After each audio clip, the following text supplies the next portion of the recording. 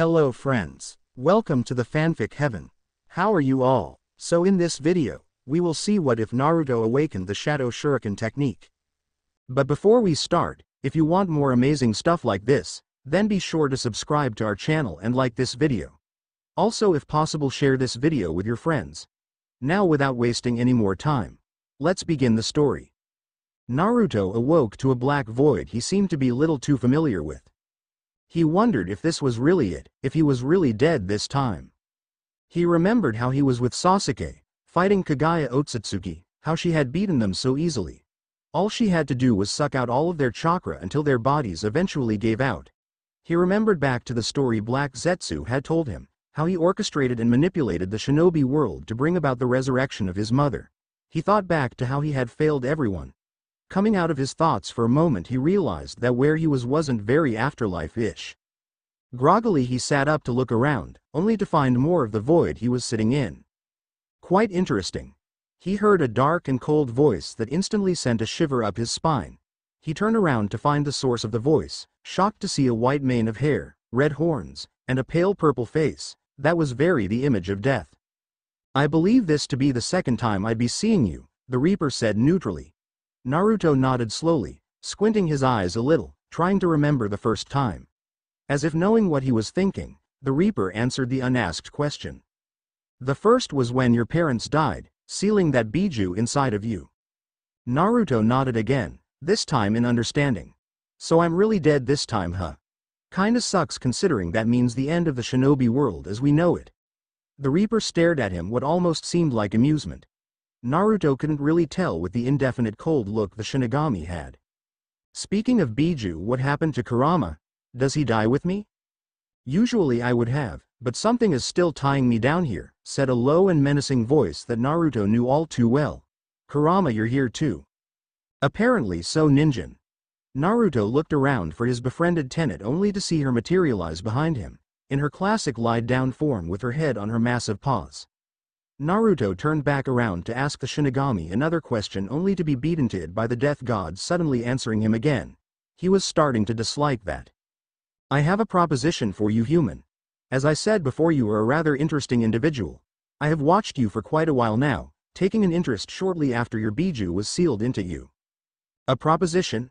I thought the Shinigami was supposed to take lives no questions asked, send them to the afterlife, that type of thing, not make some deal with a random dead person." Naruto said this with confusion in his voice, not expecting the god of death to make a deal with him of all people. "I believe I said proposition, not deal. You have nothing that interests me to offer, so only you would be on the receiving end." Naruto just looked upon the Shinigami with a bit more confusion evident on his face. "You have gone about your life rather uniquely to say the least, even more so evident that there has been no fear in you since our confrontation started. Greater men have cowered before me." He said this in his neutrally cold tone that he always spoke with, something Naruto had quickly adapted to. Naruto couldn't help but be impatient. "Okay, so you have a proposition or whatever for me, what is it?" "I'm getting to it," it said a bit more coldly if it was even possible.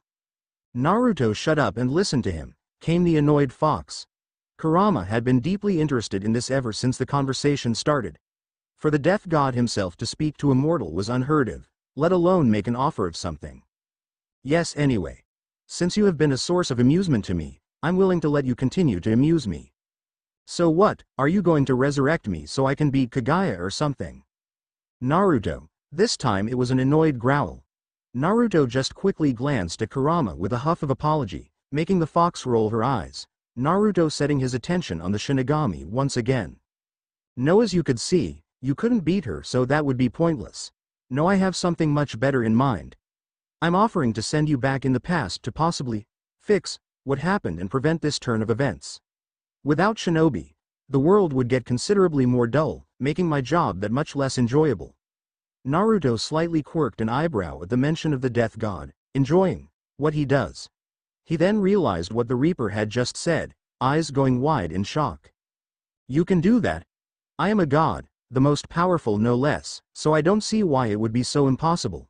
He stated this very matter-of-factly, without a hint of arrogance, which didn't go unnoticed by his audience. Growing suspicious, the fox voiced her own question. "Why? Why choose Naruto amongst the thousands that die every day? The Shinigami looked over at the fox for the first time and responded. It's like I said, Naruto has been amusing, leading a life that no other human had quite done before, and new things are extraordinarily rare nowadays. The fox seemed to be content with the answer and let the exchange to be continued without further interruption. The Shinigami once again looked back at Naruto, who still couldn't quite believe, nor wrap his head around, what he had just been told. I should say that you don't have to, as it is just an offer. I'll take you to the afterlife if you so wish it. After staring down at the ground for a few moments in contemplation, Naruto looked back up with a still slightly confused look. So you'd take me back, just like that, no questions asked, and no other strings attached? Correct. If I were to say yes, how would that even work? I mean, sending me back in time would be a little noticeable by everyone, Datbeo. True enough, but I'd only be sending your mind and memory back, as well as your bijus. I'd also change a few things. Kurama's eyes widened ever so slightly at the mention of her name also going back with Naruto, then she focused on the tail end of what the death god had just said. Thinking along the same lines, Naruto voiced it before she could. Change things? Like what? The Shinigami looked at him for a moment with his cold stare before answering. I'd open your mind. At that, Naruto was thoroughly confused, not getting it at all. Kurama, on the other hand, had an idea where the Shinigami was going with this. Would you be changing who Naruto is, like his personality? Kurama interrupted once again. Like the first time, the death god looked at the fox with cold eyes. No, he would retain everything, only be a bit more open to certain things, such as knowledge. At that, Kurama lifted her head up out of disbelief before she quickly went back down to rest on her paws once again, staring at Naruto and suddenly wondering what a smart Naruto would be like. Naruto still wasn't quite getting it, however, soon to be rectified. Also know that I'd be sending you to your 6-year-old self, a day before you enter the academy. This is mainly because any time before that would be problematic with your still developing brain, as well your body not being able to handle the stress of an older you invading a younger one. Naruto didn't quite get what Figure was saying, but the time he mentioned seemed okay with him. At least he'd be able to show up that insufferable Uchiha that the girls always flocked to. Well, do you accept my offer? Naruto once again looked down in thought, not something he had been very used to over the years and had been doing it a little more than he was comfortable with. Then suddenly it dawned on him. He could save everyone. Everyone that had died up until that point, within reason, that is. Neji, Ero Sennin, Asuma, Haku, as well as all the shinobi that this pointless war had claimed. Suddenly Naruto looked up with determination in his eyes, a sight that the Shinigami knew all too well. I accept your offer. The death god nodded with a pleased look, if he could have one. Kurama narrowed her eyes a bit though. As if Naruto knew, he spun around with a look of apology towards his tenant. Oh Kurama, I'm sorry, I didn't ask if you wanted to accept or not. Kurama merely sighed and looked at her favorite human. It's fine. I'd have been mad if you didn't accept it. Being eternal, dying isn't something I really want happening anytime soon. Naruto looked relieved at that. Now that you have accepted, I do have a few guidelines for you to follow. Naruto turned back to the Shinigami with a bit of confusion. I thought you said there wouldn't be any strings attached? Nor shall there be. These are merely guidelines to make your life easier and so you don't stray too far from the original timeline too soon. You can do that later. Naruto nodded, understanding somewhat. First of all, don't tell anyone that you're from the future. Only tell those that you intimately trust, but even wait to tell those people for at least a few years. You can never be too careful. Something that goes with this is to not mention me. I don't need power-hungry fools chasing after a power they can't have. That would be rather bothersome. The humans can already use him in the form of the Reaper Death Seal and that blasted mask. He didn't need any other means to have to entertain mortals. Naruto just nodded once again, waiting for the death god to finish. Next, don't show off your power unless it's absolutely necessary. You will be keeping some of it after all. Speaking of, don't try senjutsu until your chakra pathways have matured. If you try and fail, then sending you back to the past would have been pointless. You being a stone toad isn't as amusing as you might think. The Shinigami somehow managed to keep his cold tone while making that statement. Naruto once again nodded, this time understanding fully what the Shinigami was saying.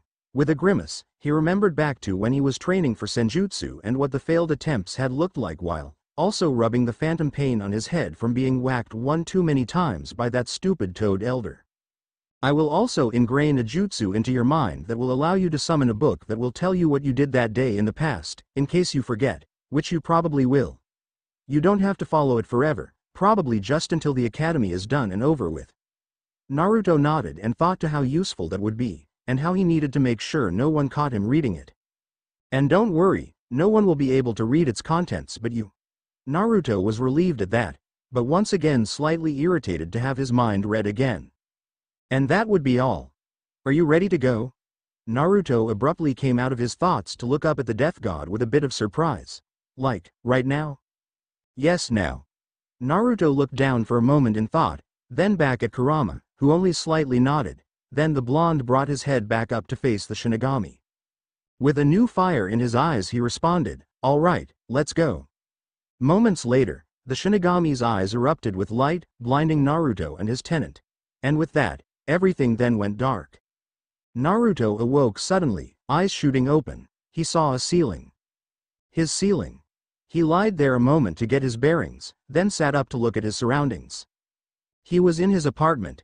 He sat there, feeling rather strange. He thought about what had happened, eyes going wide as he did so. He looked down at himself only to be even more shocked. He was little. Very little. He couldn't believe the Death God had actually sent him back. After thinking back on the encounter he noticed something strange. It didn't bother him to think deeply about his situation now. Looking at his hands he couldn't help but think what had happened to him, why his mind was suddenly so clear with understanding. As if suddenly remembering he looked down at his seal. "Kurama, are you there?" "Yeah, but barely. Since you were sent back to your younger self, the seal is once again in place, making it difficult to communicate." Naruto just nodded to himself, it actually making sense to him. "And before you go thinking that you can just go ripping the seal off again, don't. Your body can't handle." Yeah, I know. I'll probably wait until my chakra network has matured, much like how I am to wait for Senjutsu." After saying that, Naruto his head a little in confusion. Did he always talk like that? His tenant also caught this with a bit of surprise. Naruto just widened his eyes. So that's what the Shinigami meant when he said he'd open my mind. Trailing off, Naruto just went through his thoughts a mile a minute, everything becoming so clear to him. While thinking through things, a thought suddenly came to his head. Kachiyose no Jutsu. Suddenly a book popped into existence, landing on Naruto's lap. Strange that it didn't require blood to activate. All he had to do was call out the jutsu. Naruto peered at the leather-bound book curiously. He flipped through it, only to be surprised that the entire thing was blank. That was until he turned to the first page. Play pranks all day, including one against the clothing merchant, the Hokage, and the village by painting all over the Hokage monument. Naruto suddenly remembered how much of a prankster he was in his younger days, and then suddenly remembering why he had singled out that clothing merchant. He had wanted to buy some more clothes because he only had 2 outfits at the time. The shop owner saw him walk into the shop and proceeded to kick him out with more force than was necessary, and with a bit of name-calling that may or may not have included Demon Child in the mix. After thinking back on this, Naruto realized he had a perfect memory of the day now, or at least what he had done in the past, now present. It was like the leather-bound book transferred all the memories that he no longer had into his mind so he could replay the day just like he had before. Naruto now understood the importance of this as well. He couldn't alter the timeline, at least not yet. He remembered the Death God had said to wait until he was out of the academy. Changing anything too soon would only make people suspicious, and make preventable things not so preventable if he didn't know what was going to happen. That brought a few thoughts to mind. He'd have to go through all of the village's scorn once again, the loneliness of having no friends, and all the name-calling and ignoring that he received on a daily basis. He didn't mind it much anymore, him conquering his hatred a while back, in his own timeline at least. But he also remembered that he wouldn't be able to stop the Uchiha massacre, stop Itachi from leaving Sasuke in a pit of bottomless hatred. Naruto disliked that he had to make Sasuke go through all of that, Naruto knowing exactly what happened with Itachi being a hero to the Leaf. He suddenly realized it was going to be a little difficult to keep all of his knowledge a secret now that he had it. At least now he wouldn't be so lonely with his tenant, now friend, keeping him company. Now he could focus on making a more positive relationship with her, and not just learning how to fight with her. He could already tell that he was going to have some fun with that. Suddenly bringing him out of his thoughts, he heard a rumbling sound emanating from his stomach. Well, time for some ramen. If he could see his tenant, she'd be rolling her eyes at the statement.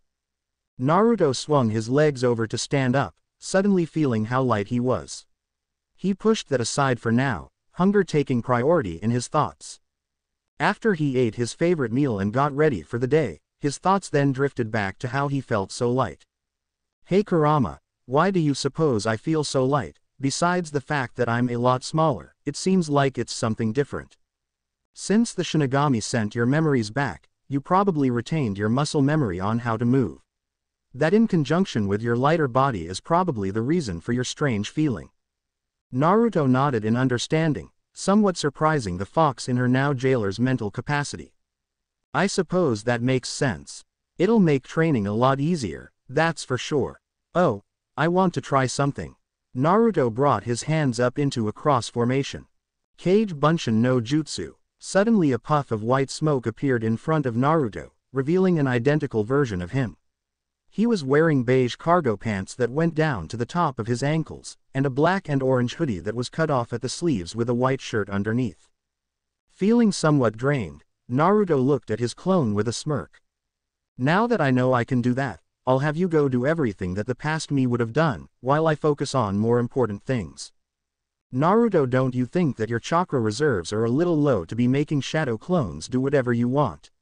As you remember, it was a kinjutsu that had the ability to kill the user. Performing it at this age would kill just about everyone who would try it, Kurama informed. Hey, that's why I have you right. The seal is loosened enough for some of your chakra to help make them, isn't it? Unfortunately no, the seal won't really start weakening at all until around your second year at the academy. Even then it wouldn't be enough to help in any real way. Naruto frowned at that. He needed to train to get his strength back, and pulling pranks all day just wasted the time he had to do just that. Fine, I'll do the day-to-day stuff for now and work on my chakra reserves in my downtime. I'll get them expanded as soon as possible so I can have my clone here focus on the stuff I don't need to.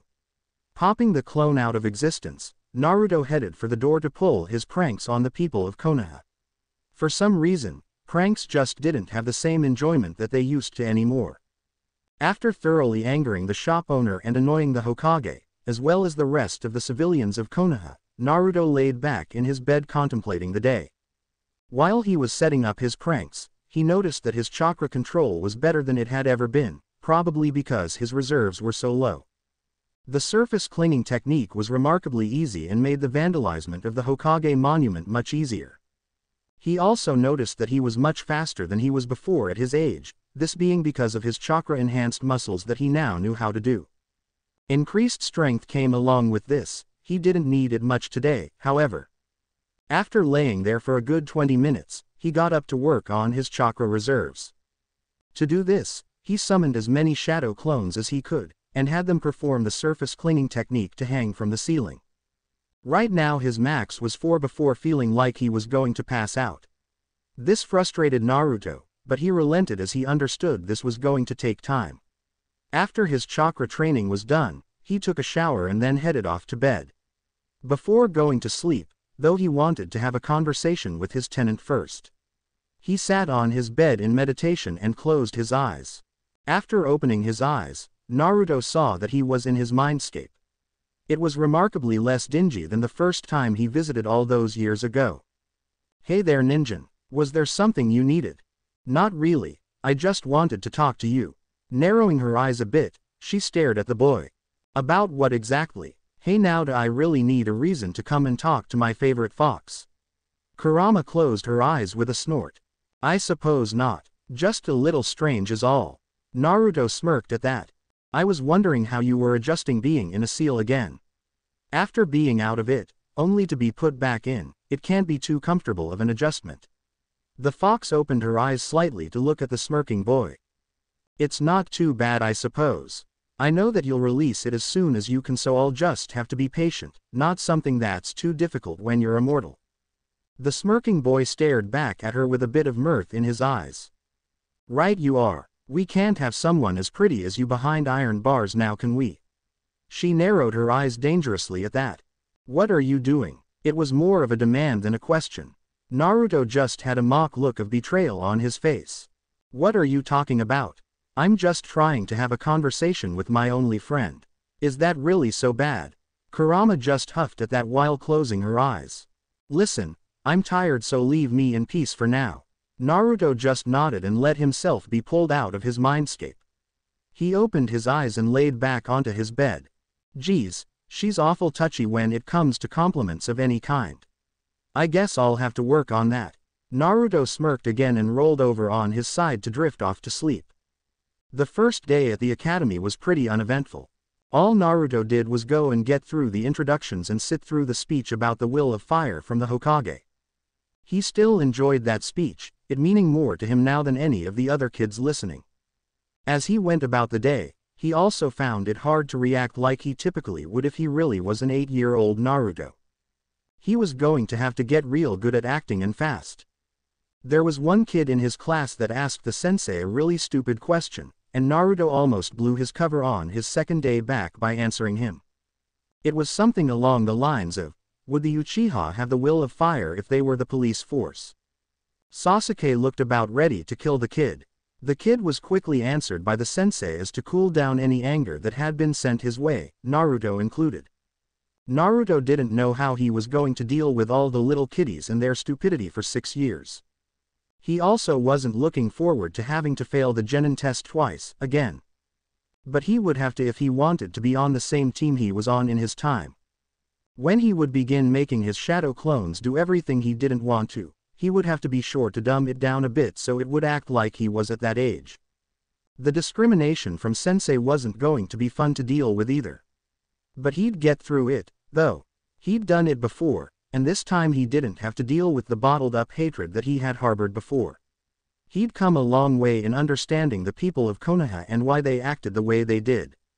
Plus he'd always have his red friend for emotional support, if she could even offer any. He had to chuckle to himself at that. Coming out of his thoughts, he refocused on his chakra training. He didn't dare do it outside his house in case of prying eyes. He also had to be careful of the Anbu that guarded his front door 24/7. He tried to make as little noise as possible whenever he was training, and was successful the majority of the time. He was a little frustrated, however, that the Anbu would let the civilians do whatever they wanted to his home, now knowing the Anbu would be there. Naruto just guessed it was to be sure that he wasn't killed. Everything else would be permitted. More of that village scorn he'd have to put up with. He was thankful that Kakashi and Itachi always tried to look out for him when they could, trying to make their presence unknown. They succeeded before, but now Naruto could notice them with some effort. Today was surprising, that being because Naruto could now produce 6 shadow clones. Not a lot of progress, but it had only been a day. He'd take improvement where he could get it. How long are you going to make me do this, Kurama? Naruto said to himself, a bit exhausted. If I can make 6, then why can't I have one go to the academy every day? That is because I'm cautious, Naruto. What if a situation came up where you needed that 6th one because of a small change you made? It's the butterfly effect. There's no telling what may change. So wait until I can get my chakra flowing through your coils so I can expand them. However, going at the rate you are, I'd say you'd be safe doing so in about 6 to 8 months. So be patient, and keep doing what you're doing for a while. Great, he would have to deal with stupid kids and pointless pranks for that much longer. Needless to say, he wasn't happy about it, but he would listen to his tenant's advice. She had been around for a lot longer than he has, so he wouldn't take her advice for granted. After he was thoroughly exhausted from chakra depletion, he laid in his bed for about an hour. After resting a bit, he left to go get his favorite ramen from Ichiraku. With his allowance being as small as it was from the orphanage's care system that ran through the civilian council, he could only get his delicious treat about twice a week. The only reason he got as much as he did was because Hiruzen made sure that he would have enough to live off of. The civilians, knowing this, charged him way more than everyone else, somewhat compensating for the funding he was getting. He was grateful that he had begged the Hokage to give him an apartment when he was 5 to get out of the hellhole of an orphanage, though. The complex he was in now was a bit run down, as to be expected, but it was a vast improvement over where he would be. It also helped that he didn't have to deal with neighbors, them seeing fit to all move away once they found out the demon child had moved in. At least he wouldn't have to deal with noise complaints. After enjoying his meal at Ichiraku's and spending some time with his surrogate sister Ayame, he headed home to get ready for the next day at the academy, not that he wasn't prepared. It helps when you have a little book that tells you everything that you need to do. Over the course of a few weeks after the academy started, Naruto began looking for a training ground to train in after his classes and then also during when he managed the shadow clones. It became apparent he needed one when one morning of doing exercises, namely running laps around the village walls, he was stopped by an Anbu and sent to the Hokage. It was annoying to have to deal with, but he understood it nonetheless. So now he was looking for a training ground. It had to be secluded enough so that no one would bother him, but not so secluded that it would be guarded or patrolled by Anbu. He thought of the Forest of Death, but he didn't think he'd be ready for that for at least a few years. So he stuck with finding another one until then. After searching for one for about 3 weeks, he found one that met his stipulations. He wouldn't have to be wasting time like this if his apartment hadn't been so damn small. He staked out the training ground that apparently been numbered 27 if the sign was any indication, for 2 days to see if anybody would show up to it. While he was waiting for anyone to make an appearance, he practiced his surface clinging technique to hopefully up his reserves a bit. If he was going to take time to sit around and wait for something that may not happen, he might as well make use of that time. After being satisfied that no one was going to show up and discover him, he began to train there every day after classes, sneaking off with stealth skills way too advanced for an academy student. After training one day he decided to go to the library. Learning things had actually been interesting to him for a change. With this new perception, he went to the library to learn everything he could that wasn't restricted to him. At first, the head librarian had tried to kick him out, but it was nothing a little persuasion from the Hokage couldn't handle. The Sandaime had been surprised that Naruto wanted access to the library. He hadn't thought the boy would be interested in such things like reading if his previous experience with the boy was anything to go on. He relented and had a talk with the librarians to make sure that Naruto would be allowed access. Hiruzen couldn't stop the glares they gave him, so he could only hope that in the future that Naruto wouldn't hold it against them for their irrational fear and disdain of him. That went for pretty much the entire village as well. After a few days at the library, Naruto learned quite a lot concerning how he should go about his training from then on. The one thing he disliked the most was that he had to change his eating habits. No more ramen in a cup for every meal if he wanted to get strong as fast as he wanted to. He had to have a properly balanced diet with high-calorie intake. He learned this through a few nutrition books he had found the second day he went. He didn't know how he was going to manage it though with his low allowance from the orphanage, so he read up on some scrolls and books about basic survival, such as hunting and fishing. He knew how to do it for the most part already, but knowing more about a subject and filling in any missing gaps always helped. Luckily there was a river next to Training Ground 27 that he could use to get fish. He'd have to bring the rest of his lunch with him, though. This was on the days he skipped his classes however, as they typically provided lunch at the academy, even if his portion was a little less than everyone else's. One day he had come across a Fuinjutsu scroll and it had greatly intrigued him. He knew his father had been excellent with seals as was his mother, being an Uzumaki and all. He wondered why he never thought to learn about it before. Of all the subjects he had learned about so far, Fuinjutsu had been by far the most interesting. After that Naruto proceeded to read and learn from every possible scroll and book about Fuinjutsu that he could. Surprisingly, most of the scrolls about the area of study had been in the unrestricted section.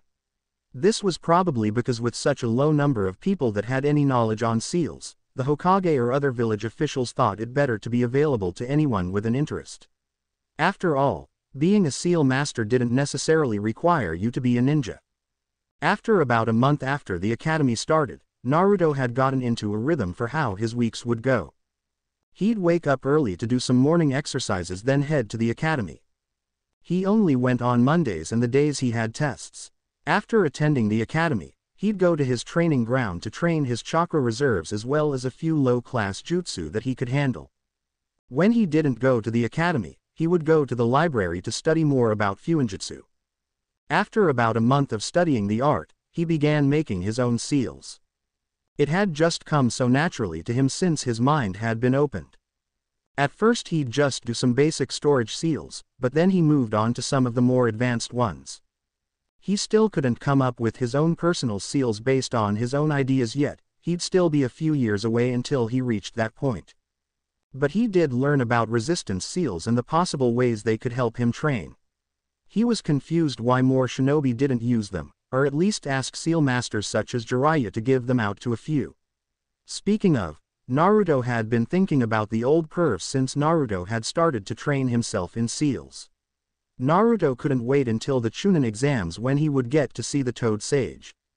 After about 4 months at the academy, Naruto had applied a 10-stage resistance seal on himself. He had to get a clone to do it because it had to be painted on the entirety of his back. When he would activate it, it showed thick black lines that branched from the main one located on his spinal column, down the length of all of his limbs.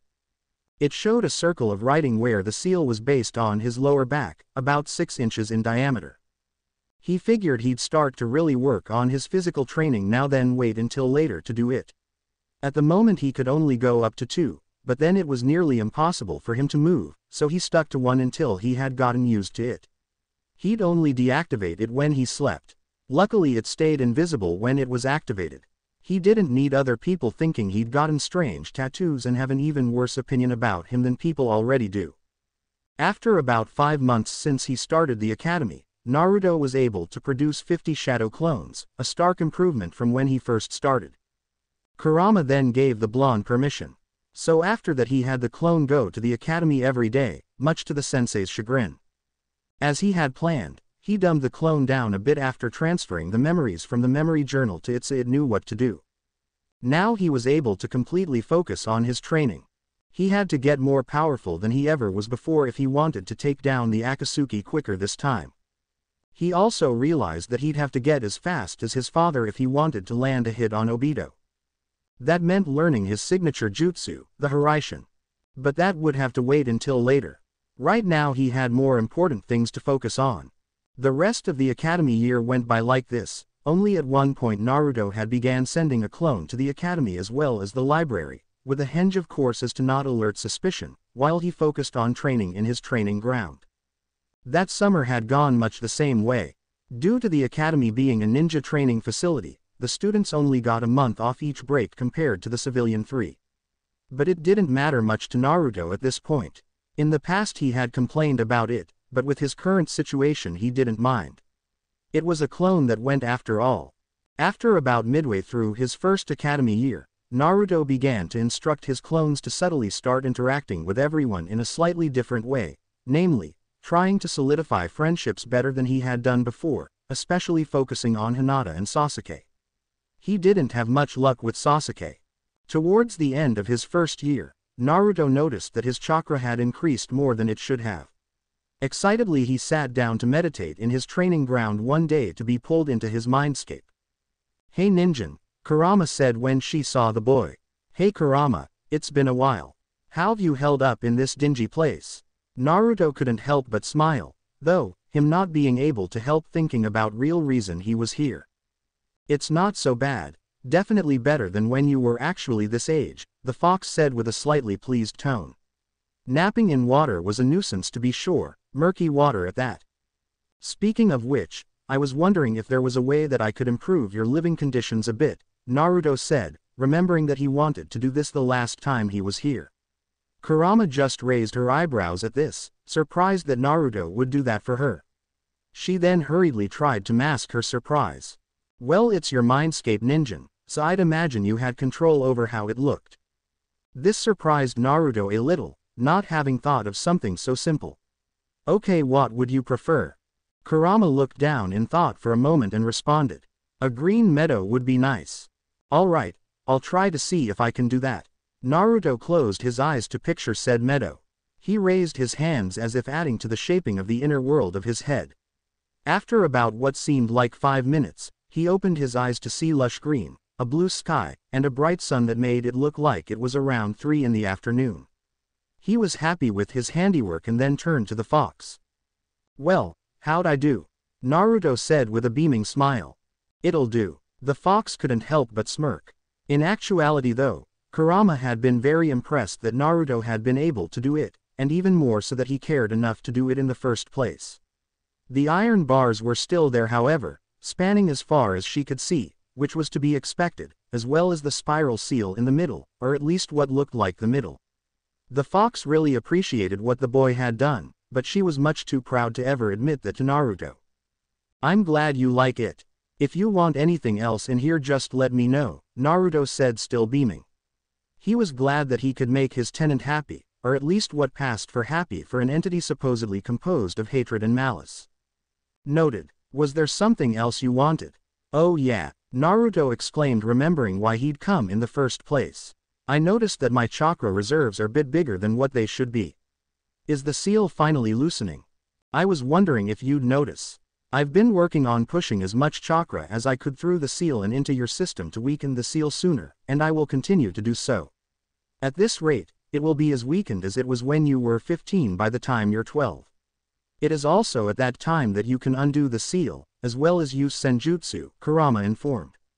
Naruto looked happy with that. He hadn't known Kurama had been working so hard all this time. It was a good change compared to how she used to be, full of resentment and hatred. "Cool. I'd have graduated the academy by then, and that's around the time I come back from Jiraiya's training trip. By then I'll have the strength I lost back, and then some. On top of that, we can finally work together again," Naruto said with a smile. Strange one indeed, Kurama thought. Reluctantly she admitted to herself that it would be nice to work with him again, but he'd never know that. "If that's all you can leave now. I want to feel what it's like to nap in the sun again," Kurama said, closing her eyes. She then stretched out her massive paws, arching her back. Despite her size, Naruto couldn't help but think how adorable it was. Naruto nodded at the fox's wishes with a small smile and let himself be pulled out of his mind. The next few years had continued like this, with him training every single day for hours, both body and mind. When it came to the academy graduation exam, he actually showed up in person as to make sure his clones didn't fuck something up and blow what he had been planning. Of course he was tested on the clone jutsu. His sensei would sabotage him every opportunity they could, namely Mizuki. But Naruto didn't mind, at least it made it easy to fail. He had planned on making a deformed clone on purpose, but he realized that he wouldn't have control over it if he could make one or not. He had stood there in front of the examiner, did the proper hand sign, and produced a sickly-looking clone that looked utterly pathetic. Needless to say, Naruto failed. He went through the next year with the same results. Throughout the 2 years he failed, Naruto continued his rigorous training, not letting up for a single day. At this point, he was at the 3rd level of his resistance seal, and also had come a long way in his Fuinjutsu studies. He could now use seals to hide his training from prying eyes just in case someone happened to pass by the unused and forgotten training ground. It was a good thing too, because on the 6th day he had the seals up, a purple-haired kunoichi had passed by the grounds, surprising Naruto. She couldn't see him thanks to the seals, but it looked like she knew something was amiss. Her hair had been tied up into a spiky ponytail that suited her quite well. She had rather revealing clothing too. She wore a fishnet bodysuit that stopped mid-thigh that left very little to the imagination, with a pale orange skirt that stopped at her lower hip, with a tan trench coat over it all that was left open, and gray shin guards over black shinobi sandals. Completing her outfit was her leaf headband on her forehead, slightly covered by her purple bangs. Naruto, of course, recognized her to be Anko Mitarashi. She was a sadistic woman if his Chunin exams could say anything about it. However, now he saw her in a new light. She had the curves that complemented her outfit, the outfit trying its best to accentuate them, and Naruto sure as hell took notice of it. He had never realized just how beautiful Anko really was. After having a strange feeling in his chest and a bit of drooling, she left, obviously too busy to stay to find out what was up. Before the woman left, she shook her head to clear her thoughts, after she had taken out a piece of paper to write something down. Naruto hoped it wouldn't be a problem in the future, but knowing how skilled Anko was as one of the elite Jonin, she'd probably be back after she completed her mission or whatever it was she had to do. She didn't seem like the kind of person to rat him out for training secretly, so he wasn't all that worried. Naruto was glad for the seals he had made this time, but next time she came, if there was a next time, he'd deactivate them to save her the trouble of having to figure them out. If she really wanted to, she'd get past them eventually, either by her own machinations or by calling in a seal master. He'd just explain things to her and hope that she would understand. He also realized that he'd have to control himself in the future in the presence of other pretty girls. He didn't want to be like his now soon-to-be sensei Ero Sennin. He'd learn to control himself while silently and unnoticeably admiring from a distance. He didn't have time to be chasing women, he had more important things to do. While at the academy for his second year, Naruto had started to try to make a further effort to be friends with Sasuke. He needed to try to break him out of his arrogance and soon-to-be hatred for his brother Itachi. He didn't want him to leave the village this time around. It had caused too many headaches, one of them being Sakura. Speaking of which, he noticed that he really didn't like the girl. He didn't understand what he saw in her back when he was a kid. She was a fangirl with no talent for being a ninja except for chakra control and didn't take being a ninja seriously. Later on he would have to have a conversation with her once she was on his team about the way she wasn't going about training, which was close to none at all. He cared for her and didn't want her to fall behind like she had before, and with a different timeline, he didn't want anything bad happening to her because of a lack of training. That was one thing he had his clones change as far as how they acted as well. He really couldn't stand the idea of himself or another form of himself swooning over a girl like that. She'd be okay to be friends with once she broke out of that phase, though. But until she was on his team, he would pass on interacting with her. Just like before, it was pretty easy to make friends out of Shikamaru and Choji. After school he would have his clone hang out with them either playing ninja or looking up at the clouds, Shikamaru's favorite hobby. They would occasionally go get barbecue, Choji's favorite hobby. It was too bad clones couldn't transfer what they ate to you. That was damn good barbecue going to waste. But the experiences he had with his new friends had been worth it. One day after the academy had released its students, Naruto approached Sasuke who was on his way home. He had come personally so he could leave a good impression on the raven-haired boy. "Hey Sasuke, wait up," Naruto yelled behind him, even though he could easily catch up to him if he wanted to. "What do you want, Dobi? Can't you see I'm busy?" Sasuke replied coldly. After hearing about Naruto and watching how he'd score the lowest in everything, Sasuke didn't much like the blonde. He had no time for weaklings. This was further proved by Naruto's performance in the academy since he had been in class. All he had done was skip classes, be annoying, and prank Iruka and Mizuki-sensei. It wasted his time and he didn't appreciate it. He wanted to get strong like his brother Itachi. He wanted to get home too to ask his brother to teach him the Shuriken Jutsu. He had said he would but he seemed to never have the time to do it, always poking him in the forehead saying, "Sorry Sasuke, maybe next time." Itachi would teach him eventually. "I was wondering if you wanted to train with me. I know a cool Shuriken Jutsu that I could show you," Naruto said, knowing that Sasuke wanted to learn it. Naruto learned it shortly before he came to talk to Sasuke. He had seen Sasuke do it plenty of times to figure it out himself. The blonde hoped that he would impress Sasuke enough for him to start to like him and possibly respect him. Naruto had a long way to go though in the span of 3 months. It would be then that the massacre would happen. "Me, train with you, you're the most pathetic one in the academy. How could you ever measure up to the kind of training that I go through?" In actuality, it really wasn't a whole lot compared to what Naruto had been doing. "Have you ever considered that I don't do well because I don't want to show what I can do? A ninja always hides his secrets as well as his full ability. If you want I could prove it to you," Naruto said, trying to convince the Uchiha. "There's no way I'd believe you. And just because you can throw a few kunai or shuriken doesn't mean that it's a jutsu.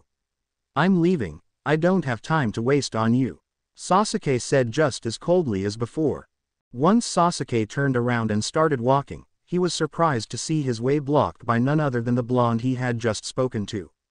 He had moved faster than he could see, and silently at that.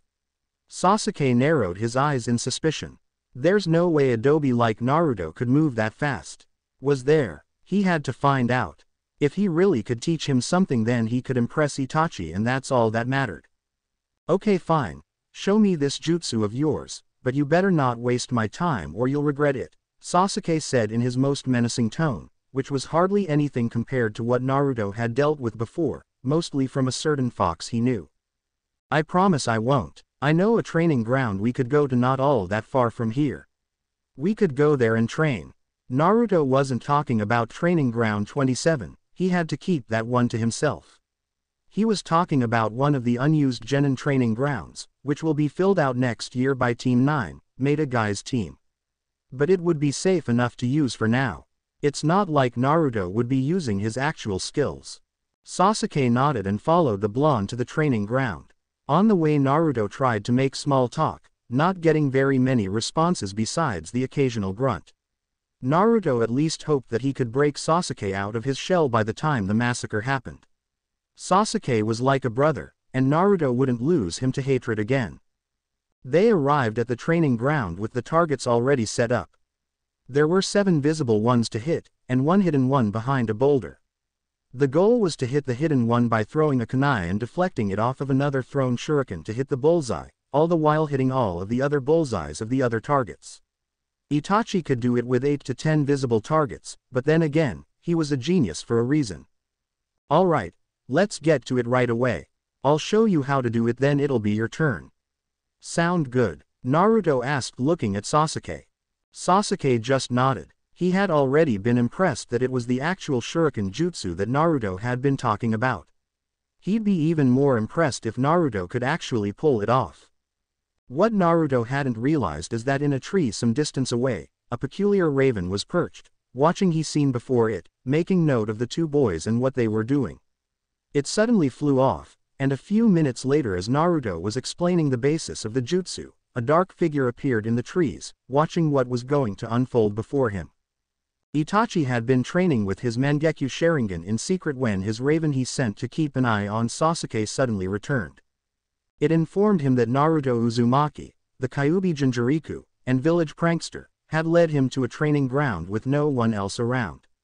This had Itachi slightly worried, not knowing what the Uzumaki child would want from his little brother. He left the clan compound in a raven shunshin to get to the location his raven told him about. Luckily it wasn't that far and didn't take long at all to get there with the speed he went. Upon arriving, he was surprised to see the 2 in a training ground, one of the unused genin ones no less, and about to practice the shuriken jutsu. It was typically something only the Uchiha worked on this early on in their ninja careers. It confused Itachi to think Naruto would know about it, let alone how to practice it. It would be interesting to see if Naruto could actually pull it off. He was perched on a tree some distance away, watching the 2 boys talk about what they were about to do. That's all there is to it really. Accuracy, precision, and timing. More so the latter than anything, Naruto informed.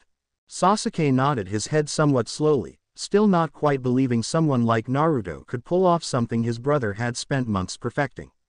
Sasuke watched as Naruto got ready.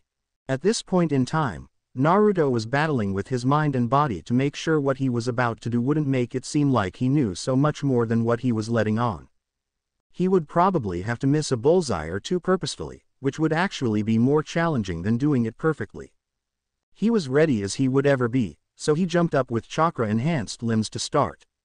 He threw 8 kunai in rapid succession, 4 hitting bullseyes, 3 somewhat missing their mark, and 1 above the boulder. He then quickly pulled out a shuriken, and threw it at the kunai above the boulder at double the speed of said kunai. The shuriken hit the kunai, successfully deflecting it downward, hitting the bullseye behind the boulder. He proceeded to land in a squat back at where he originally started. Sasuke had watched this, extremely impressed, with a hint of jealousy, that Naruto had actually done it. Sasuke went behind the boulder only to see that Naruto hit that bullseye as well. How'd you learn to do that? The youngest to be able to do it was Nisan, and he was 9. There's no way that someone like you can be better or come close to him. Sasuke said with confusion and a bit of anger in his voice. There was no way a 10-year-old that was at the bottom of the class that had failed the graduation exam twice could have done it. Sasuke just couldn't wrap his mind around it. What can I say? I practice a lot in my free time, Naruto said sheepishly with his right hand rubbing the back of his head. But it's not like I've mastered it or anything. Cuz look, I missed 3 of the bullseyes, Naruto said, indicating the targets with his free hand. I guess, but that still doesn't explain how you know how to do it at all in the first place. Sasuke shouted, demanding an answer from the blonde. Well, I had watched an Uchiha do it quite a few times and thought it looked cool, so I decided to learn it. He wasn't lying at least. He had been doing it at a training ground that I happened to be passing, so don't go thinking I broke into your compound or anything, Naruto said, waving his arms in front of him. Sasuke narrowed his eyes one last time. If he could learn this to at least Naruto's level, he would impress Itachi and then his brother would probably spend more time with him. Okay, so are you going to teach me how to do it or what? Sasuke said, not really asking it. Yeah, sure, but let me see you try to do it so I know where you're at. Sasuke nodded and stepped up to the starting point. He had been practicing this for a while on his own to show his brother but never could pull off the deflecting part. He jumped up the same way Naruto did before and threw his 8 kunai at the respective targets.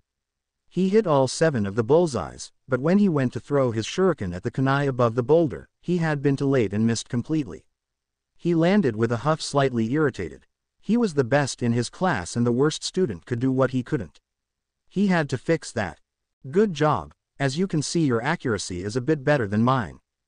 All you need to do is work on your timing. Try making an effort to throw the kunai above the boulder last and have a shuriken that's easy to access at the ready. You have to throw the shuriken roughly twice as fast as you threw the kunai and deflect it off the lower part of the handle of the kunai, Naruto informed, taking out a kunai to show where he was talking about. Sasuke just nodded and got his kunai out to try again. He didn't like taking advice from the dobi, but he'd do anything for more time with Itachi. He jumped up again and threw his kunai. This time, when he threw the shuriken, it grazed the kunai's ring at the bottom, producing a metallic sound. He landed again with a pleased look and turned to Naruto. I guess that helped. I'm going to go back to the compound to practice it some more. I'll see you at the academy, I guess, Sasuke said a little sheepishly, with his hands in his pockets while looking down. Sure, sounds good. I have to get back to training too. We should train together sometime. You think we could meet here after the academy tomorrow? Naruto asked. He couldn't spend the time to come himself, as he had to focus on his own personal training, but he would send a shadow clone that wasn't dumbed down like the ones he sent to the academy. Sasuke looked a little surprised at this. No one had asked him to train with them before. All anybody at the academy ever said to him was how great he was. The girls would fall over him like some sort of obnoxious fan club while the guys just didn't really talk him out of jealousy. So this was a new experience for him. I guess we could, but you better not drag me down. If he had to train with the dobi to impress Itachi, then he would have to stick it out. Great, and also, don't take what I act like at the academy seriously. I'm not really like that. It's an act to fool everyone. I suppose you can think of it as an elaborate prank, Naruto said with a finger to his chin. But anyway, I guess I'll see you tomorrow. Sasuke nodded, still a little perplexed why he would put on such an act. With that they went their separate ways. Itachi had watched the encounter curiously. He had been impressed someone had been able to do the shuriken jutsu that was outside his clan and at such a young age. Itachi was by no means arrogant in his power, but he knew he was better than most ninja at Naruto's age. For it to be the Kyuubi Jinchuriki was all the more strange. To his understanding, Naruto had done poorly at the academy. This was too fishy. He had to find out more. He would follow Naruto back to wherever he planned to train and then confront him about it. As he watched the boy leave, he was surprised how fast Naruto could move. He was faster than most genin and he was only a second-year academy student. He would have to question the boy on that as well. After about 5 minutes of heading back to training ground 27, Naruto noticed someone was following him. He had gotten pretty good at being able to tell with Anbu tailing him, or at least trying to, everywhere he went. This one was a bit better than most though, because it had taken him a little while to sense him. It was the briefest of signatures, but it was there. Whoever they were careful to hide themselves a lot more than the rest of the Anbu that hid from him, or he or she was just immensely better at it. Naruto changed directions to head to his apartment instead. He couldn't let anyone find out about his secret training ground just yet, or at least anyone interested in tailing him. He got to the roof of his apartment about 10 minutes later and decided that he'd call out to the hidden ninja. "You can come out now, I know you're there." Suddenly Itachi appeared with a flicker. Naruto had suspected it to be him considering he was with Sasuke and close to the Uchiha compound. He was curious to know what he wanted. "Very impressive, Uzumaki-san. I didn't think academy students knew how to sense ninja, let alone a hidden one such as myself," Itachi said stoically. He was dressed in the typical Uchiha way, with a high-collared black shirt with the Uchiha crest on the back, and gray pants that were tucked into his open-toed combat boots. "Let's just say I'm not your typical academy student. I train very hard and I like to keep my abilities hidden from others.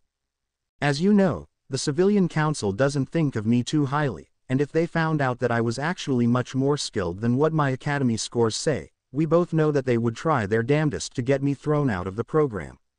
Naruto didn't want Itachi suspecting too much, knowing that he'd blow his cover if it was considered a village issue by taking it straight to the Hokage.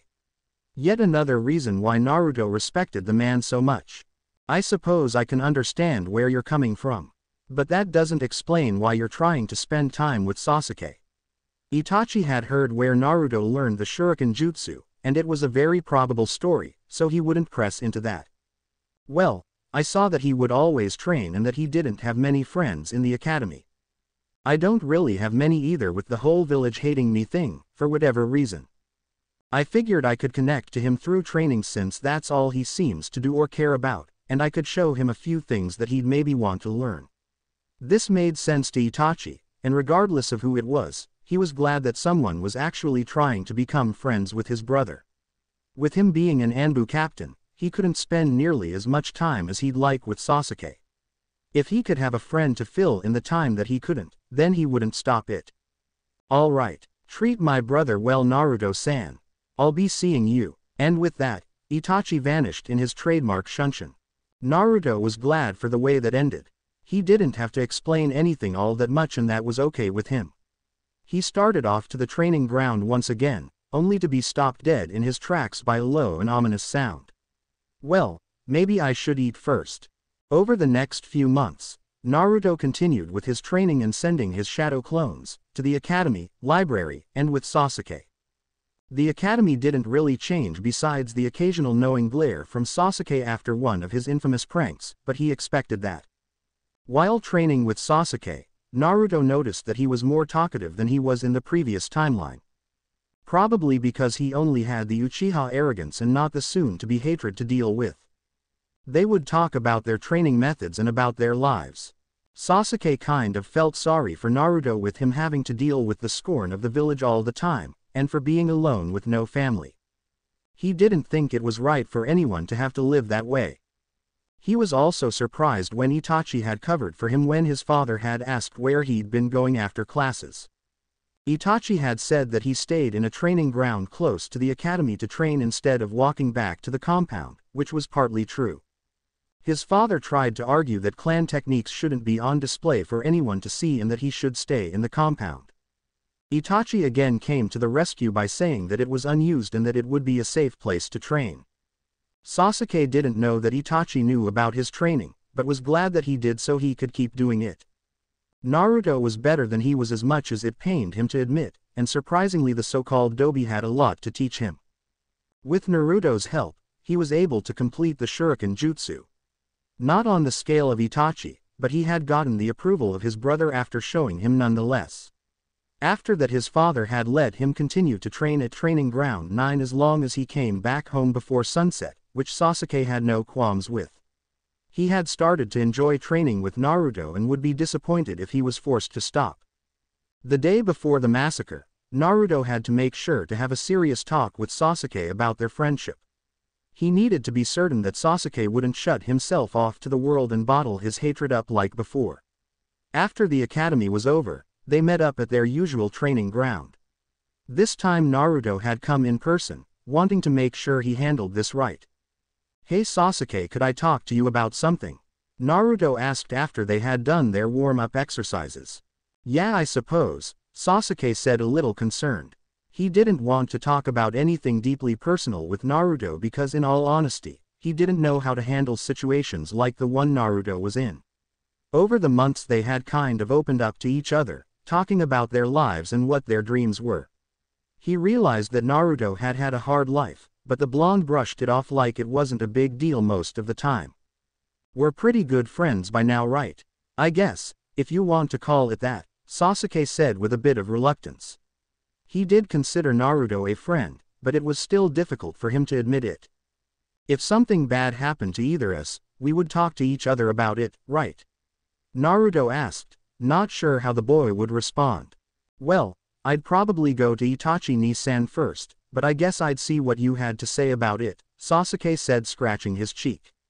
"And I'd probably listen to you if you had something on your mind." "Why do you ask?" "Oh, no reason. I was just wondering. I've never really had a friend before, so I was just curious." Sasuke could definitely relate to that. "Anyway, let's get back to it. We can't be wasting our training time by talking about stupid things like that, Daibao," Naruto said, doing his best to school his expression to not reveal that he knew something. Sasuke just nodded, wondering what that was all about, then pushed it out of his mind to focus on their training. He had a long way to go if he wanted to catch up to Itachi. The next day was a difficult one for Naruto. He had half a mind to tell Sasuke, but he knew he couldn't. He wouldn't even believe him anyway. He had continued to train like usual. This time, however, he tried to get Sasuke to train with his clone longer than they usually did, but he couldn't stop Sasuke from leaving, so he let him go. Naruto hoped he had made enough of an impression on him so that they would stay friends, and Sasuke wouldn't push him away. He was tempted to send a clone to observe the ordeal, but thought better of it, knowing that Itachi would be able to find it easily, and Naruto didn't want to have any sort of suspicion from the soon-to-be missing Nin. Seeing that it was past sunset, Naruto knew what Sasuke was going to walk in on. Naruto only hoped that Sasuke didn't blame him for keeping him. Over the next week, Sasuke didn't show up to the academy or the training ground. Naruto would have gone to the memorial service, but he wasn't invited. He'd be kicked out for disrespecting the memory of the great Uchiha clan, or something like that. Civilians and their prejudices. He was happy that Sasuke had shown up to the academy the next week, but he had cold, dead eyes. Naruto knew them well. He was actually surprised to see Sasuke show up to their training ground that same day. He rarely spoke, and kept the same lifeless expression on his face, but he was happy that he came anyway. Naruto had tried to ask him if he was okay, but he just got a cold glare as a response. He supposed it was just going to take time. Life went on like that for the rest of the academy year. That summer, Naruto didn't really see Sasuke because he had stopped coming to their training ground. So, instead, he tried to spend time with Shikamaru and Choji, or at least his clone did.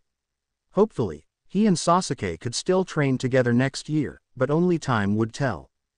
A day before Naruto started his third official academy year, he decided he would see how far he had come in his training. He occasionally had taken the resistance seals off around once a month to get used to his new speed and agility, but he never fully tested it. Right now he was in training ground 27, protected by numerous seals to keep safe from prying eyes. He was up to 5 on his resistance seal level, and it had been a difficult process to get there. He had been training just about every single day since he'd been back, to the point of utter exhaustion. His clone at the library in its civilian henge had also stayed and studied from the time it opened to when it closed. Naruto dreaded the end of the day when he had to dispel his clone, with a surge of knowledge flooding into his mind when he was already so fatigued each and every time. He couldn't help the painful headaches that he always had to deal with. It typically went away within the hour, but it was still rather irritating. At this point he pretty much well knew the human body like the back of his hand, knowing how to take advantage of every weak point. This included where tendons and muscles were attached, where nerves were, where chakra pathways and points were, and general pressure points. Knowledge now had been very easily attainable, with Naruto's now seemingly photographic memory. At this point, Naruto guessed that he had read and memorized half the books in the library by now. Naruto's other main focus had been Fuinjutsu, but he had come to an impasse with it, having thoroughly read every available book. When he talked to the old man, he would have to ask him for more reading material on it. Naruto could be in deep study of the art for days if he let himself. It was just so fascinating to him, to be able to bend the laws of reality just by some markings and chakra. It enraptured him. He had still been working on his own seals diligently as well, always improving the ones he had created thus far as well as coming up with ideas for new ones. Luckily, his clone could do all this for him, while he personally focused on the tasks that Shadow could not, such as taijutsu and his physique. Now he had an incredibly solid build, not entirely bulky, mainly lean. He was definitely more defined than most Chunin were, and after he graduated the academy he could probably bump that up to Jonin. Naruto was fairly happy with how far he had come in such a short amount of time. Before he never could train at this intensity, always being busy with a mission, chasing Sasuke, or dealing with the Akatsuki. Shadow clones helped too. The time to face his enemies would come soon, however, so Naruto had to get stronger now. Standing in the middle of Training Ground 27, Naruto dropped his resistance seals completely, and proceeded to walk over to the edge of the clearing. He was going to see just how fast he could move in a straight line, though an improved version of the Shunshin. After that he would test his agility by going through an obstacle course he had set up. The blonde got ready to go, a look of utter determination of his face. He eyed where he wanted to go, a marker at the other end of the training ground about a quarter-mile away. If someone had been watching, they would have seen Naruto at one end, then just simply watch him disappear, reappearing at the opposite end almost instantly. This improved version of the Shunshin was better because it isn't really a jutsu. Naruto could move that fast almost entirely physically with a bit of chakra enhancement. It allowed for much more maneuverability, unlike the rather straight lines you had to travel with the traditional Shunshin. Not only that, this version could be used in very short distances, where the regular Shunshin required you move to a mid to long range location. Slightly winded from going at his top speed for the first time, he turned around with a satisfied expression on his face. "That'll do for now," Naruto said with a smirk. He couldn't wait until he surprised everyone with his newfound speed. He had only ever been this fast in his Kyuubi Link mode. He couldn't imagine how fast he would be now. But sadly, he would have to wait to find out. Next up was the obstacle course.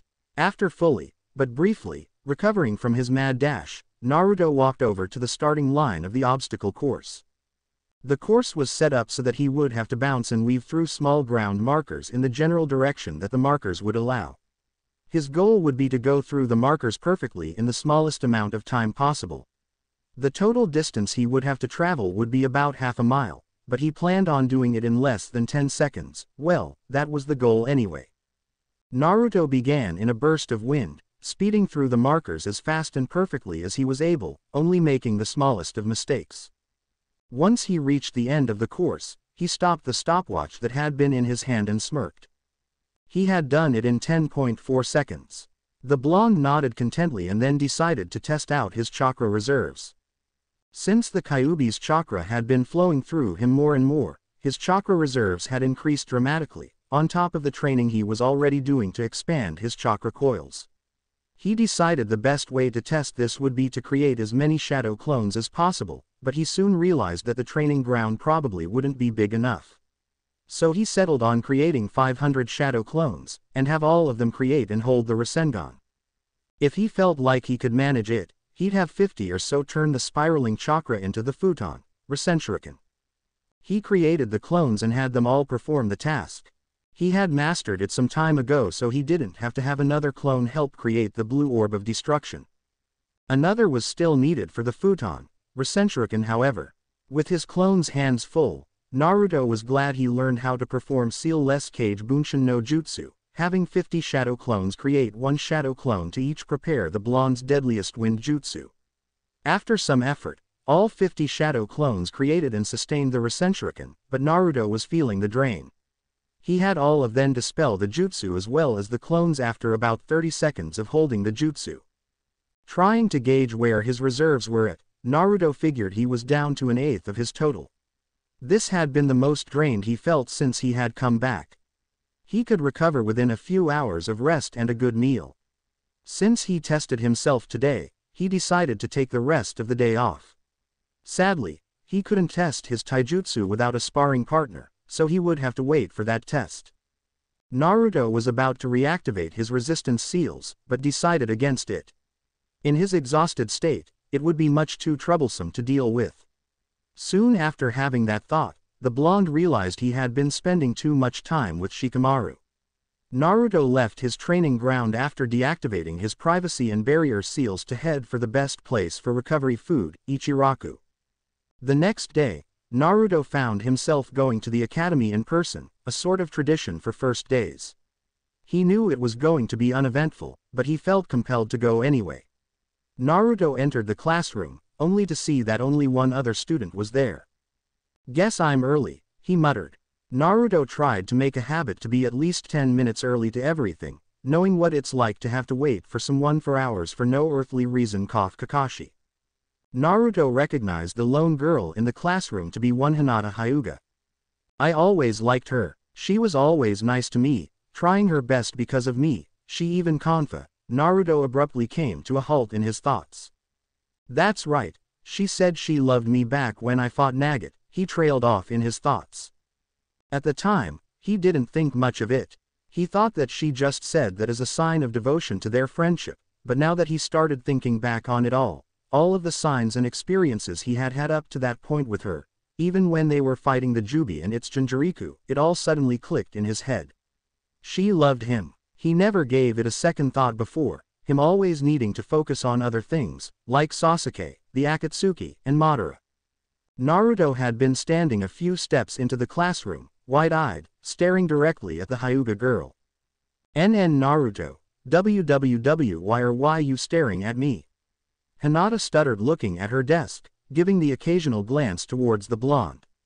Her face was bright red, her already having been blushing slightly when she noticed him come in the room. When he had stopped suddenly and started staring at her, it had her just about ready to fall out of her chair from embarrassment. Naruto blinked, then looked down with a sheepish expression, rubbing the back of his head. "Oh, sorry Hinata, I was just, remembering something that happened a while ago. I didn't mean to stare," he said, even though he knew that it was actually some years into the future. It's okay. I don't mind if you stare," the rosy-faced girl said, the last part barely a whisper. Did you say something?"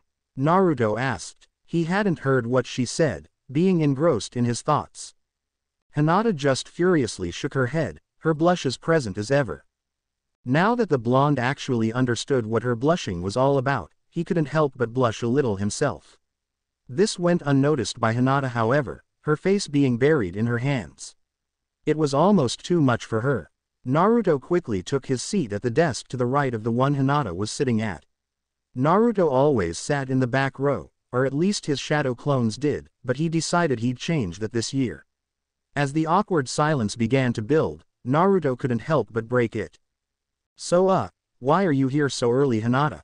The indigo-haired girl almost visibly flinched at the question. Naruto was actually talking to her. Sure, he occasionally gave a comment or two throughout the years, but he never really held a conversation with her. She didn't really know how to respond. Oh, well, you don't have to tell me if you don't want to," Naruto said sheepishly, looking away from the girl. "And no, it's fine."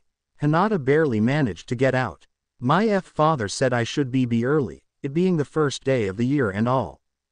Naruto turned his head to look at her again, seeing her looking down, poking her index fingers together nervously. "Oh, is that right? I kinda thought the same thing, haha," Naruto said, scratching his cheek with his finger, chuckling awkwardly. He really didn't know how to handle this girl right now. He had gotten used to girls and talking to them being around Ero Sennin all the time in his previous life, but this was so much different for some reason. They let the awkward silence between them grow once more, Naruto furiously racking his brain to come up with something to talk about, but came up with nothing. Hinata was no better off, but she was berating herself for not being able to talk openly with the blonde.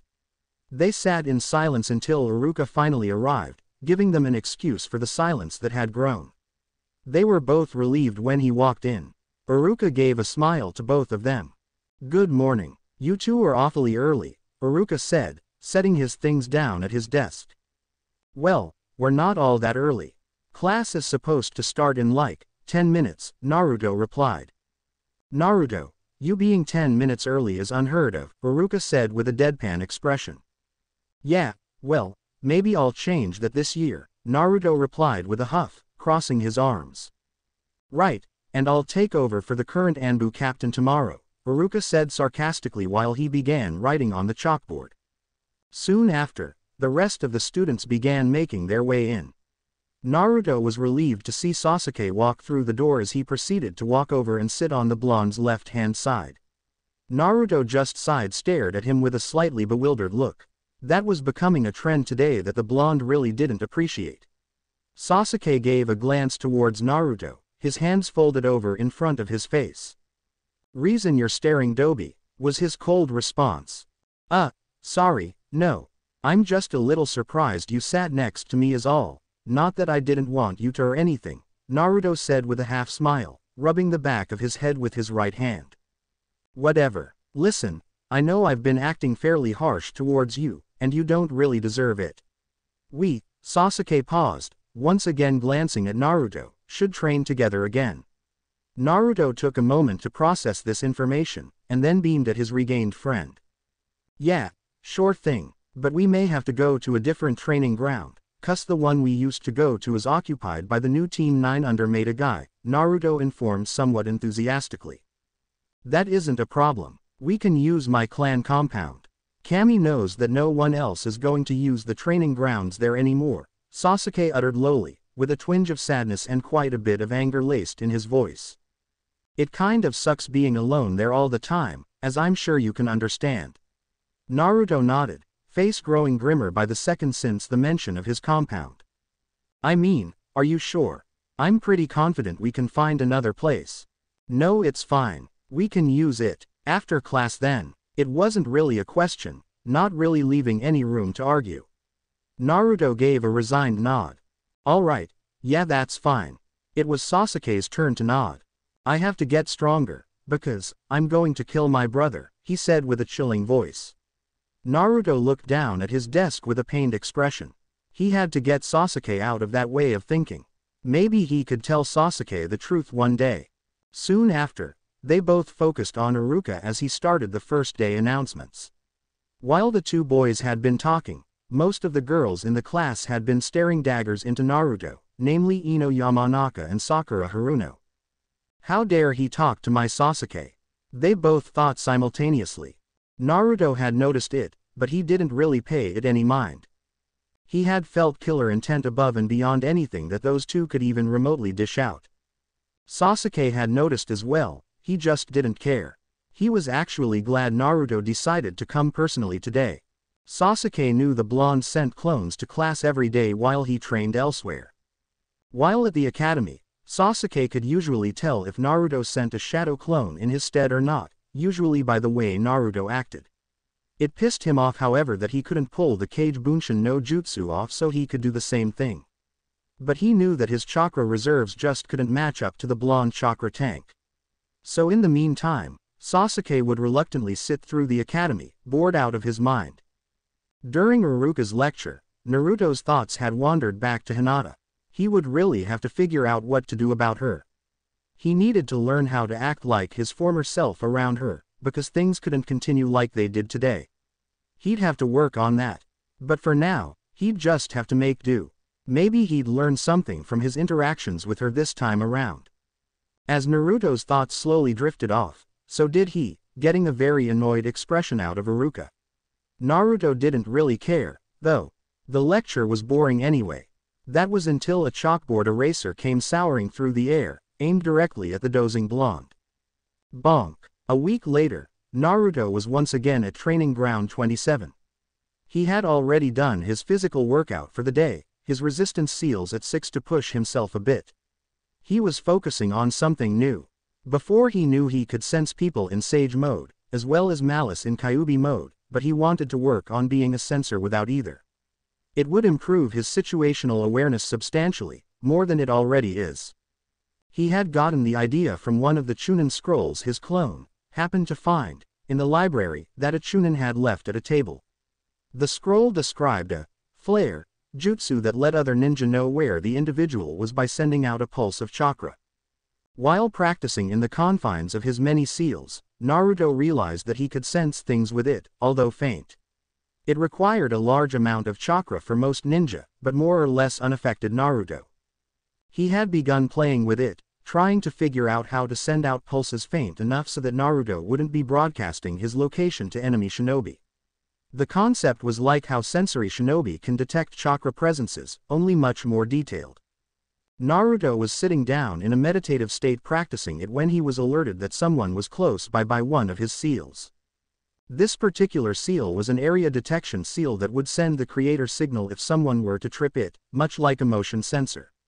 All it required to work was that the caster was in the area that the creator lined out, and it covered a much larger area than his barrier seals.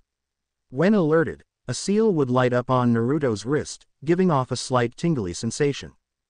Upon opening his eyes, Naruto stood up to look in the direction he felt the person at. He was surprised when he saw a purple-haired kunoichi with a katana strapped to her back, in standard Anbu gear with a white mask that looked like a cat. She looked around cautiously, making Naruto a little nervous when she got really close to the edge of his barrier seals. "What's she doing here? I didn't think anybody came to this place." Naruto harshly whispered. "Wait, could it be that Anko reported the area?" Naruto was confident his barrier seals would keep her out, but what he didn't need right now is suspicion from anyone that rank. The Anbu continued to look around until she bumped into the side of an invisible wall, knocking her down on her behind. She was now sporting a confused expression, not that Naruto could see it. The purple-haired girl stood up and prodded the invisible wall with her finger. She couldn't see anything out of the ordinary on the other side of it, but it was strange that it was there in the first place. After studying the wall a little further, she gave a huff with her hands on her hips. Naruto at this point was ready to bail if she knew a way to get past the barrier, however unlikely it was. It also helped that Jiraiya and Kakashi were the only ones that knew anything about seals. Naruto still worried, though. Anko was right, something is up with this place. "I'll inform the Hokage to inform a seal master to deal with this," the purple-haired Anbu uttered softly with slight annoyance. She then turned around and sped off to report her finding to the Hokage. With a sigh of relief, Naruto slumped his tense shoulders. "Phew, that was close. But now I have to find a new training ground," Naruto angrily muttered. "I think I can handle the Forest of Death, and to my knowledge, nobody ever goes there, with the Chunin exams being an exception. I probably wouldn't even have to put barrier seals up." Naruto walked over and started deactivating his seals once he was sure the Anbu was out of sight completely. Once he was done, he started off towards the infamous training ground 44. This place won't be nearly as bad as last time. Not only were the creatures a problem, but enemy genin were everywhere ready to ambush as well as that snake Tem. Naruto was definitely glad he wouldn't have to deal with Orochimaru for at least a few more years. The blonde was pretty confident he could beat the snake by then, though. With his renewed strength and access to a much more controlled malevolent chakra, Orochimaru was in for a beating that he'd never expect. Naruto came out of his thoughts once he arrived at the barbed fence that marked the entrance of Training Ground 44. He stood there and stared a moment at the ominous-looking forest. "Well, no time like the present. I'll have to show the animals who's top dog around here too, just like in Genbu, Turtle Island, and I won't even need your chakra to do it, Kurama. These animals will be weak as shit compared to the animals there. I kinda miss the big gorilla, though." Naruto hopped over the fence with ease and dashed off into the forest. "It's not like you could actually use it if you had to use it," Naruto heard the fox lazily say in his mind. "Yeah, well, oh shut up." If Naruto could see her, he knew Kurama would have that smirk on her face. He loved the fur ball, but she could be so annoying sometimes. It took him a while, but Naruto finally found a clearing big enough and deep enough in the forest where he could train without being bothered or be in fear of prying eyes. This forest would be a great place to train his sensing abilities too, with the abundant wildlife all around. Naruto spawned a few shadow clones to work on that while he began to wander around to get a better feel for the forest. During his Chunin exams, Naruto remembered how intimidating the forest was, but now it wasn't so bad at all, a change the blonde really liked. A little later, Naruto was back in the clearing and spawned a few hundred clones with a thought and had them scatter. He knew there were maps of the forest already, but Naruto wanted to make his map. If he was going to conquer this place, then he was going to be damn thorough about it, mapping and all. Looks like I have a bit of work ahead of me, the blonde said with a confident smirk. Naruto was working on his wind manipulation when he received the memories of a few of his shadow clones. Shadow clones won't cut it for that. I'll have to pay it a visit, Naruto said smirking. He then began making his way towards the location his shadow clones were at. Naruto kind of expected it, but not as soon as this. What his clones encountered were spiders. Giant spiders. The creatures themselves weren't a problem, as his clones could easily avoid them. What killed them was, by the look of it, the king spider. Apparently, his clones had gotten a little too close to where the queen resided. If Naruto was going to conquer this forest, he might as well start by making the current leaders answer to him. After speeding through the trees, Naruto landed in front of a giant web-like structure that was bigger than most houses. Well, this looks like the place, Naruto said with his fists on his hips. At that point, the Jinchuriki was completely surrounded by angry-looking spiders, itching from the blonde to make a move. Looking around, Naruto gave out a pulse of chakra which definitely didn't go unnoticed by the black arachnids. Based on what he felt, Naruto guessed there was about 100 around him. Many more underground. Well, let's go, Naruto shouted, getting in a ready stance. A moment later, all the spiders that encircled him charged. The first spider that reached him, Naruto drove his fist into its head, feeling the satisfying crunch against his fist. With the first one down, Naruto became a blonde blur, using his fists and kunai to wreak havoc on the horde of spiders. Each spider went down one after another, the creatures trying their best to flank and take the orange-clad human by surprise. Naruto drove a kunai into the belly of a spider that tried to pounce on him, quickly pulling it out to block the fangs of another that came from his left. Quickly building chakra in his left hand, Naruto drove a blue orb of rotating chakra on the spider's underside. Rasengan. Naruto spun around and jumped in the air just as two more spiders landed on his previous location. Naruto threw two kunai with explosive tags on them, detonating on impact and sending spider guts everywhere. While in the air, a spider that was larger than most jumped down and tried to land on the destructive human. Naruto saw this, and gave a smirk just as the bigger spider landed on top of him, burying its stinger into the chest of the blonde. Landing on the ground, the larger spider moved off the intruder with satisfaction, only to be thoroughly surprised when the human poofed out of existence with 3 Rasengans ripping its back apart simultaneously. Giving a screech of pain, the spider curled up the way spiders do when they die. Naruto landed on the ground after jumping off the fleshy heap, his 2 shadow clones dispelling themselves. The remaining spiders surrounded the blonde, now too afraid to attack after they bore witness to the death of one of the fiercest arachnids in the forest. "Ah, come on, are ya scared?" Naruto mocked. He was soon silenced, however, when he heard a few loud thuds against the ground behind him. Naruto slowly turned around to see a spider that had to stand at least 4 meters tall. Naruto looked up at the giant creature with no fear in his eyes. The massive spider angrily stared back with all 8 eyes. "So you must be the king my clones bumped into. Nice to meet ya," Naruto said with a beaming smile.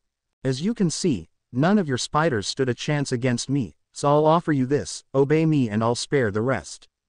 Naruto wasn't sure if the king could understand him, but he thought it was worth a shot.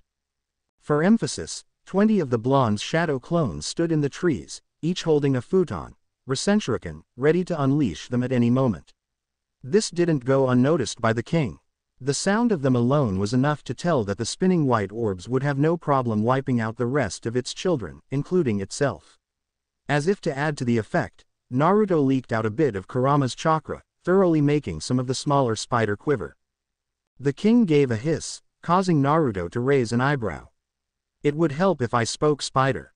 Apparently he can more or less understand me, though, Naruto muttered, his hand to his chin. After a few tense moments, tense for the spiders that is, Naruto brightened his expression and snapped his fingers.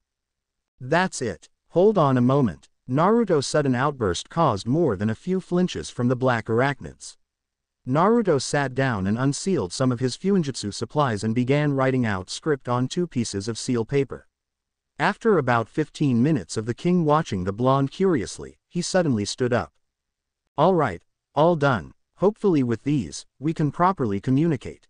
Naruto exclaimed excitedly. He then placed one of the seals on his forehead. Okay, I'm going to have to place this on your head. If you understand, lower your head.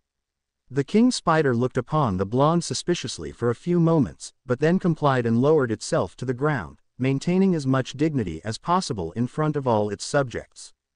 Naruto placed the seal on top of the spider's head and activated it. Moments later, the spider heard the blonde's voice in its head. Hey there, can you understand me now? What is this you have done?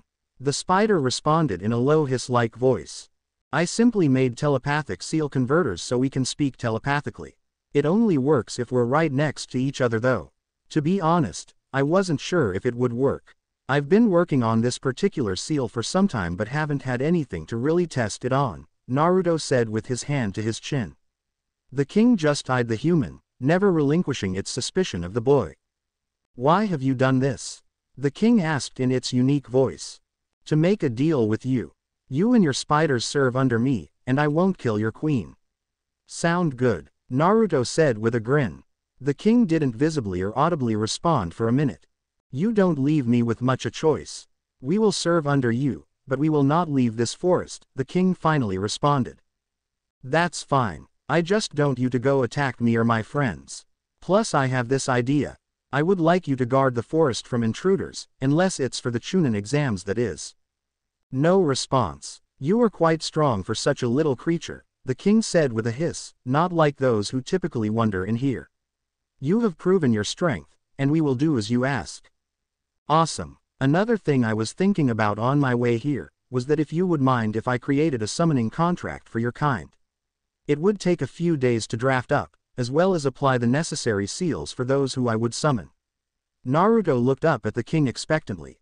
I will consider it, and I will have to discuss it with our queen as well. It is interesting. No one before has been interested in summoning contracts with our kind. You have my interest, human. Now leave this place. My kin is not fond of your continuous presence here. The king spider then began to turn around. One more thing before you go, Naruto said, how is it that you're so intelligent? I've encountered intelligent animals before, I just didn't expect one to be in this forest. There are many of us, champions of our own species. There remain a few more in this very forest. Most, however, hide themselves away. Now be gone. Naruto just gave the king one last smile before he turned to leave. Man, this is going to be so cool. Creating my very own summoning contract, who'd have thought? Naruto happily thought to himself. As Naruto began walking back, the spiders cleared a path for the frightening blonde, something Naruto couldn't help but snicker at. Well, this is it. The training ground we'll be using is just over there, Sasuke said, indicating a training field a short distance away. It took a week for Naruto to actually come and take up Sasuke's offer to train at the Uchiha compound. Naruto himself wasn't a big fan of the idea, but Sasuke insisted, so the Jinchuriki relented and went. The Uchiha compound had been really impressive to Naruto so far. It definitely showed that the Uchiha took themselves too seriously as one of the most powerful and wealthiest clans in Konoha. All of the homes were elaborate, made with the highest quality building materials, yet they were structured in a simple but elegant manner. The boys made their way over to where Sasuke lives, the most elegant and elaborate house in the middle of the compound. We'll be eating and resting here when we're done, the raven-haired boy said. Naruto gave a nod and proceeded to follow the Uchiha to the aforementioned training ground. Wow, Sasuke, I know living by yourself must be lonely, but I can't imagine how you feel with such a big place all to yourself. Sasuke just gave a grunt in response. After they got to the middle of the training field, the boys stopped. So, what do you want to work on today? Taijutsu, ninjutsu, target practice. Or we could always do some chakra control. Fight me, Naruto, Sasuke interrupted. He had a determined look in his eye and voiced his reasoning. I know you're stronger than you let on, and that you're a little better than me. I need to see how big of a gap there is between our power. Naruto looked at Sasuke with a fake incredulous look. If only Sasuke knew how big that gap actually was. I don't know, I think we're pretty neck and neck. I just know a few more things is all.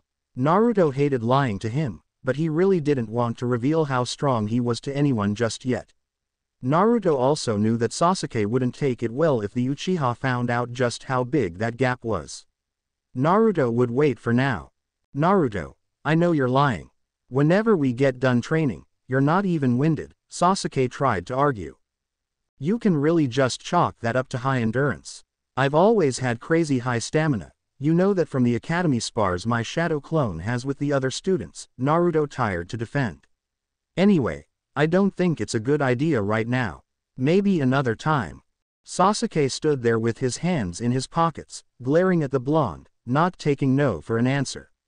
Even if you say no, I'll just start attacking you and you'll have to defend yourself. Naruto sighed. He knew he shouldn't fight Sasuke. The Uchiha would know just how much the blonde was holding back. Okay, fine, but can we do it tomorrow? I've already done my physical training today, so I won't be at my best, like I'm sure you want me to be. Sasuke narrowed his eyes before giving a reluctant nod. Fine, tomorrow it is then. Let's work on ninjutsu then. I need to get my Kaden Gakokyu no Jutsu, Fire Release, Great Fireball Jutsu, down. It's still too weak. What'll you work on? From my understanding, you don't have any other ninjutsu besides the Kage Bunshin no Jutsu, Sasuke said, expectantly looking at Naruto. Well, actually I do. I'm wind-natured, so I can work on some wind jutsu. Naruto wasn't lying either. Naruto's wind jutsu currently numbered at a measly 1, even though it was his strongest jutsu at the moment. He needed to learn some other ones. Sasuke nodded, then gestured with his hand to get Naruto to show him. Naruto went through the proper hand signs. Futon. Daitapa, Wind Release, Great Breakthrough. A ball of air burst from Naruto's mouth, but felt little more than a breeze upon release. Naruto had seen Orochimaru use the jutsu and the hand signs weren't that difficult to remember. Naruto just couldn't get the power behind it like the snake Sannin could, but that was to be expected from only seeing it done a few times. I'd say you need to work on that one Dobi, Sasuke said with slightly cold tone. You're never going to let that nickname go, are you, Sasuke Tem? Naruto shot back with a smirk. Not on your life, Dobi. They separated and walked to create some space for each other's ninjutsu training, Sasuke with his fire and Naruto with his wind. Luckily the next day, Naruto didn't have to send a clone to the academy. Now he would be able to go and spar with Sasuke that morning to get it out of the way so he could focus on his own training. An hour past dawn, Naruto showed up to the Uchiha compound. Sasuke, we gonna do this or what? Naruto yelled at the entrance. He saw Sasuke turn the corner of one of the vacant houses and start walking towards him with a smirk on the raven-haired boy's face. Yeah, Dobi, let's do it. They both walked to the training ground that they trained at the day before. I'm gonna have to up my resistance seals to 8 if I want to hold back enough. That should slow me down to around his level, Naruto thought to himself. They squared off facing each other, each with his own smirk. So how we gonna call this? Till one gives up. Naruto wanted to establish at least some form of rules. Yeah, that or the other one can't continue. Everything is allowed, but we should probably avoid kill shots, Sasuke said, slightly surprising Naruto, albeit internally. Sasuke really was different in this timeline than he was in the previous, but yet he still had the same ambition. Alright, sounds good. Naruto popped a clone into existence. He'll call the match. Sasuke nodded. The clone raised his hand, then dropped it, yelling, "Begin." And at that, the boys sprang into action. Sasuke started by throwing several kunai and shuriken at the blonde, only to be countered by the same boy with his own thrown weapons, deflecting everything Sasuke threw. But Sasuke had followed his thrown weapons to follow up on them. Naruto was impressed with his speed for a third-year academy student, but it was still painfully slow to the blonde. Once the weapons were deflected, Sasuke feinted a right hook and attempted a leg sweep. Naruto barely jumped up out of the way, but towards his opponent and threw a series of punches. A few hit their mark, but were otherwise deflected by the Uchiha boy. Sasuke jumped back and started going through seals. He landed on the tiger seal and unleashed a fireball about the same height Naruto was. It once again was very slow, and Naruto managed to dodge out of the way. Man, he isn't playing around, Naruto thought, going through a few seals himself while he was still in the air from dodging the fireball. Futon. Daitapa. This wind jutsu was a lot more powerful than what Sasuke had seen Naruto do the day before, and it was much faster. Sasuke tried his best to dodge the incoming projectile and barely managed to avoid it with it hitting the left side of his body. With a wince, Sasuke skidded on the ground, then started to chase after the blonde, only to be surprised when he didn't see him. He had a sinking feeling and spun around only for his face to meet a fist, sending him sprawling backwards on the ground. "All right, I give. Nice one, Dobi. I didn't think you were that fast," Sasuke said with a smirk, wiping his chin with the back of his hand. Naruto reached his hand down to help the boy up. "Well, technically what you saw wasn't speed. The me that you were fighting was a shadow clone, but I dispelled him when you were trying to dodge its jutsu. I had substituted him out during our exchange with the Kawarimi no Jutsu to end up behind you. All I had to do then was come up behind you and deliver the finishing move," Naruto said in an informing, almost teaching voice. Sasuke grabbed the offered hand and was hoisted up by the blonde. "That was fun, Dobi. We should do it again sometime," Sasuke said with a smirk and glare in his eye. "Yeah, but not anytime soon. We both need to get stronger to see any real progress. How about we spar once a month to see how we've progressed through our training?" Naruto offered. He didn't want Sasuke to bug him every day for a spar because he had his own training to do. "Yeah, sounds good. I will beat you one of these days." "Well, only time will tell. Anyway, I need to go run some errands in the village then get to training. I'll see you at the academy tomorrow." As Naruto said this, he began walking out of the compound and held up his left hand as a goodbye gesture. In all honesty, Naruto didn't have anything to do in the village, but he figured it would keep Sasuke off his back as to the location of his training. No one needed to know that right now. Sasuke just nodded through this. "Whatever, Dobi. Yane, see you later." Sasuke turned around to do his training for the day as the blonde walked out. As Naruto was walking down the street, he couldn't help but notice how difficult it was to move in the 8th level of his resistance seal. The seal was designed to up the resistance factor by 2 at every level, making it progressively more difficult to move up. This could be tweaked to 1.5 times instead of 2 if it was too much, but Naruto more often than not just bore through it. At this level, however, it was just ridiculous. He had done it to make it fair against Sasuke. While he fought, he had to pour all of his efforts into moving at the speed he did. There was no way he'd be fast enough to get behind Sasuke like he seemingly did in the spar, so he managed to pull off a substitution while Sasuke hadn't noticed. It was going to take a long while before he got used to this level of resistance. Luckily, he found out that with chakra-enhanced muscles, he could lessen the effect of the seal, while still applying the same force to his muscles. This also doubled as precise chakra control exercises, something Naruto couldn't keep up for very long. As Naruto came to the edge of the village, he toned down his resistance seal a couple notches so he could move to training ground 44 quickly and unseen. As a precaution though, he always sent off a clone to walk around the village and eventually back to his apartment just so no one got suspicious, not that many would really care. But still, he didn't want to take the risk. Naruto arrived at the fence of the forest and proceeded to jump it and run in. Once he was at the clearing he usually trained in, he made 300 clones. "Alright, you 100, work on wind manipulation, and possibly come up with some new jutsu if you can. You 100, work on lightning manipulation. The last 100, work on fuinjutsu and perfecting brush strokes, as well as coming up with some ideas of new seals. Go," Naruto commanded and sent his clones to work. "Alright, now let's get the 8th level under control." With that, Naruto upped his seal once again and began a grueling physical workout that he'd work on the rest of the academy year. Over the next 5 months, Naruto continued to send clones to train and spar with Sasuke. He realized that Sasuke couldn't ever hit him after the next couple of spars, so sending clones in his place wouldn't be much of a problem anymore. However, Naruto did stop sending clones to the library, having read everything and learning everything he could that would be useful for him, at least until he could get into the restricted sections. Remembering Haku, he also started to practice with Senbon needles, perfecting his accuracy to hit critical locations and pressure points to incapacitate his opponents.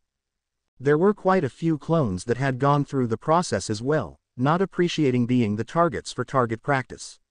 He had also made some headway on his lightning manipulation. He was by no means at Chidori level, but he could pulse lightning out of his hand without feeling numb afterwards, and in his book that was immense progress. He was glad he made his clones handle all the backfires that messing with the unstable element caused. After seeing Sasuke and Kakashi do so much with it, Naruto kind of wanted to learn it. What he hadn't counted on was that after a little bit of work, lightning was coming pretty easily for him, or at least easier than it should. He guessed that it was his second chakra nature, because it still was by no means nearly as easy as wind manipulation, not that it was easy by any stretch. He had also developed a few wind ninjutsu. Not very powerful ones mind you, but hey, it was progress. After messing with wind chakra for so long, he also got the idea of enhancing his moves with not just chakra, but wind chakra. If it was anything like his Rasengan, then it would up his power considerably. He had to make sure to be careful though because the Rasenshuriken destroyed his arm the first time he used it successfully. The idea was still in its infancy, but he had started to work on it a little. He knew it was going to take a long while to perfect it though. Luckily, he still had 6 years until shit really hit the fan. Currently, Naruto was once again in his favorite clearing in the Forest of Death, when one of his clone scouts reported in by dispelling itself. Well I guess I should have expected her sooner or later. She does come to this place pretty often if the previous timeline was any indication. He was surprised that it actually took this long for her to find him. He had dispelled all of his clones that were training just in time for a certain purple-haired Kunoichi to land about 30 feet from him, still beautiful as ever. What the hell is a Gaki like you doing in this place? Are you fucking stupid or just plain crazy? Asked the purple-haired woman with an incredulous expression on her face. Well, I like to train here. I don't have to worry about other people bothering me all the time, Naruto said somewhat sheepishly, rubbing the back of his head. Train here. Do you know what this place is, you fucking brat? Death is in the title for a reason. She somewhat yelled out, but it didn't intimidate Naruto in the slightest, putting her slightly on edge. Yeah, and that's exactly the kind of deterrent I need for people to stay away. Plus all the weapons and stuff the beaten or dead genin left after the Chunin exams 2 months ago were pretty helpful, Naruto said, still sheepishly, but in a tone that showed no fear. The way the kid played off seeing dead bodies slightly unnerved her, then she processed the other part of the statement. Wait, just how long have you been coming here? Anko asked a little shocked. For someone as young as this kid to be able to stay in here for that period of time, it was unheard of. Well, I had to move training grounds around 6 months ago after the first one was found. Funny enough, you were the first one to find me there, as well as this place. At this, Anko scrunched her nose up in confusion before it dawned on her. Wait, you're the one that placed those seals all over the place. There's no way a Gaki like you knows about seals to that extent. She yelled in a disbelieving tone. Well, I like to think I do, but you don't have to believe me. I could prove it to you sometime if you'd like. Oh yeah, I have a question for you. Anko looked at him a bit taken aback by his casual tone. Almost all the genin she had ever seen in this forest were always on edge, fearful even, and even more so whenever she interacted with them. For an academy kid like this to be acting this way in front of her, unsettled her further. She just nodded at Naruto's statement, acknowledging him to continue. Well, back at the other training ground. I knew you couldn't deal with the seals, so it was understandable why you left, but why did it take so long for someone to come check the place out, and why was it an Anbu and not you? Naruto asked, genuinely curious, although he had guessed what it was. Anko paused before answering. Well, I was on my way to a mission and decided to take a shortcut and happened upon it. As to why it wasn't me, I wasn't that interested in it. I just reported it like any other shinobi loyal to the village in that position would do. Anko didn't really know why she was telling this kid this, but his easygoing nature made it easier for her to talk to him, albeit unnerving given the circumstances. Yeah, I figured. Oh, by the way, I didn't catch your name. A fucking gaki like you doesn't need to know who I am. I'm taking you to the Hokage to explain yourself, Anko said in a colder tone, crossing her arms. Well, why would you need to do that? I'm just an academy student, working on my skills to become a ninja. Is that really so bad? Anko didn't know whether to take him seriously or not, but she knew in her mind that he wasn't simply an academy student. There was something very off about him. She narrowed her eyes dangerously at him, having no effect on the blonde. Receiving silence from her, Naruto came up with a possible solution. How about this? We have a friendly spar of sorts. If I win, then you don't tell anyone about what I do in here. If you win, then I'll come quietly to see the Hokage with you. Anko just smirked and then chuckled darkly. Right, 'cause I'm just going to let you make a deal when you have no fucking right to. Watch what you say, kid, it could get you killed, or worse, she said, losing all humor in her speech. Oh come on, don't be like that. If you know you can beat me, then what's the harm in showing me? The way you put it, it seemed like it wouldn't take you very long at all, Naruto said with an innocent smile. You know what, fine. But if you get seriously hurt or killed, it's on you. Naruto smirked at her remark. He knew that he couldn't afford to play around with seals on, as Anko was one of the village elite Jonin, so he completely deactivated them. After he did that, his smirk grew into a devious grin, one that people would recognize as his prankster grin. Anko saw this and got into her battle stance and prepared to lunge. What she didn't count on was that right before she was going to take the gaki down, the blonde just vanished. She had never seen someone move so fast. Before she knew it, he was behind her with a kunai to her throat. Well, I guess that's my win. Anko let a chill go down her spine. She doubted that was his full speed, so just how fast was he? She reluctantly nodded after a moment and the blonde pulled away from her, prompting her to turn around and face the winner. How the hell do you move so fast? That was fucking ridiculous, Anko exclaimed, demanding an answer while rubbing her neck.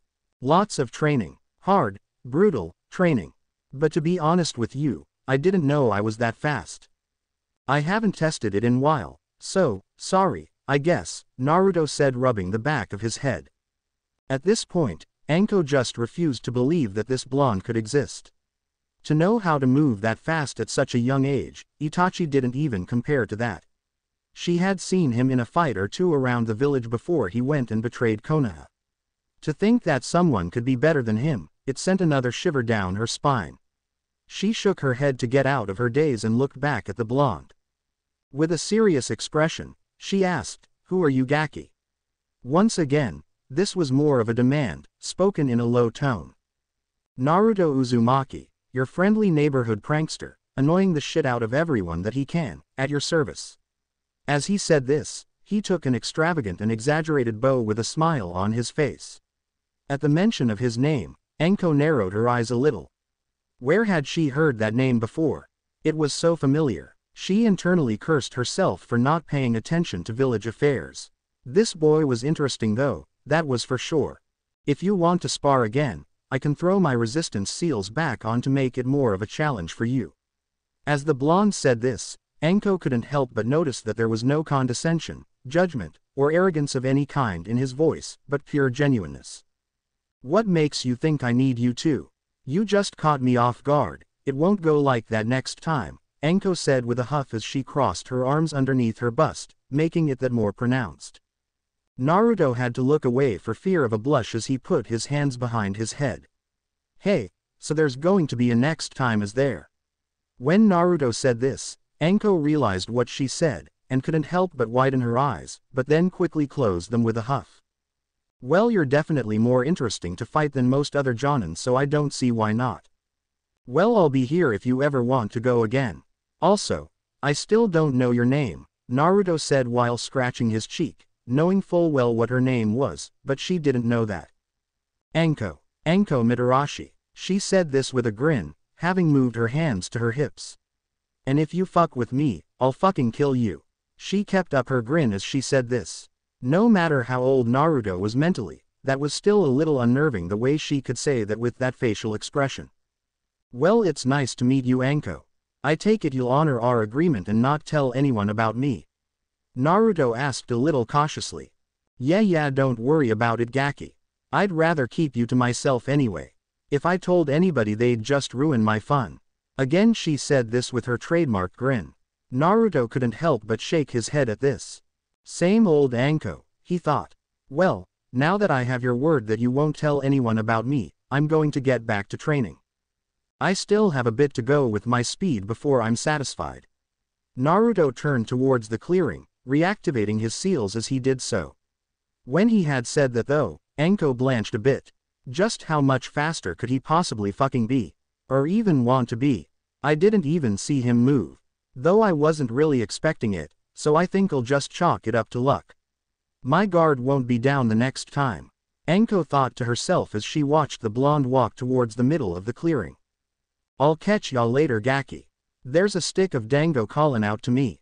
And with that, she left the blonde alone in the clearing. On her way to the dango shop, she couldn't help but think about her encounter with the blonde. He was definitely strong, far stronger than anyone his age rightly should be. She'd have to come back and see what he'd be up to in a few days. She had to go on another mission soon anyway. Back in the clearing, Naruto was also thinking back on his strange encounter. Well, at least I controlled my hormones this time. It'd be embarrassing as hell if I acted the way I did the first time I saw her. Anyways, I think that went rather well, all things considered. Plus, I think I just found a sparring partner and possible friend. She's gonna be interesting to be around, that's for sure. Well, anyway, time to get back to it. Got a long way to go. Who are you talking to? A clone asked him. Caught off guard, Naruto face faulted, but quickly recovered. Oh, shut the hell up. And the seemingly self-made clone was popped out of existence with a swift strike to the chin. Naruto then returned to his regular training, well, regular for him. A week later, Naruto was once again in his training ground. He was about to head home for the day when his clones alerted him of someone coming. They landed in front of him with a grin. Hey Anko, what brings you by? Naruto asked with a smile. I like you, Gaki. You don't bother with honorifics. I've always hated formalities. As to why I'm here, I just got back from my mission not too long ago. At this her face darkened a bit, and Naruto caught it, but he pretended not to notice. Anyway kid, thought I'd get a rematch, seeing as how you surprised me last time. I'll make sure to kick your ass this time, the purple-haired girl said, the grin and color returning to her face. Naruto could tell that whatever her mission was, it was bothering her. She probably came to vent a bit, which he was very much willing to do. He could understand needing to fight out your frustrations. Yeah, I was about to head home actually, so you came at a good time. Seeing that it's getting to be around the time I eat something, you want to join me when we're done. Whoa kid, you're 10 years too young to be asking me out, Anko said playfully. This made Naruto blush significantly. And no, it's not like that, I swear. I just thought it would be nice to eat in company. Naruto exclaimed, waving his hands in front of his face. Anko noticed his blush and decided to act on it. Messing with people had always been her favorite thing to do. What, you don't think I'm pretty enough or something? She said with a pouty face. And no, it's not like that at all. I think you're beautiful. I don't know. I just thought I'd ask. Naruto said with increasing distress, putting his arms in front of his face as if to protect himself from an incoming punch. Anko was caught off guard by what he had said. No one had called her that before. It was always snake whore, slut, or worse. She had never been given a compliment by a male since she got back from Orochimaru's hideout. Luckily Naruto didn't see the shock on her face with his arms in front of his. She got over her shock just in time as she schooled her features into a playful smirk. Don't worry about it kid. I'm just fucking with ya, she said as Naruto peeked over his arms. Oh, well, is that a yes or a no then? He said a little sheepishly, looking at the ground. Sure Gaki. Now back to the matter at hand. I was about to kick your ass, Anko said with her smirk still intact. Naruto put on a serious expression then smirked, forgetting about his previous embarrassment. If you think you can Anko. He toned down his resistance seals to 4. That should put me around the same speed as her, probably, he thought. He got down into his fighting stance and raised his hand to gesture her over to him. I'll let you make the first move this time, he said with a glint in his eye. Oh, you're gonna regret that, Gaki, she said with an equal glint and murderous smirk. They stood there for a moment, waiting for either to make a twitch, when she suddenly shot forward to engage in taijutsu. Naruto saw her strike and was about to counter it, but was surprised when she suddenly shot back. Seniyashu, hidden shadow snakes. As she said this, a stream of 5 snakes shot out from the sleeve of her tan trench coat to ensnare their prey. Naruto had forgotten that she knew snake jutsu like the snake Sannin. Because of this, he was caught off guard and one of the snakes nicked his arm. As soon as it did, he realized that the snake had injected a poison into him. Luckily, his tenant would take care of that. Yo Kurama, can you flush out my system with your chakra? He shouted into his mind. Yeah kid, way ahead of ya. I ain't about to die by some measly poison because you can't seem to avoid a slow strike by a slower opponent, the fox grumbled right back at her jailer. In his momentary lapse in his mind, he failed to notice Anko shoot towards him, taking advantage of the opportunity she left him. She had a kunai in hand this time, ready to slice his jugular. Just in time, Naruto caught her hand and deflected the attack and punched her in the gut, sending saliva out of her mouth and sending her flying through the air. She landed in a 3-point stance, skidding on the ground about 20 feet away. Holy shit, this kid can punch hard. Anko yelled out in her mind. She couldn't believe that something so small could hit so hard. She knew he was fast, but to be this strong too. It was just ridiculous. Damn Gaki, you got some impressive strength there. But let's see if you can handle this, she said, hunched over, never losing her smirk. Naruto smirked right back and shot forward. He threw a series of punches and kicks, each being blocked or deflected expertly by Anko. You're pretty fast, Anko, but let's step it up a notch. Naruto began to realize that he was only slightly faster than Anko, but he still hadn't seen her full speed yet. At his comment, he shot back, making a seal-less cage Bunshin appear behind her. Since he was unsure of her speed, he'd need a backup plan. She shot forward to chase after him, attempting to punch him in the temple, but missed purposefully, throwing her weight into a heavy axe kick to his shoulder. She wouldn't do this against a regular opponent, but Naruto was short enough for it to work. What she hadn't counted on was her leg being caught from behind right before it started to make its descent. A clone. When the fuck did he make that? Don't tell me he can do it without seals. Who is this kid? She furiously thought to herself, only to be interrupted by a sidekick to her upper back, once again sending her flying off. She manipulated her body to land in a 3-point stance once again, but with a little less grace. When she stopped skidding, she barely had time to dodge 6 shuriken hurling towards her head. With the ample distraction, Naruto managed to in her blind spot. He threw a sweeping kick to knock her down, but to his surprise, she jumped up to evade it.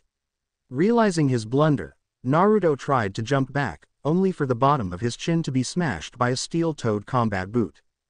As Anko was about to celebrate her win, Naruto, puffed and smoked. Immediately becoming alert, Anko spun around to look for the blonde, only for the wind to be knocked out of her by a swift blow to the stomach. Naruto then side-kicked her on the collarbone, knocking her to the ground. Naruto then pounced on her, kunai at her throat. Before she realized what happened, she felt cold steel against her throat and a weight on top of her. She looked up to a smirking Naruto. Looks like it's my win again, Anko-chan. At this, she sent a snake from her sleeve to tear out Naruto's windpipe, only for it to burst into smoke, again. Fucking damn it, the same thing as last time. Try something new for once, why don't ya? She yelled out in exasperation and frustration at her loss. Hey, why change something that works? Naruto said with a shrug as he walked up to the girl.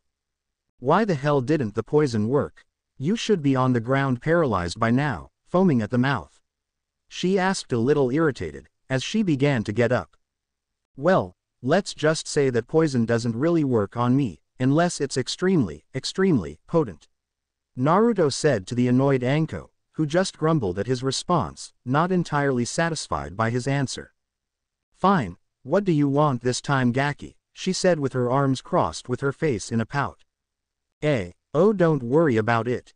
Company for dinner is just fine, he said nonchalantly. Anko just stared at him with slightly narrowed eyes. He didn't want anything from her. No ulterior motives, just her company. No one had wanted just her company before. This kid was getting weirder and more interesting every time he spoke to her. She lightened her expression a little. Fine, Gaki. Where we going? It was more of a demand to know than a question. The place where they serve the food of the gods, he exclaimed with a finger pointing towards the sky. Anko's eyes lit up. The Dango shop? Anko asked excitedly. Naruto just looked at her with narrowed eyes. No, I was talking about Ichiraku.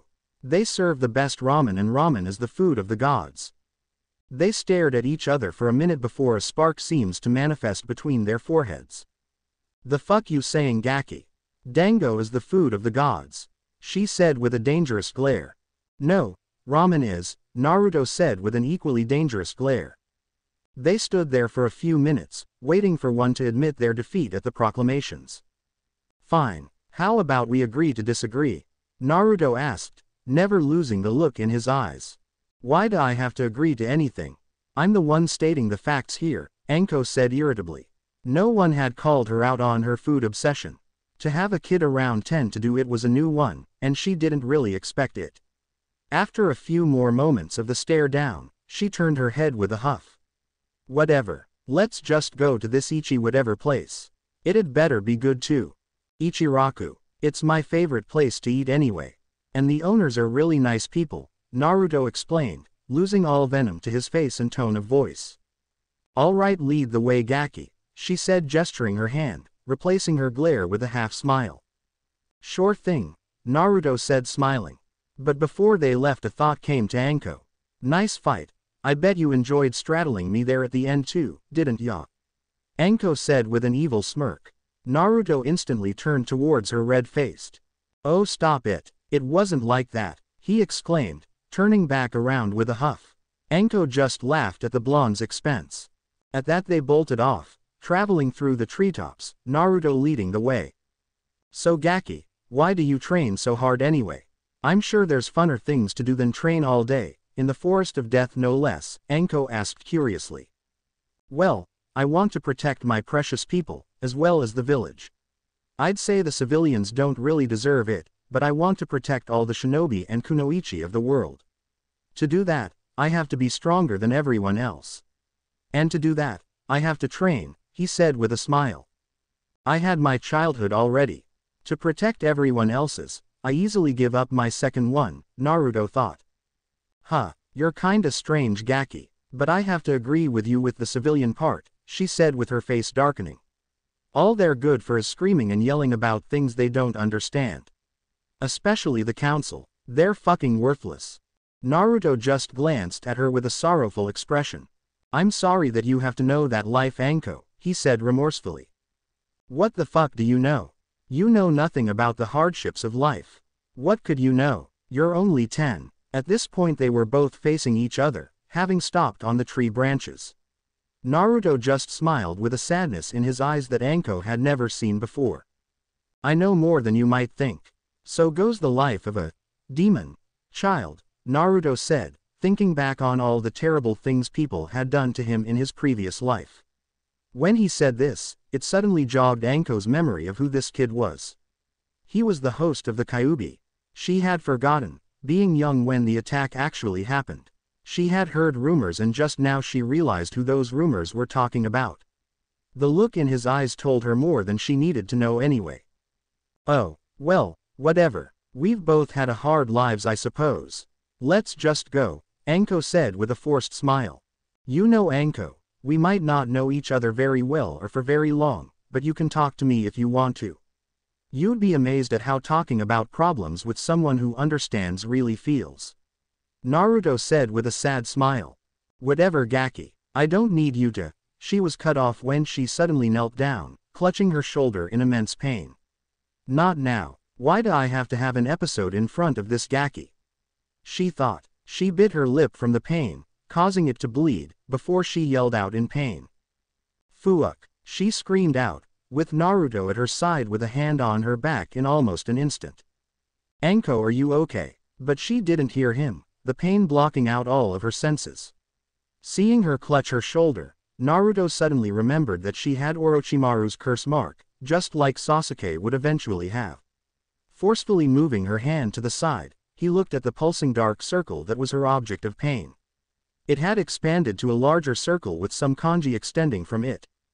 It seems that this curse mark is a less complete one from what I remember from Sasuke's, he thought to himself. Anko wrung free her hand from Naruto's grasp to clutch her shoulder again. Naruto picked her up bridal style to carry her to his apartment. He would have brought her to her own apartment, but he didn't know where it was, so his apartment would do. As he carried her, she seemed to lose her sense of time and where she was, lost in the pain she was going through.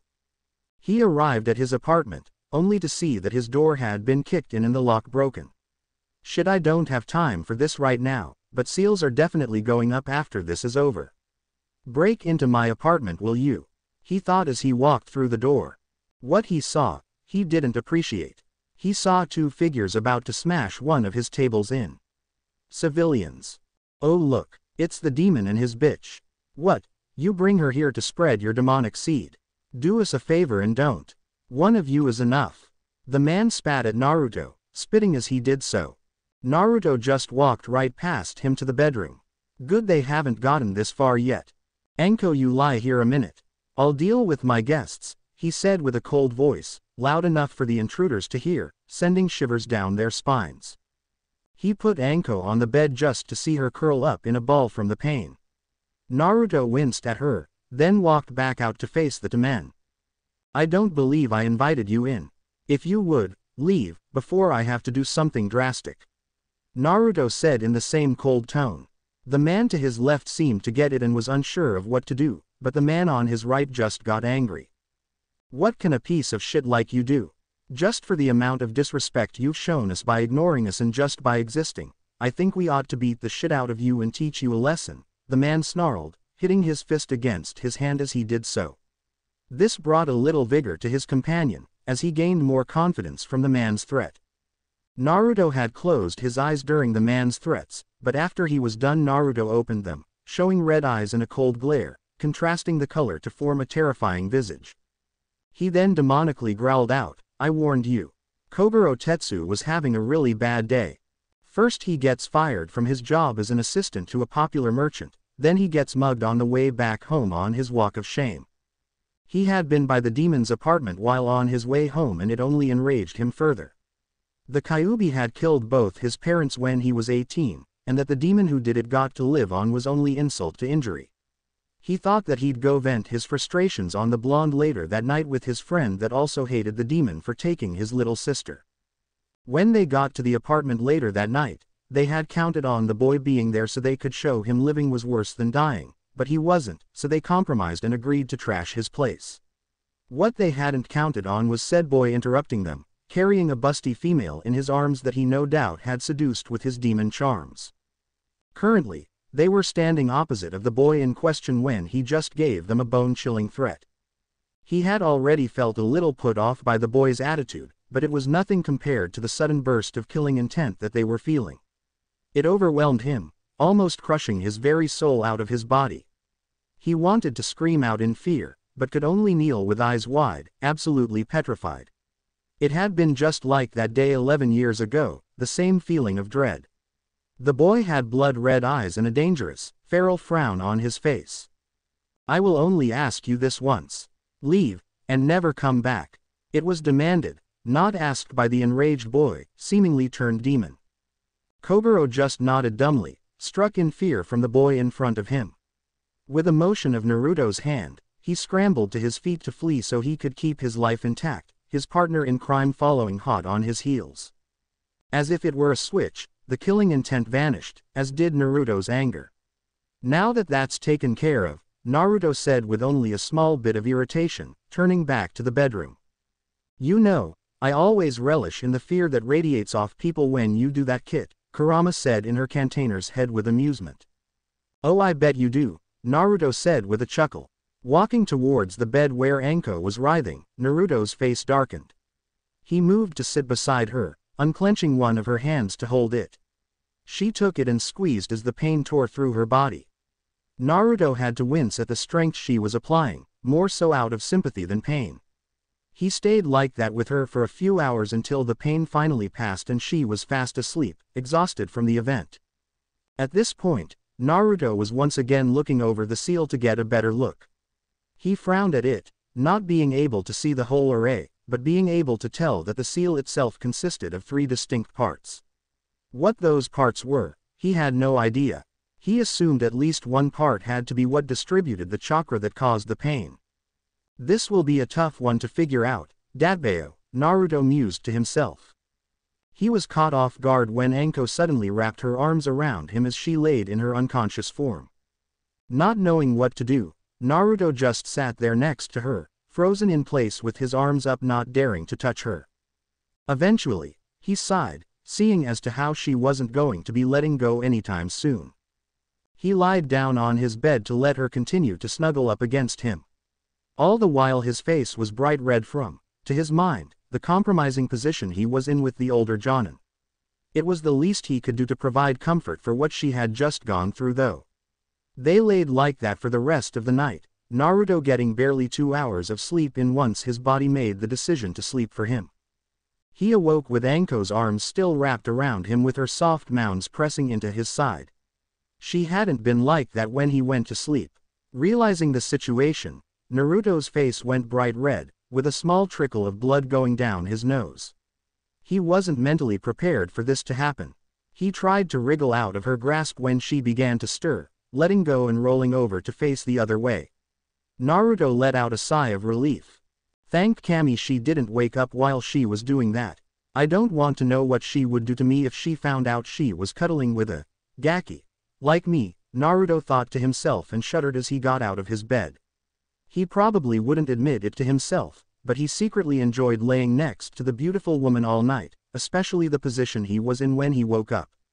He walked over to the kitchen to start making some breakfast for himself and his unexpected bed companion. Anko stirred once again, the smell of food resting on her nose. She sat up bleary-eyed before she started to panic when she noticed she was in an unfamiliar room. Where am I? How'd I get here? She asked herself, her mind racing. She jumped out of the bed silently to make her way over to where the smell was coming from. She peeked her head around the door frame of the kitchen to see the blonde she had sparred with yesterday making food, breakfast it seemed. Still slightly alarmed, but not as threatened, she stepped over into the doorway to face the would-be chef. Naruto noticed her in the corner of his eye and turned to face her. She had her hands on her hips with an expectant stare. Oh, morning Anko, he said with a smile. Why am I here? She demanded. Keeping up his smile, Naruto started to explain. Well, we were on our way to get something to eat if you remember, then you suddenly collapsed on one of the tree branches. You look to be in a lot of pain, so I brought you here. At that, Anko suddenly remembered that they were going to that Ichi place when an episode came over her. And where exactly is that? She demanded, never losing the sharpness in her tone. My apartment, where else? Naruto said with a sheepish smile. He turned back to the food he was making for the two of them. I didn't ask you to help me, Gaki. Why the fuck did you help me? Anko asked with the same sharpness with a hint of desperation in her voice. She didn't understand how someone she just met would just help her, let alone a brat like this if the rumors about him were to be believed. Right before her episode began, she had remembered that the blonde was the local pariah. Well, I mean, why wouldn't I? I can't just leave a beautiful girl such as yourself to suffer in pain alone, can I? Naruto said sheepishly, rubbing the back of his head, glancing at the purple-haired woman. She just narrowed her eyes at the boy. She didn't remember what happened after she stopped at the branch last night, much like her previous episodes. She hadn't had one in a few months and was surprised it came as soon as it did. Typically they would come every 6 months or so. Sparring with the kid must have triggered it somehow. Anyway, I'm making us some breakfast if you want to go sit at the table. Anko just nodded hesitantly before she made her way to a chair at the square table in the other room. It was one of the few tables that weren't destroyed in the whole place, and she couldn't help but wonder why most of the kids' furniture was in such shambles. She didn't have to wait much longer as Naruto brought her a plate of eggs, bacon, and diced potatoes and set it in front of her, as well as a glass of milk, doing the same for himself, sitting across from her. "Itadakimasu," Anko mumbled irritably, eyeing the food in front of her, making sure the blonde ate first to make sure it wasn't poisoned before she started eating as well. They sat in somewhat uncomfortable silence as they ate their food. After some time Anko broke the silence with a question. "Say kid, why does your place look like shit?" "Oh, well, when I got back here with you, some unsavory guests were here. They seemed to think that my stuff needed to be broken, but I sent them on their way before they could destroy anything else," Naruto said with a half-chuckle that had little humor in it. Anko was slightly surprised at the explanation. "So what, did you beat the shit out of them or something?" "That's what I would have done, or have done, in the past," she said with a chuckle just as humorless as Naruto's had been. "No, but I did manage to scare them a bit. I don't think they'll be bothering me again anytime soon," he said, thinking back how the faces of the two men had looked. Anko just laughed a bit. "What about you is scary? I've seen scarier shit from pre-academy squirts," she jibed at Naruto. "Oh ha ha," Naruto laughed sarcastically. "Let's see if you say that when I go Kyuubi on your ass," he mumbled under his breath with a huff. "Sorry Gaki, I didn't quite catch that," Anko said, still chuckling at Naruto's display. After she was done laughing at the boy's expense, her mind was plagued with a question. "Hey, why did you bring me to your place instead of the hospital or something? That's what a normal person would do under those circumstances." "Well, it's because I know that they wouldn't have been any help. All they could have done is sedate you, but with the tainted chakra in your system, I doubt it would have worked," Naruto informed, making Anko perk up in alarm. "What do you know about the mark?" she asked in a dangerous tone with narrowed eyes.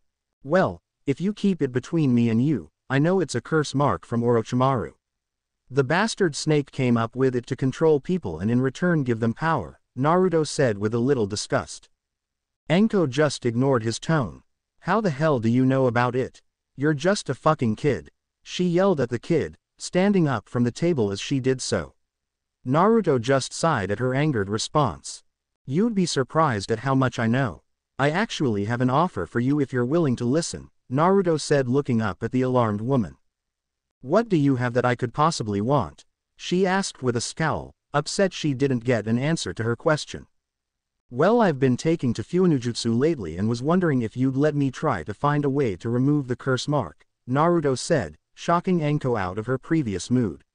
It soon returned though. "How the hell can a Gaki like you do that if Jiraiya of the Sannin couldn't even do it?"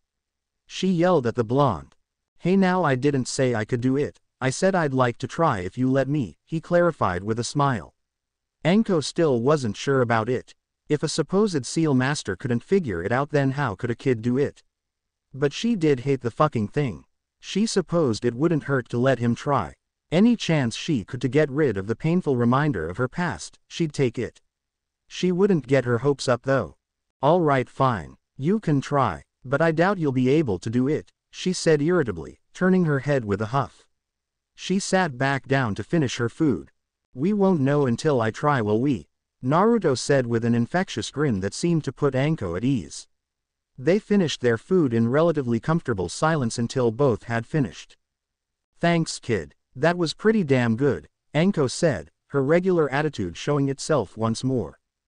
"No problem." With that, Naruto stood up and took the plates and glasses and went off to the kitchen. He set the dishes in the sink and walked back out to his guest. "Well, this has been fun and all Gaki, but I gotta get going. No doubt my roommate is freaking out that I didn't come home last night. I have to deal with a lot of shit from people, so when I don't come home she's always worried sick about me," Anko said with a sad smile. It quickly turned into a smirk as she looked up at the blonde in front of her. "I'll find you in the forest when I'm not busy for you to work on the mark. Possibly a spar so I can kick your ass a bit," she said with her trademark grin. She needed to leave and think things over. She couldn't really wrap her head around this kid. First, he's crazy strong, and then he goes and says that he wants to try to remove the mark that her traitorous ex-sensei gave her that has tortured her for years. Yeah, whatever, Naruto sighed with a smile on his face. He hoped that he could talk to the girl about some of her village problems. If anyone could understand the hatred that came from something you couldn't control, it was him. As Anko was walking to the door, she couldn't help but notice something. Kid, your door is kinda broken, she said, seeing the door on the floor with the hinges busted out. Naruto just sighed. So goes the life of the demon of Konoha, he mumbled to himself. 3 months later, the 4th academy year was going to start the next day. Naruto was currently lying in his bed thinking things over since he came back. Over the past few months, he spent nearly all of his time in Training Ground 44. Anko would come by once every 2 weeks or so to spar with him and to try to figure out her curse mark. In all of his Fuinjutsu studies, it was by far the most rudimentary and complex thing he had come across. Afterward, they would usually go get something to eat, typically to either Ichiraku or the dango shop that Anko frequented. Naruto discovered that he actually liked dango quite a bit, but ramen was still king to him. He was really enjoying spending time with the snake mistress. She was crude, disrespectful, sadistically sexual, but all in all hilarious and fun to be around. It also helped that she was extremely nice to look at, her easily being one of the most beautiful girls in the entire village. It kind of frustrated him that he couldn't get her to talk about anything personal with him. Every time he tried, she'd either change the subject or just leave altogether. She'd come around one of these days, he was sure of it. He also put some seals up to guard his apartment so what happened the night of Anko's episode wouldn't happen again. The defense seal he came up with wouldn't allow anyone to enter through it anywhere it was active, so all of the entry points of his apartment, except for Naruto and those he invited. He also made some privacy seals so people wouldn't be able to overhear him say or do anything. All in all, he was happy with his new fortress of solitude. He needed to get a new place to live though. Living in this apartment for as long as he had was starting to get pretty old. He'd have to take it up with the old man. Speaking of, Naruto couldn't help but think he should tell the Hokage of his situation. It would definitely help if someone knew of his situation, both in practicality and for his mental health.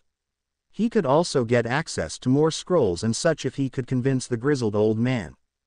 Thinking about this, Naruto decided to get a second opinion. Hey Kurama, you think I should tell the old man about me coming from the future? Naruto could hear a yawn in his mind and could almost see the fox stretching out. I don't know, Kit. I'm not sure how he would take it. If he believed you though, it would make things a lot easier. Plus you could warn him about the coming future with Orochimaru and all that. Kurama said with a disinterested tone. Plus it would explain the power you have and will have by the time your academy year is over. As much as I would love to see the fear on people's faces when you go orange, I don't think it would go over well if no one knew about your situation, the fox informed. Yeah, I guess you're right. I'll go tell him today then. No time like the present, right? Wait, is that weird coming from me? Me being a time traveler and all that? Kurama. Hello? Naruto waited for a response but just got a resounding snore in his mind signifying his tenant didn't care. Oh fine, be that way. Kurama just smirked and went back to sleep. Naruto got dressed and ready for the day by going through his morning routine and eating breakfast. He looked in the mirror and frowned somewhat at what he saw. You know, I should probably get out of this kill me orange jumpsuit. As soon as I'm genin, I'm going shopping for some more shinobi-esque clothing, Naruto said with a determined look. He left his apartment and started off to the Hokage Tower. Upon arriving, Naruto got several dirty looks from the shinobi that were standing guard. Naruto just ignored them and went up to the secretary. Hey, I need to see the Hokage about something involving village security, Naruto said, hoping the girl would let him in without fuss. Luckily, she didn't look up from what she was doing and waved him in. As Naruto was walking through the door, she looked up to see the demon had just gotten past her. She scowled and tried to stop the boy but was too late as Naruto closed the door in front of her. She reluctantly went back to her desk muttering something about demon children and their evil ways. Naruto walked into the Hokage's office only to see the old man looking down at a pile of paperwork with a scowl on his face. Hey Gigi, how goes the paperwork? Naruto said with a smile. Hiruzen looked up from his work to greet his favorite blonde with a smile. Oh, it goes, I suppose. For what do I owe the pleasure, Naruto? The Hokage asked, pushing aside what he had been working on. Well, actually Gigi, I need to talk to you about a few S-class village secrets that I know about. Hiruzen's face suddenly turned serious as he looked at the boy. Did he know about the fox? Or his parents? How could have he found out? Naruto, this isn't something to be talking about lightly. If you're lying or pulling a prank, I will have to punish you, the old man said in his stern Hokage voice. I know. But I'm telling the truth, and I would prefer if you sent your Anbu out, as well as activated your privacy seals. I can't risk having anything I say leak out to anyone that isn't us. Naruto said in a voice far more mature than Sarutobi had ever heard from the boy. Hiruzen hesitated for a moment, but nodded his head and lifted his hand up to signal for his Anbu to leave. He was also surprised that Naruto had known about his Anbu. When Naruto mentioned them, he looked directly at all three of them like they were out in the open clear as day. Upon leaving, he could have sworn he heard a scoff from one of the Anbu, but he couldn't be sure. Afterward, he activated the privacy seals in his office to keep prying ears from hearing anything. Naruto, this had better be good. Alright, well, I'll get straight to the point then. 5 years from now, a group calling themselves Akatsuki will resurrect Madara Uchiha, and he then becomes the Jinchuriku for the 10 tails, the culmination of all the tailed beasts. From this, a thing called Zetsu revives Kaguya Otsutsuki, the mother of all chakra and shinobi. Me and Sasuke tried to fight her, but she beat us with ease, killing us both, bringing about the end of the world.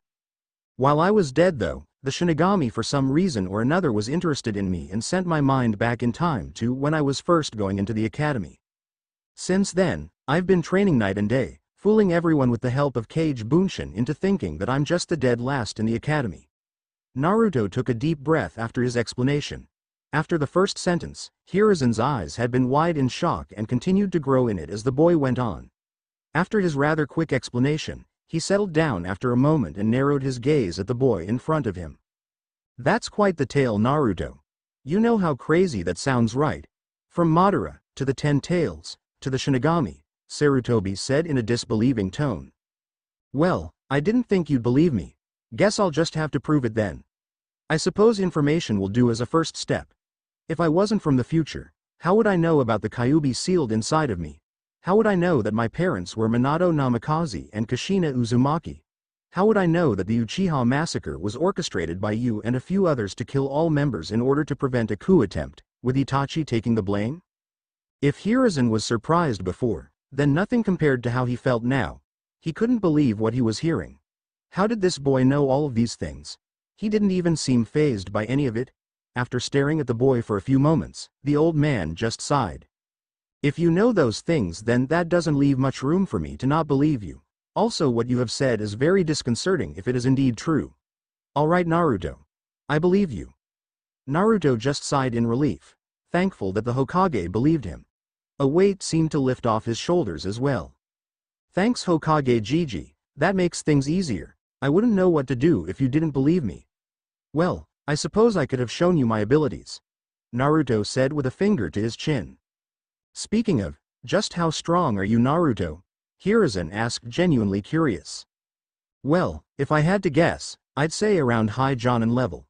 But by next year I doubt anyone short of the Kage, Elite Jonin, or Madara will be as strong as me, Naruto informed matter-of-factly. Hiruzen was taken aback by this. Are you serious? You're saying that you'll be one of the strongest shinobi in the elemental nations? At such a young age, I find that hard to believe, Naruto, he said with doubt in his voice. Well, I mean, I could always show you. Right now I think the only one in the village that could match my speed is Kakashi and maybe a few others, Naruto said thoughtfully. Alright, Naruto, we'll have to test you on that. You can graduate early and be promoted early if your abilities prove to be true. No, that's okay, Gigi. I want to stay at the academy and make friends. I also want to be on Kakashi's team with Sasuke and Sakura. That's how it was before. Sasuke eventually left the village to train under Orochimaru to gain the power to defeat his brother. I've been working on being friends with him so he doesn't do that, but I still don't know if he'll go or not. Speaking of, 5 months after I become a genin, at the Chunin exams, Orochimaru will attack the village with Tsunagakure. He leads the village hidden in the sound, the new one that popped up recently, Naruto once again informed. Hiruzen just had a grave expression. That's troubling news indeed. We'll talk more about it when the time comes though, the old man said with a half-hearted smile. This is quite a bit to take in at once. You're dismissed for the day while I'll think things over and what I should do. Come back tomorrow after the academy. I'm sure I'll have some more questions by then. Hopefully, this timeline doesn't end like yours did, Hiruzen said with a chuckle. Naruto just smiled at the grizzled old man. Hopefully not. Anyway, I'll see you later, Gigi. I'm going to go train for the day, Naruto said as he was about to leave, only to be stopped by the Hokage's voice. Speaking of, where do you train, Naruto? I haven't heard any reports of you training outside of what an academy student should, Hiruzen asked in confusion. Oh, I train in the Forest of Death. No one goes there except Anko, but she's pretty cool. At that, Hiruzen's face paled as Naruto walked out of the room. His face became serious again, however, when Naruto peeked around the door. It's really nice to be able to talk you again, Gigi, Naruto said solemnly. And with that, the blonde took his leave. Slightly confused at his departing words, Hiruzen regained his composure after a few moments and deactivated his privacy seals, signaling for his Anbu to re-enter the room. This is going to be an interesting few years, to say the least, the Hokage mumbled to himself, returning to his paperwork, never really paying attention to what he was reading. His Anbu just glanced at each other, confused by the whole situation. The next morning, Naruto got up early as usual to do his morning workout. Typically it would extend into the afternoon, but today was the first day of the 4th year of the academy, and he had to uphold tradition. With his resistance seals at level 8 still, he ran laps around training ground 44 for about an hour. Afterward, he did 100 push-ups, pull-ups, sit-ups, and squats, that taking him about another hour. After looking at the sun and determining it was about 7:45 till 8, he turned his resistance seals back down to 6. At 6, it was much more manageable to go about day-to-day activities. 6 is where he'd tone it down to whenever he wasn't training. Only the strongest shinobi in the village could actually move well enough to fight at that level. Using chakra-enhanced movements had become second nature at this point, improving his chakra control considerably. This also helped increase his chakra reserves gradually. To deplete his chakra reserves, he'd have to have the seals active for 3 weeks straight. He turns them off whenever he sleeps, so he doesn't have to worry about that though. Deciding that it was time to head to the academy, Naruto pulled out a seal. It was one he had been working on for a while and just finished it the week prior. He put it on his exposed chest and activated it with his chakra. The seal then spread across his body, removing all the dirt, sweat, and grime he had accumulated during his workout while leaving a pleasant scent when it was finished. The whole process takes around 3 minutes, but it saves time when you can't take a shower. Naruto still preferred actual showers over the seal, but he was kind of in a hurry because the academy started at 8. After he got that out of the way, he unsealed a fresh pair of clothes to change into. Man, this orange monstrosity gets worse every passing day. I can't wait till I graduate and get cooler clothes, Naruto muttered to himself as he got dressed. When he was done, he started off towards the academy, when a smile came over his face after he remembered something. Iruka-sensei. It'll be good to see you again, he thought. It took him about 10 minutes to get to the academy building and 1 more to find his classroom. When he walked in, he was greeted with a small glare and then a forced smile from a man with a horizontal scar across his face. He'll get over his hatred for me by the end of the year. Just you wait, Iruka-sensei. Naruto thought. Naruto just smiled back, happy to see his old, new sensei again. Through. Good morning, sensei, Naruto said with a smile. Iruka turned from his desk to face the blonde. Good morning, Naruto. Just so you know, you won't be getting away with any more pranks this year. I was nice before, but I'm bringing the hammer down this year. As you would say, believe it, Iruka said with a half smirk. Naruto just smiled back just as menacingly. Oh, we'll see about that, Iruka-sensei. Well, Naruto wouldn't, but his clones would. Losing his smile, Iruka went back to preparing the first day activities he had in store. As Naruto made his way to a seat next to a certain lavender-eyed girl, Iruka shot a cold look at the blonde that had begun to walk away.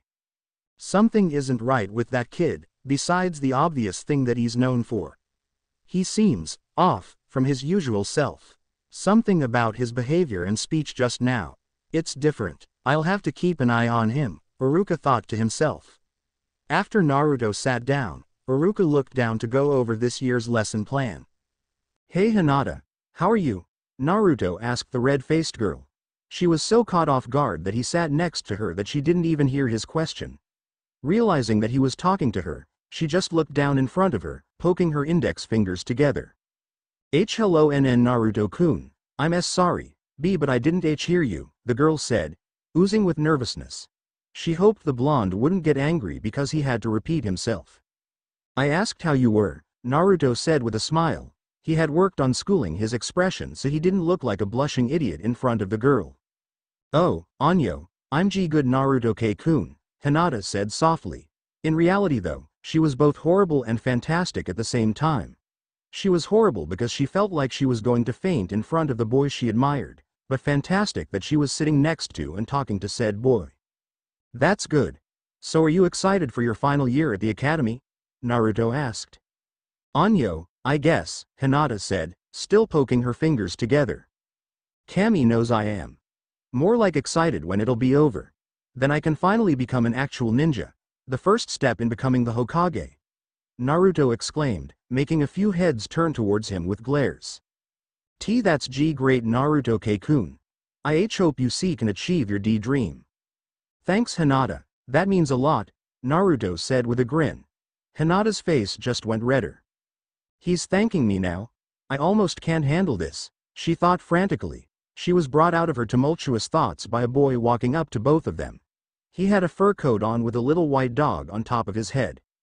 "That's rich Naruto. You, becoming Hokage. Yeah right, you have to be the strongest shinobi in the village and people have to like you. You don't have either of those as far as I can see. You'd have a better chance sneaking into one of our kennels without being caught by the guard dogs who are always on patrol," Kiba said with a smirk. "Plus you'd have to be able to beat me, and from the spars in class so far, we both know that's not going to happen." "Well the good news is I'm going to prove it to you when I do take the hat from Hokage Gigi and beat you into the ground.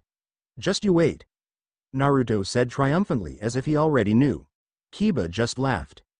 "Yeah right, I'll believe it when I see it," Kiba said walking away from the two. Naruto just sighed as Kiba sat at his desk. "I believe in you, and Naruto-kun," Hinata said with her eyes closed, straining to say the words. Naruto turned to her with a surprised look and just smiled. "Wow, thank you Hinata, that means more to me than you know." It was Hinata's turn to look up at Naruto with a surprised look. After a few moments, she suddenly got dizzy and her head began to make its descent toward the desk. Naruto reacted quickly and caught her head, laying it down gently so it didn't smack against the hard surface. Naruto smiled with a hint of red to his cheeks as he looked at the passed-out form of the girl. "Hinata, if only you knew." "All right class, quiet down, let's begin. As most of you are aware, I'm Iruka, your sensei for the year. As you know." Iruka began a speech about how he'd try to fulfill his teaching duty as Naruto just put his head down and stopped paying attention to his sensei. "Man, I hope this year goes by fast. I can't wait to be a part of Team 7 again," Naruto thought to himself. "I think those were some of the best days of my life."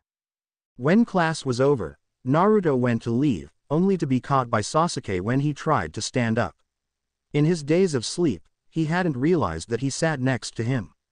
"Oh hey Sasuke, I didn't know you were sitting there," Naruto said, scratching the back of his head. Sasuke gave him a deadpan expression. "I've been here the whole time Dobi. Anyway, you down for some training?" Sasuke asked with a half smirk. By training, he meant sparring. They were due for one to fill their monthly quota and he wanted to test his new skills against the blonde. Maybe he'd be able to actually land a hit this time. It irked him to no end that he was never able to touch Naruto, always staying just outside of his reach. To have someone his age to so far outclass him had been a reality check. Even when he unlocked his Sharingan in a near-death experience from the blonde, he still wasn't able to touch him. It had been infuriating the way he did it too. Flashback. 1 month ago. "Alright Dobi. Today's the day I actually land a hit on you," Sasuke said with a smirk. "Oh, we'll just see about that. I'm going to be a bit more serious than our previous spars, just to warn you," the blonde said. Naruto had been thinking back when they were on the bridge in the Land of Waves and Sasuke activated his Sharingan in a near-death situation. He wanted to see if he could replicate that by making a situation like that on his own. He was sure Sasuke was going to be angry at him for what he was planning, but he'd understand afterward. Wouldn't he? Bring it on, Sasuke said confidently. You asked for it. As they both got into their fighting stances, Naruto was the first to launch himself at the raven-haired boy. Since this was the way they normally started their spars, Sasuke was prepared for it, ducking underneath the blonde's sidekick to get a hold of his leg. Naruto just spun out of the way of his hand, bringing down his fist, violently crashing on Sasuke's shoulder. With a grunt of pain, Sasuke jumped back to gain some distance. Curse him and his speed, Sasuke thought. He was about to launch his own attack when Naruto was suddenly impaled by 13 kunai. Knowing something was wrong, Sasuke looked around for the attacker. Since he didn't see a trace of the attacker, he went over to check and see if Naruto was alright. Naruto began gurgling as he coughed up blood, bleeding out in Sasuke's arms. Come on Dobi, don't do this. You're stronger than this. You can't be taken down by some measly kunai. Sasuke yelled at the downed boy. In the first time in a long time, Sasuke felt truly scared, frantic even. He was about to lose his one and only friend that understood him. I'm sorry, Sasuke. I didn't see that one coming. Please, don't forget about our friendship. Naruto's eyes grew wide as he gave one last breath, his eyes glazing over shortly after. After a moment of pure shock, Sasuke stood up in rage, determined to find his friend's killer. He began searching when his blood went cold when a presence made itself known right in front of him.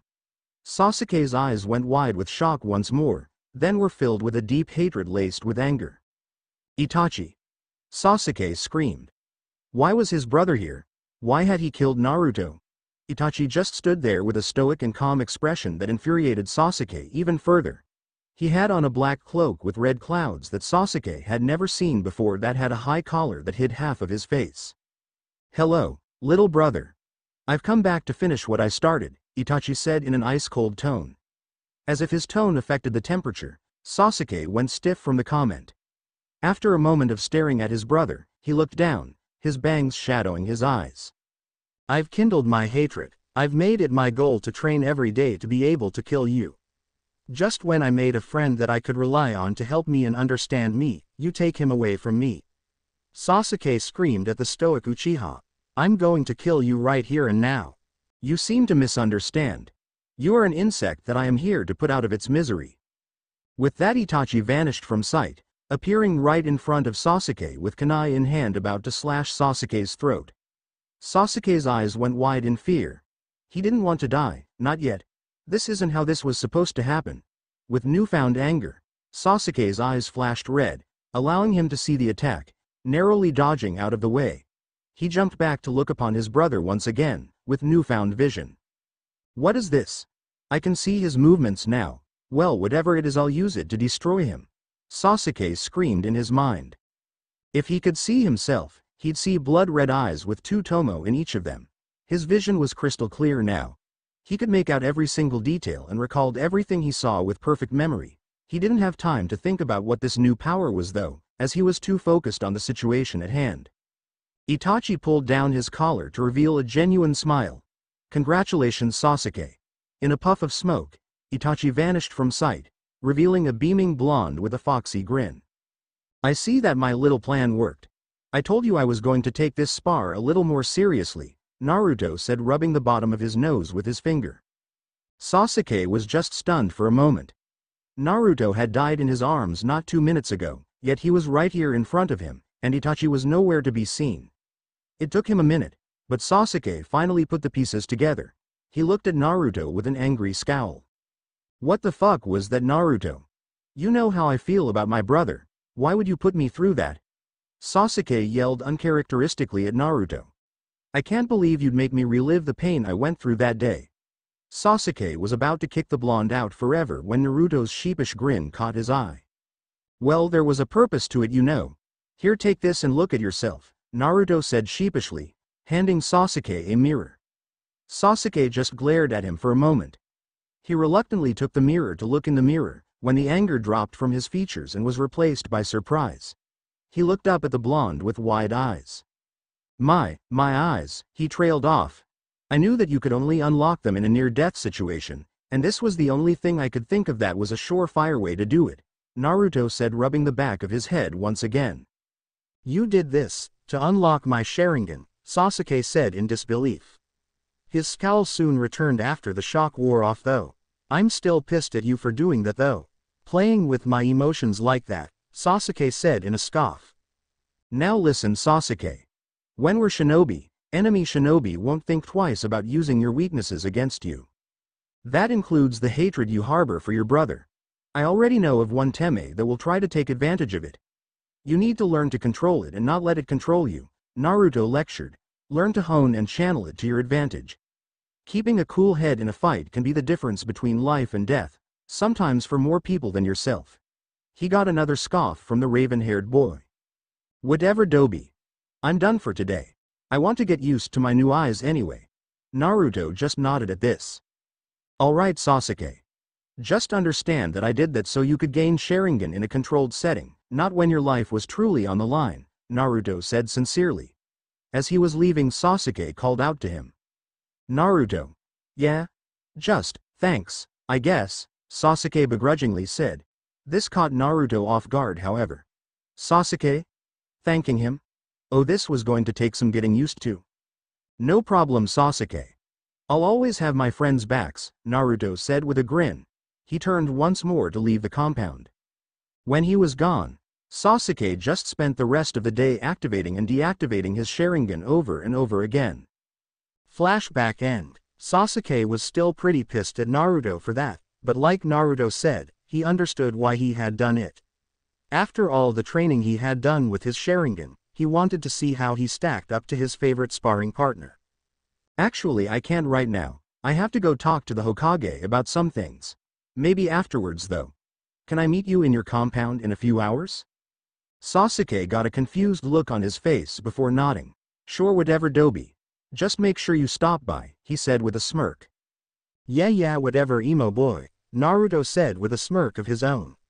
Naruto stood up and faced the indigo-haired girl on his left. I'll see you later, Hinata-chan. Maybe we can train together sometime, Naruto said with a grin. Hinata just blushed heavily at the attention she was receiving from her favorite blonde, that and the suffix he had used with her name. Why yeah, I'd like that, Naruto-kun, the girl squeaked out. Naruto couldn't help but grin at the cuteness he was witnessing. Anyway, I'll see y'all later. The old man wants to see me for something. Naruto left his two friends. Bye, Naruto-kun. Hinata squeaked once again. He had to smile at her comment as he walked out the door. The girl's cuteness was getting to be too much for him. On the other hand, he couldn't wait to just shunshin out of a room whenever he wanted. The look on other people's faces would be priceless. As the blonde left the classroom, a certain pink-haired girl was seething at her desk. She had just witnessed her academy crush interact with and make plans with the Naruto Baka. Another girl came up to her who had pale blonde hair, also noticing the interaction. Sakura, did just see what I saw? The blonde girl asked, just as furious. You bet I did, Ino. Why would Sasuke-kun even bother to hand out with that dead last Baka? Sakura spat out. He even invited Naruto to his clan compound. How unbelievable is that? We should try and go talk some sense into Sasuke-kun so he doesn't waste his precious time when he could be spending it with me, Ino said haughtily. Oh no, Ino pig, he should be spending time with me, not you or that Baka Naruto, Sakura said with a glare. But I do agree we should go talk some sense into Sasuke-kun. Aion nodded at this and the two girls made their way to Sasuke, who was on his way to leave the classroom. Sasuke-kun, both girls called out. Sasuke glanced in their direction and just rolled his eyes. He didn't want to have to deal with his insufferable fan club today. He just stopped to hear the two loud mouths talk so they wouldn't keep bothering him. Once the girls walked up to the raven-haired boy, the pink-haired girl was the first to speak. Sasuke-kun, why are you hanging out with that Baka Naruto? He'll do nothing but waste your time. You should spend some time with people that actually matter, like me. Sakura said with a blush while motioning to her body with her hands. Yeah, Sasuke, Naruto's the dead last of the class, so hanging out with the loser would be pointless, so you should spend some time with me instead, and not forehead over here, Ino said, motioning to the girl next to her with her thumb. Sasuke just sighed. Is that all? He asked in a bored tone. The girls looked at each other a bit unsure, and then back at the boy in front of them and nodded. Then I'll be going, Sasuke said coldly as he started to walk away. Both girls just got stars in their eyes and squealed. Sasuke-kun is so cool. They both squealed out in unison. Sasuke, while already on his way out of the building, could already feel the headache that the squealing was causing him. Okay Ino, I know we may be rivals of love, but I think we should team up to deal with this Naruto problem. We have to come up with a plan to put the Baka in his place and make Sasuke see him as the dead last he is, and so he can see me as possible. She paused before a deep blush came over her as she once again squeaked out, lovers. Ino even blushed at the mention of such a thing happening. Alright Sakura, a temporary truce until we can get rid of Naruto, Ino said with an evil smirk. They both knew they were going to betray one another in the end, but they didn't really care. After all, true love conquers all. Yeah, I can even get my mom to do something about it. She's an elder in the council and has quite a bit of pull. I'm sure if she found out the Baka is hanging around the last Uchiha, she'll do all that she can to oust the stupid blonde, Sakura informed Ino with a devious smirk. At that, both girls left the room with a very worried Hinata left behind. She had heard the whole conversation with both girls, seemingly not noticing she was sitting only a few feet from them. Hinata would have to warn Naruto-kun when she could. He already had a tough life because of the council. Her favorite blonde didn't need their wrath as well when he was still under their power. Hinata got up out of her seat to go find the boy in question, with a renewed determination in her eyes to protect her new friend. She had been content with just watching the blonde from afar, but when he had openly engaged in conversation with her, and made an effort to be friends with her, it was like a dream come true. She left the classroom only to have a certain boy reclining in his chair to open one of his closed eyes to watch after her. Geez. Troublesome blonde always getting into trouble. The boy closed his eye again, only to have an eraser hit him square on the head. The boy with a white mark now residing on his forehead lazily opened his eyes to see who his would-be attacker was.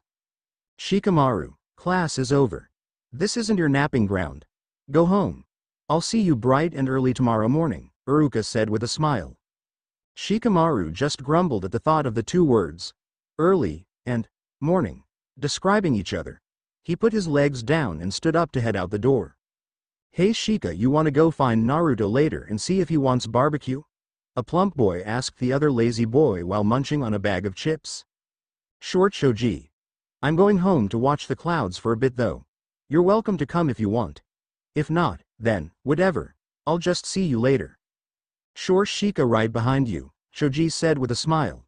The boys left, leaving only Iruka in the classroom. Man, I can already tell that Naruto is going to be all kinds of trouble this year. He sure doesn't act like what's sealed inside him though. Maybe all those rumors about him aren't true. Iruka trailed off in thought. Shaking his head clear of distractions, he sat at his desk to write out tomorrow's lesson plan. Hokage's office. Why oh why is there never an end? Never an end to this. Hiruzen yelled out, much to the amusement of the Anbu currently in the room. He was of course talking about his all-time nemesis, paperwork. So much paperwork. The grizzled old man sighed and leaned back in his chair to take a break from the never-ending cycle of paperwork. He was relieved when a knock came to his door, welcoming the distraction. Come in. After he said it, he put on a smile upon seeing a blonde-headed kid walk through the door. His expression then turned into a frown, remembering what the boy was probably here for. Hey Gigi. How goes the illustrious duties of the Hokage? Naruto asked with a knowing smirk. Hiruzen just sighed and signaled for his Anbu to leave the room. He then put the privacy seals up. Naruto just looked at him with a quizzical expression. I'm assuming you haven't come by just for a visit and are here to give me some answers to some questions I most certainly have, Hiruzen said, gazing at the boy in front of him. Naruto just took a seat in one of the two chairs in front of the Hokage's desk before answering. Well, when you put it that way, Naruto said with a chuckle, I can't do both.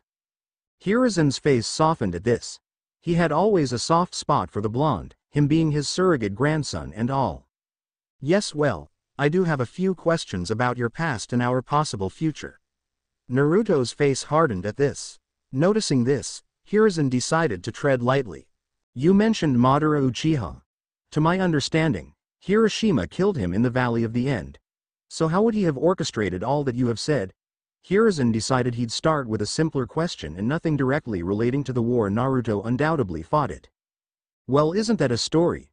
I was hard-pressed to believe it myself actually. I guess I'll start with that he didn't die like you said. He unlocked his Rinnegan in that instance, otherwise he would have. But even though his Dujutsu saved him, he was much too weak to do anything. Apparently he held himself up underground somewhere with this thing called Zetsu. Zetsu consists of a white half and a black half. The white half is composed of Hiroshima's cells, powered by the Gedo statue, aka the Jubi's former shell. The black is the one that initially came to Madara with the plan to end the world as it were.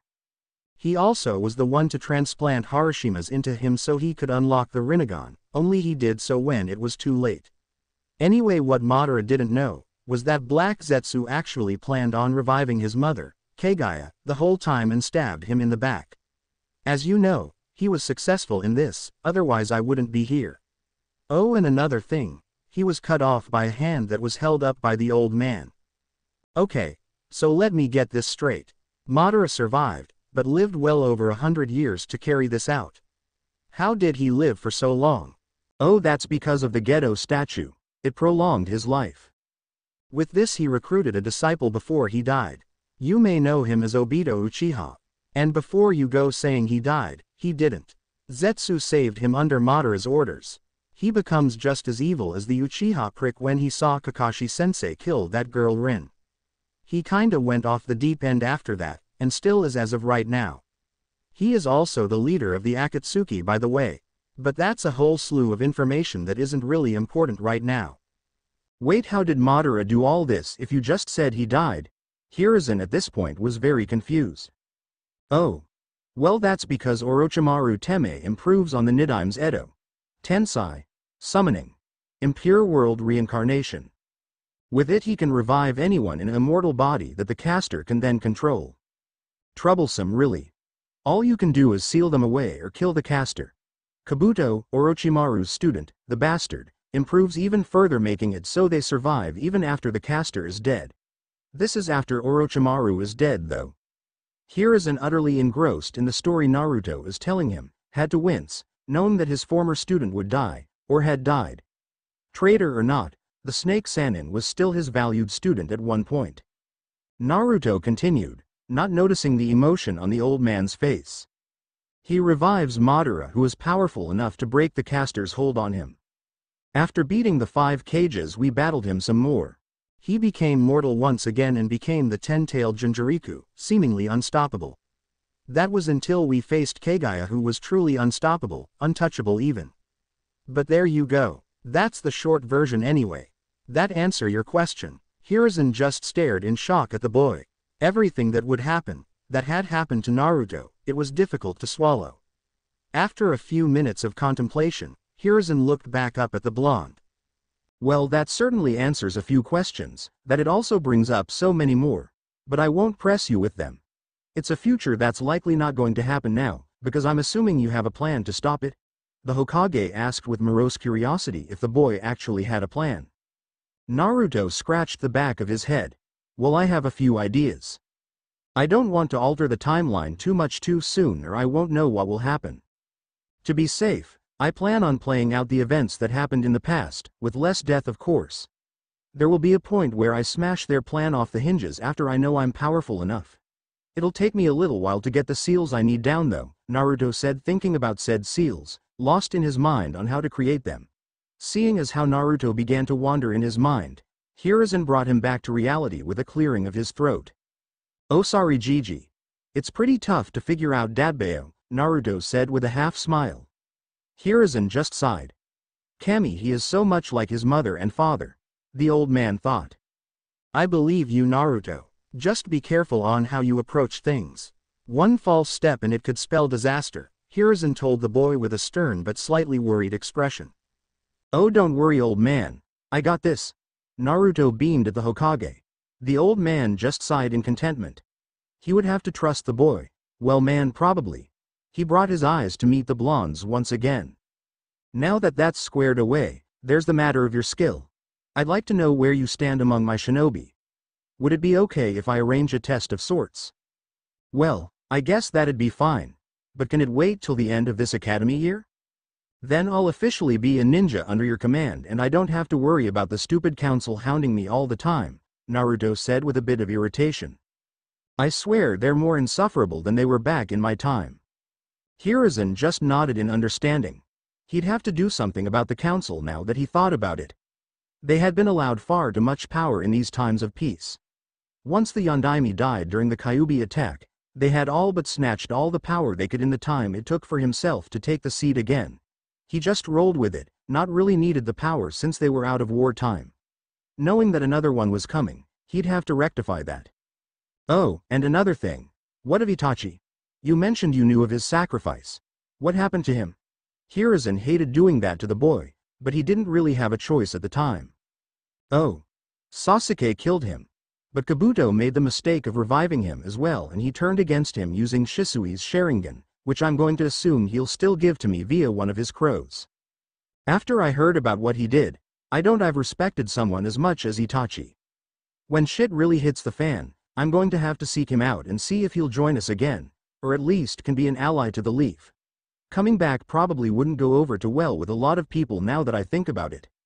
Yes, you're quite correct. An ally, however, isn't so far out of the question. We'll see what happens, Hiruzen says with a ghost of a shrug. Naruto did catch the action though. He quietly snickered to himself at seeing the old man do something so un-Hokage-like. Anyways, is that all you need me for? Naruto asked, standing up. Yes, I suppose that will do for now. Actually, hold on, as I recall you said Kakashi was your sensei. Hiruzen asked with an expected look. Naruto just shrugged before answering.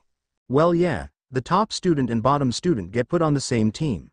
The top one being an Uchiha.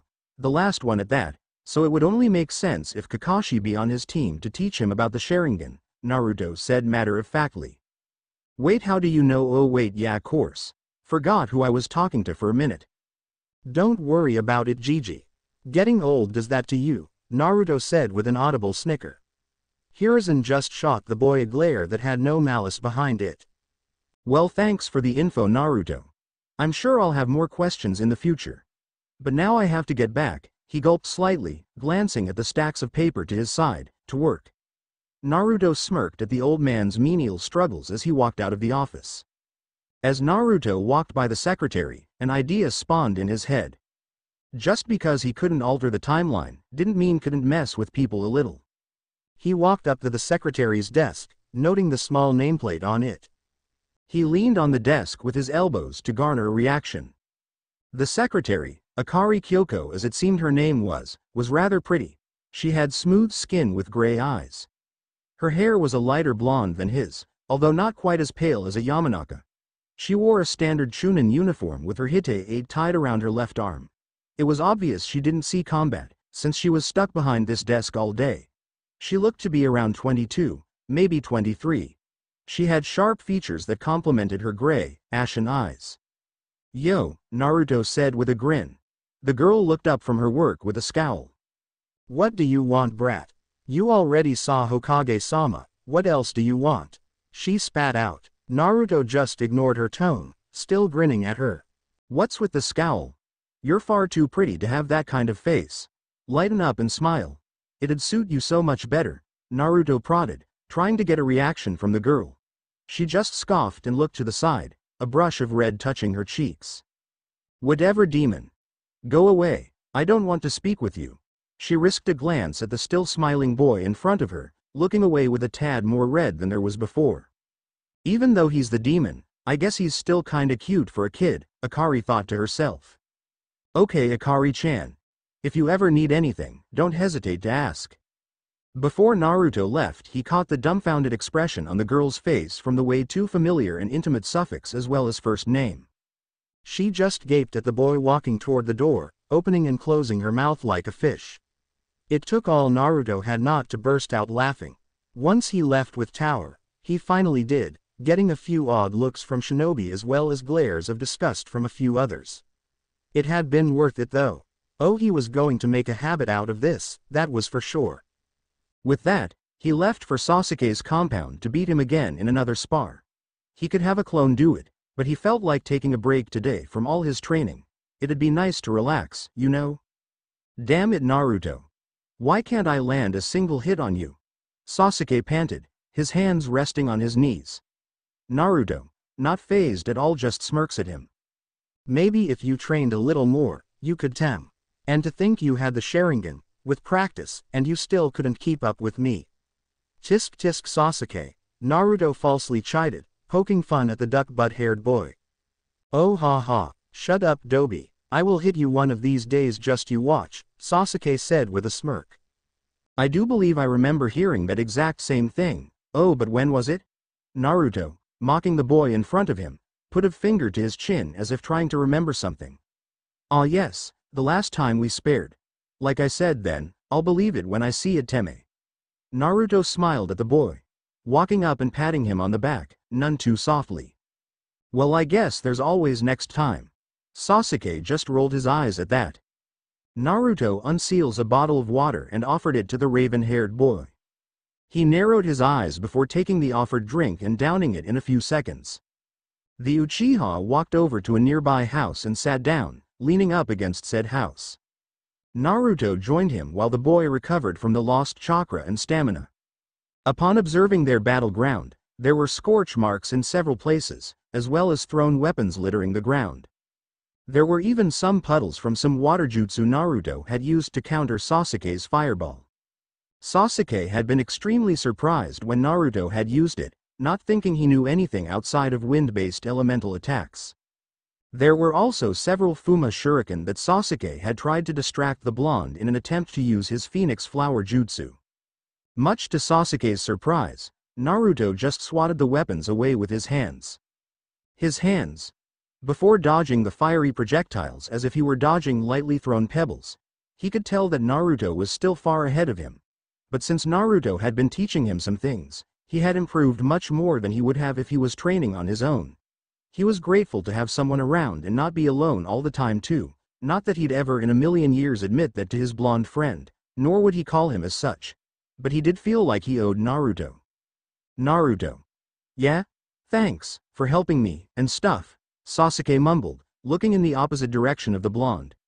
Naruto was just in shock. Sasuke? Thanking him. Who was this? Where had the arrogance gone that Sasuke was known for? Naruto couldn't remember once the Uchiha thanked him in his previous timeline, and here he was doing it this early. Naruto had to shake his head from his shock so he could respond to the growing awkwardness. Yeah, no problem. We're friends after all, aren't we? Naruto said sheepishly, rubbing the back of his head. HN. Is all that Naruto got in response. Well, anyway, I'm going to head out and run a few errands. I'll see ya around Teme, Naruto said, standing up. Whatever, Dobi. As the blonde walked away, the briefest and smallest of smiles came upon Sasuke's face, if only for a moment. Training Ground 44. Forest of Death. Hold still, would you? I can't very well look at this thing with you squirming around like that, Naruto said, a little irritated. I can't help it, I'm ticklish, Anko yelled at the blonde with a bit of pink on her cheeks. Naruto had been studying the seal on Anko once again to try to find out more about it so he could get rid of it. It had been a slow-going process, but he had been making progress. Anko could never get used to the way Naruto had to touch her neck and back to examine the markings that extended from the curse mark. Kami, if she just hadn't been so damn ticklish. Naruto by this point had discovered that there were 3 different parts to the seal. One was to hold the chakra that boosted the user's abilities, one was to inflict the pain, and the last was to hold some sort of life force as the thing that deteriorated the mind into a husk that just followed orders. The latter could only be carried out if the user actively used the power, it seemed, as Naruto had to discover anything that the curse mark had affected. Naruto assumed that Orochimaru had sealed a part of his soul into the mark, and he wouldn't put it past the snake to do it either. It would explain how the seal's influence made it so you followed Orochimaru's orders. When Naruto first thought about this, He had to shudder at the kind of experiments the snake had to perform on not only himself, but on other helpless victims. Oh, he couldn't wait to destroy the snake in the Chunin exams. Back to the task at hand, even though he had discovered what the seal consisted of, removing it was something else entirely. He had a few ideas, but he'd have to experiment with the impure chakra that stemmed from the mark. He warned Anko that he'd have to take the experimental route, striking a bit of fear in her eyes at the thought of being experimented on again, only to have Naruto hug her, assuring her that he wouldn't harm her in any way, and do everything he could to keep her out of harm's way. Remembering back on it, he was pleased to see that her face was flushed in red. Pushing the pleasant memory aside, he focused on the task at hand. Okay, Anko, I'm going to need you to give in to the power of the seal, but only briefly. I need to see the full seal array so I know the counter seal won't be written wrong. She reluctantly nodded, and tried her best to conjure up the hatred that fueled the loathsome mark. Black marking began to spread across her skin as the seal array fully extended, revealing everything to Naruto. Since this was one of the early curse marks, the seal array wasn't hidden like it was when Sasuke had it. Anko had to bite her lip from the pain, causing her to bleed a little. She also struggled to keep the power at bay, as to not take her mind over. I'm sorry Anko, just a little longer, Naruto said with concern in his voice. He was trying his best to write down all of the seal he could see so he could study it without having to Anko through this again. After a few minutes, he was done. Okay Anko, I'm done. You can stop now, the blonde said with sadness in his voice. He hated doing this to his now close friend, but it was the only way he could think of to help her. Arrrghh. I can't, Anko screamed out. Getting worried now, Naruto pulled out a new sheet of sealing paper and began writing out kanji. In less than a minute of Anko's suffering, Naruto slapped his completed seal on top of the curse mark after prying Anko's hand of it, suppressing the tainted chakra. The pain leaving her, she just panted from the experience, exhausted from having the chakra forcefully sealed away. Naruto just sighed in relief. Let's not, ever, do that, again, Anko wheezed out between pants. Naruto nodded and rubbed the purple-haired girl's back. He suddenly started blushing, though noticing that she was only in a black lacy bra, leaving hardly anything to the imagination. He looked away before grabbing her trench coat and wrapping it around her shoulders. Oh, so now you want to preserve my modesty, she said with a seductive smirk, albeit an extremely tired one. Oh, whatever, is all Naruto could come up with as a retort. Anyways, I have all I need from you now as far as the seal goes. I'll let you know if I come up with a counter seal, Naruto said, still slightly blushing with a small pout. Sure thing Gaki. Maybe not today, but when I come back next week, I'll be kicking your ass again, she said with a sadistic smirk. When was the first time? Naruto shot back, as I recall you haven't won a single spar against me. Shut the fuck up Gaki, I'll get you next time, just watch, Anko said, still a little out of breath. Oh, I'm sure, Naruto said sarcastically. You down for some dango? I kind of owe you for what I just put you through, Naruto said sheepishly. Damn right you do. I'm little too weak to walk right now, so carry me. It's the least you can do, right? Puppy dog eyes no jutsu. When did she learn that? Despite the triumphant smirk that came afterward, Naruto couldn't resist the adorable face she had thrown at him. Fine. Just put a shirt on first, will you? Naruto asked with a blush. Anko just grinned evilly. Oh, I'm afraid I can't, I'm still too weak, you see. Can you do it for me? Anko asked the boy with false pleading eyes with a finger at the corner of her mouth. Damn her and tricks, Naruto thought.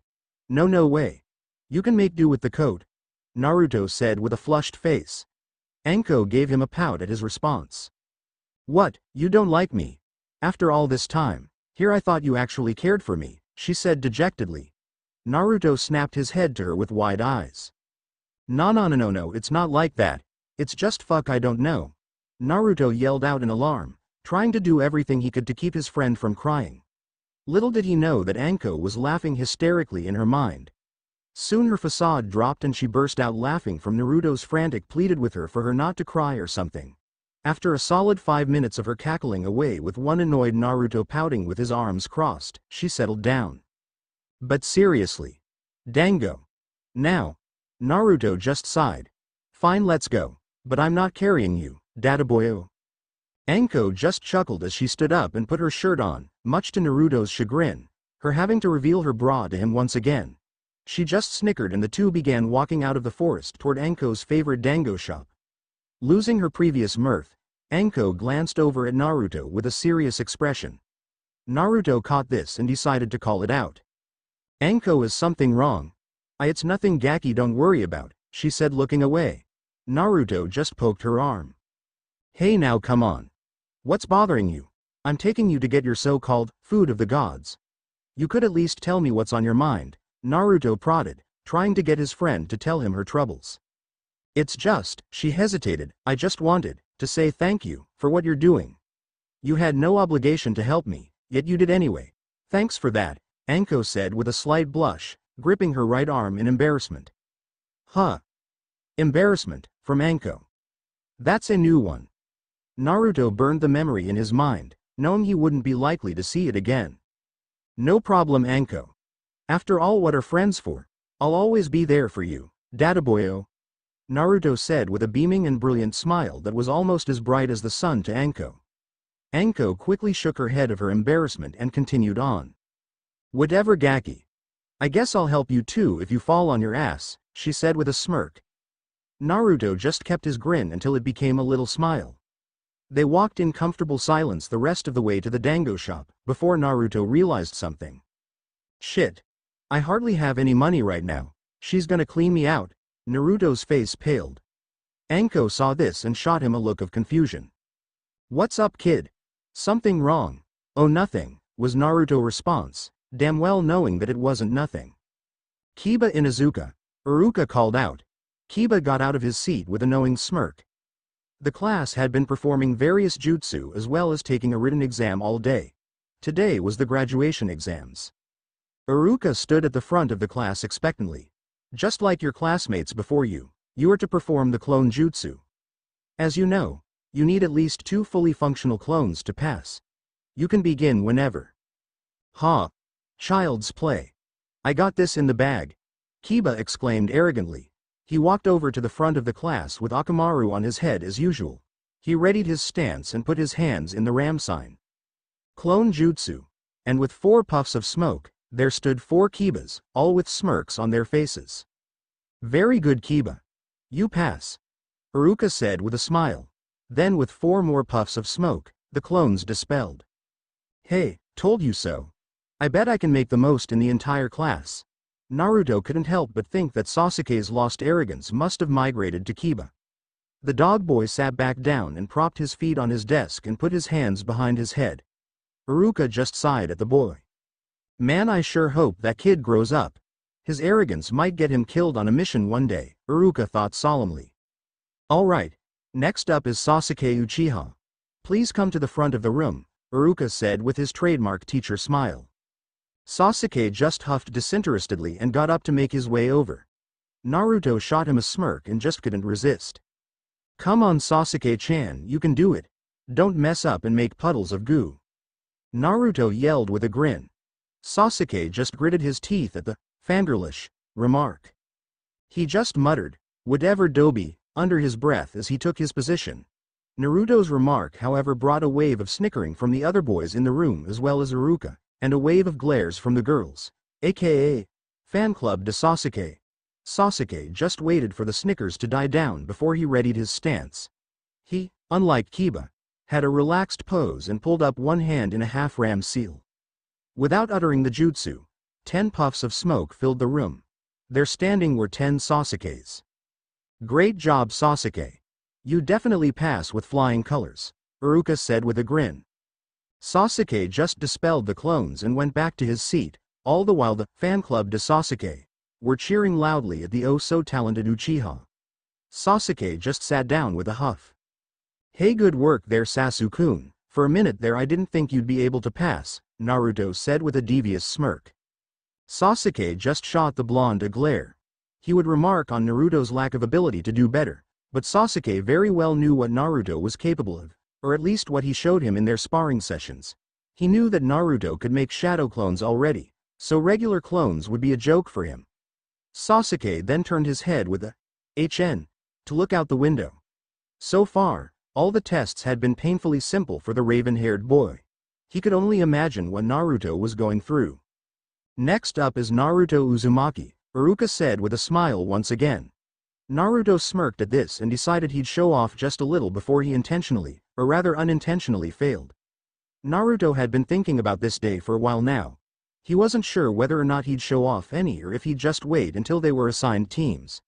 He decided against it for the most part, but this being the last test that he knew he was going to fail, the blonde changed his mind. "Alright, sensei," Naruto said exasperatedly while waving his hand in front of his face. "Do your best, Naruto," Hinata said almost inaudibly. Naruto caught it however and smiled. "Thanks, Hinata-chan." With that, Hinata's face grew bright red and snapped her head down to stare at her lap. Then, before anyone could blink or even think, Naruto was just gone from his seat. Iruka was confused at first, then widened his eyes in realization. He seemed to be the only one that caught on too, because the rest of the class were either not paying attention, or were confused but not interested enough to care. "Let's get this over with, sensei." Iruka shot forward and turned 180 degrees to see a Naruto leaned back against the chalkboard with his arms behind his head with a bored expression. Iruka's sudden movement caught the rest of the class's attention and just added more confusion to the confusion that was already present. The only one that didn't really notice was Hinata, her being too wrapped in her thoughts about her not-so-secret crush. Mukuzi also noticed Iruka's movement, but had otherwise not been paying attention, his nose being in a few stacks of documents. Not paying it any mind, he returned to his papers until he noticed Blonde and Orange. Iruka quickly relaxed his battle stance and tried to wipe the look of shock off his face the best he could. Yes, please continue when you're ready," Iruka said a bit shakily. With that, Naruto walked to the position in front of the lectern. Our favorite purple-haired girl that was sitting in the seat next to Naruto's looked up out of her daze and then couldn't help but silently cheer on her object of affection. "At first I didn't know what happened, but now that I do I just can't believe it." Naruto just moved from his seat to directly behind me in a mere instant. Silently at that. I didn't even see him move. It's like he teleported or something. That kind of speed is absolutely unheard of by someone that young. Just what are you, Naruto? Have you been hiding your true potential from everyone? These were the racing thoughts of Iruka, having a mini freak-out in his head. "Alright, here I go," Naruto exclaimed. He squatted down and took the same stance Kiba did. After growling a bit in concentration, one puff of smoke appeared next to the blonde. After the smoke cleared, there was a very sickly-looking Naruto laying on the floor with its tongue unfurled and swirls for eyes. "Well, I guess that didn't as good as I thought it would," Naruto said with a chuckle, very well knowing that this would be the result. With the insane amount of chakra that he has, Naruto was surprised he even managed to get the clone to look like this. He was slightly worried that it might have exploded or something. With that thought, he suddenly got an idea for his shadow clones, but filed it away for later. There was silence in the classroom for a few seconds, until the entire class, minus a few, started bursting out laughing at the failed attempt at one of the simplest jutsu. Naruto just chuckled sheepishly, scratching the back of his head. Iruka, seeing all of this, just couldn't make sense of it. Here was a boy that just demonstrated Jonin-level speed, if not greater, moments ago, and yet he couldn't produce a single clone. After a bout of fast-paced contemplation, Iruka calmed down and just decided that the speed he witnessed, or rather didn't witness, was either a fluke or just him simply not paying attention. Iruka took a deep breath and then started to try to get the class to quiet down. Sasuke was up in his seat in disbelief. He knew Naruto was capable of making sealess shadow clones, yet he couldn't make a single clone. He was just as confused as Iruka had been. "Wow, Naruto. Nice clone you got there. If I ever need a footrest I know who to ask," Kiba exclaimed while holding his sides from laughing. "Yeah, I guess I'm just not cut out for being a shinobi," Naruto said sarcastically, chuckling at the comment. His sarcasm went unnoticed however amongst the noise. After a few minutes Iruka had had enough, and then used his big head no jutsu, so screamed to get all of his students to shut up. After this, Iruka just sighed. "Okay Naruto, I'm sorry but you fail for the third time. Better luck next year," Iruka said dejectedly. He was really hoping that Naruto would graduate this year with the friends he had made in his class. But there was nothing he could do unfortunately. Naruto sighed in defeat, and headed for his seat. He plopped down with mock sadness, which Sasuke picked up on. Hinata, not knowing what Sasuke did about Naruto's abilities, had a worried expression on her face. It's okay, Naruto-kun. Maybe you'll do so well in the other areas that they'll let you graduate, Hinata said softly, cautiously looking up at her favorite blonde. Don't worry about it, Hinata-chan. I'll be a shinobi this time next week, just you watch, Naruto whispered confidently. Hinata looked back down at her lap with a smile. That's Naruto for you. He never gives up no matter what, Hinata thought fondly. As Iruka continued reading off names for students to perform the jutsu, Sasuke decided to find out what was up with his blonde rival. Sasuke leaned over to Naruto to whisper. Hey Dobi, what's going on? I know you'd be able to pass this idiotic test. Why did you fail it on purpose? Naruto just chuckled. Believe or not, Sasuke, it wasn't on purpose. I have so much chakra that making clones is nigh impossible for me. They require so little chakra that producing even 20 functioning ones would be like taking a grain of sand out of the desert of Suna. That's why I can do shadow clones, remember. They require so much chakra normally that it's more or less my equivalent as far as chakra reserves go, Naruto explained, being sure to keep his voice down so that only Sasuke could hear him. Sasuke nodded in understanding at this, but was still confused about something else. You could have made shadow clones then and everyone would have been none the wiser. Why did you want to fail? I'll tell you later. I do have my reasons though. Don't worry, I'll be a certified shinobi by the end of the week, Naruto whispered with a smile. Sasuke smirked at this, trusting the blonde's judgment. Whatever, Dobi. Just make sure you do. I'll look bad if you don't end up a shinobi, with me training with you all the time, Sasuke said with a smirk. Yeah. Don't you worry that pretty little emo head of yours. Sasuke closed his eyes with a huff at the comment and waited for the rest of the students to finish. Alright, that's everyone. Great work this year, everyone. I'm very proud of all of you and all of your improvements you've made. Congratulations to those who passed, and good luck next year for those who didn't, Iruka said with his teacher smile. You will get the test results by mail in a few days with instructions on what to do from then. Besides you, Naruto, you're all dismissed. Catch ya later, Dobi. Come by and train with me sometime this week. Alright then, Yane. Witnessing this exchange, Sakura and Ino just glared at the blonde as they exited the classroom. Bye Naruto-kun. I hope things turn out well for you, Hinata said before leaving. Thanks, Hinata. I'm sure everything will, Naruto said with a reassuring smile. Hinata blushed at his visage as she went to go back to her compound. Nice one there, Naruto. I knew you'd fail again this year. You were dead last after, Hiba remarked with a laugh as he walked by the blonde. Naruto smirked and thought, just you wait, dog breath. With that, the classroom steadily began to empty until only Naruto, Iruka, and Mizuki remained, with the latter at his desk looking over documents and tests. Once the last student left, Naruto got up to walk over to Iruka's desk where his sensei had taken a seat. You wanted to see me, Iruka-sensei? Yes, I just wanted to double-check something. When you went to demonstrate the clone jutsu, how'd you get behind me so fast? Iruka asked with curiosity. He already wrote it off, but he had to make sure. I don't know, sensei. Maybe you just weren't paying attention, Naruto responded disinterestedly. Is that all? Well, yes, I suppose. I'll see you back here in a month after break's over then, Iruka said with a smile. I don't know, sensei. I just might not be here, Naruto said with a knowing smirk as he walked out of the classroom. Well, what does that mean? Iruka asked himself, but just shrugged it off to start grading the tests that the students had taken that day. Mizuki, on the other hand, had been plotting something ever since Naruto failed the clone test. Yes, that'll do nicely. I'll trick him to getting the scroll of sealing for me. He's so pathetic and stupid. That demon brat is sure to fall for it, Mizuki though deviously with a grin matching his thoughts. No longer attending to his assistant sensei duties, he began working out the logistics of his escape plan. Man, I wonder what reward Lord Orochimaru will give me when he gets a hold of the scroll of sealing. Just the thought of it is making Get all fired up, he thought. Naruto landed silently on the roof of a nearby building to wait for Mizuki and his so-called offer. He summoned his event journal to see when the TEM would be coming.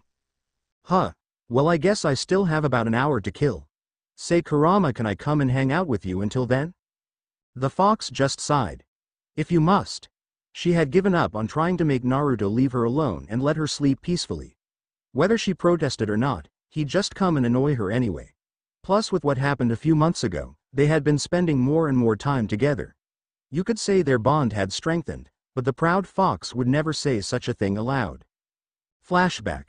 4 months ago, Forest of Death, Naruto's training ground. Hey, thanks for doing this, Anko, I really appreciate it, Naruto said with a smile. No prob, Gaki. It's the least I can do since you're trying so hard to get this fuck mark off me, Anko said with her trademark grin. Anyway, could you explain what you're doing again and why you need my help, with maybe a little more detail? Yeah, sure thing. It's a precaution more than anything. I'm going to attempt to release the seal that binds the Kyuubi's chakra within me, as I said before. Typically you need a certain key to do this, which just happens to be currently at MT Miyoboku, the land of the Toad Sages.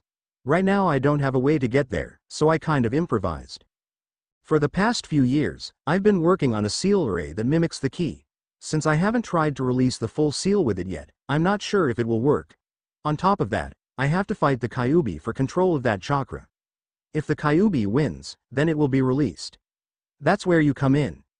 If you see me start showing signs of releasing the Kyuubi, I want you to put these 3 seals on me and activate them as fast as you can. You get me so far? Yeah, I'm with you. Side note though, this is still fucking crazy. Anyway, continue. Alright. This first seal completely shuts down both the Kyuubi's chakra network, as well as mine, which in turn will rip me out of my mindscape. This has to be first. The second seal here keeps me artificially alive until I can regain consciousness or my chakra network begins working again.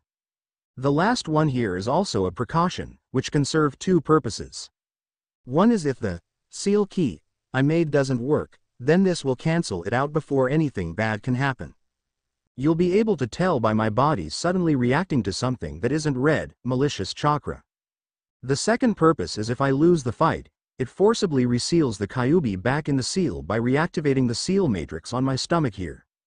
The actual key for this seal can't reseal the Kyuubi, but this acts as a seal reversal. Hopefully it doesn't come to that, because forcibly reverse sealing an 8 tetragram seal that isn't meant to go backwards could potentially ruin my body. That one was a lot more theoretical, so I'm not sure what the outcome will be besides the desired purpose. That's it as far as the seals go and why I asked you to help. I also want you to make sure the barrier seals I put up around this place hold. I'm pretty sure they will, but it's once again just a precaution. Is that enough detail? Because I could go into the intricacies of the complex sealing matrices and how they function. No, Anko stated firmly. Her head was already spinning from the influx of information she was receiving. She was by no means unintelligent, but this fuinjutsu went way over her head no matter how simple. Anyway, so I put these 3 seals on the seal on your stomach if I think the Kyuubi is about to escape, and this third one if your key thing doesn't work. That about cover it? Yeah, more or less. Anko swatted the back of the blonde's head. Then you should have just told me that. I don't give 2 shits about what they do as long as they work. Geez. Sometimes you're too smart for your own good, Anko said with crossed arms and an annoyed expression. Naruto had explained what he was going to do when he first asked her for help.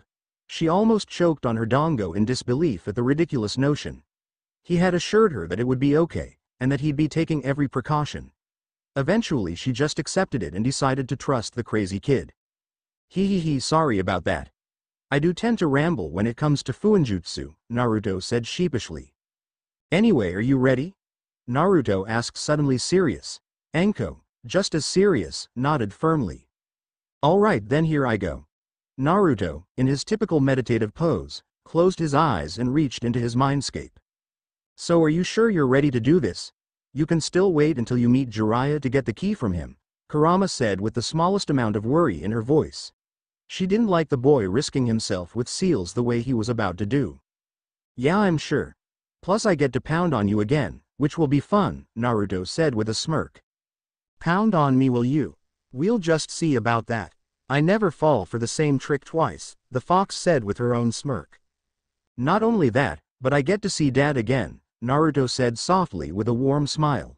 Kurama just smiled at her vessel fondly. Man, cuss, won't he be in for a surprise, Naruto chuckled, But anyway, time to see if my hard work paid off, the blonde said with a determined gleam in his eye. Kurama watched the boy walk up to the iron bars and then float up to the seal. Well, first there's this. And with that, he ripped off the paper that had the kanji for seal on it. Almost immediately afterward, Naruto felt a gentle hand on his shoulder. With a warm smile, Naruto almost couldn't contain his emotions. I've been looking forward to seeing you, Dad, ever since I came back, Naruto said with a lone tear streaming down his right cheek. You and me both, son. Naruto turned around to face his deceased father, with another tear going down his left cheek. Hey, I bet you're wondering how I know you're my dad and why I'm unsealing Kurama, Naruto said, wiping away his tears with his sleeve. Actually, not at all, Minato said with a smile. I've been watching you this whole time. Since my chakra was stored within you, I was able to see the memories you've been making.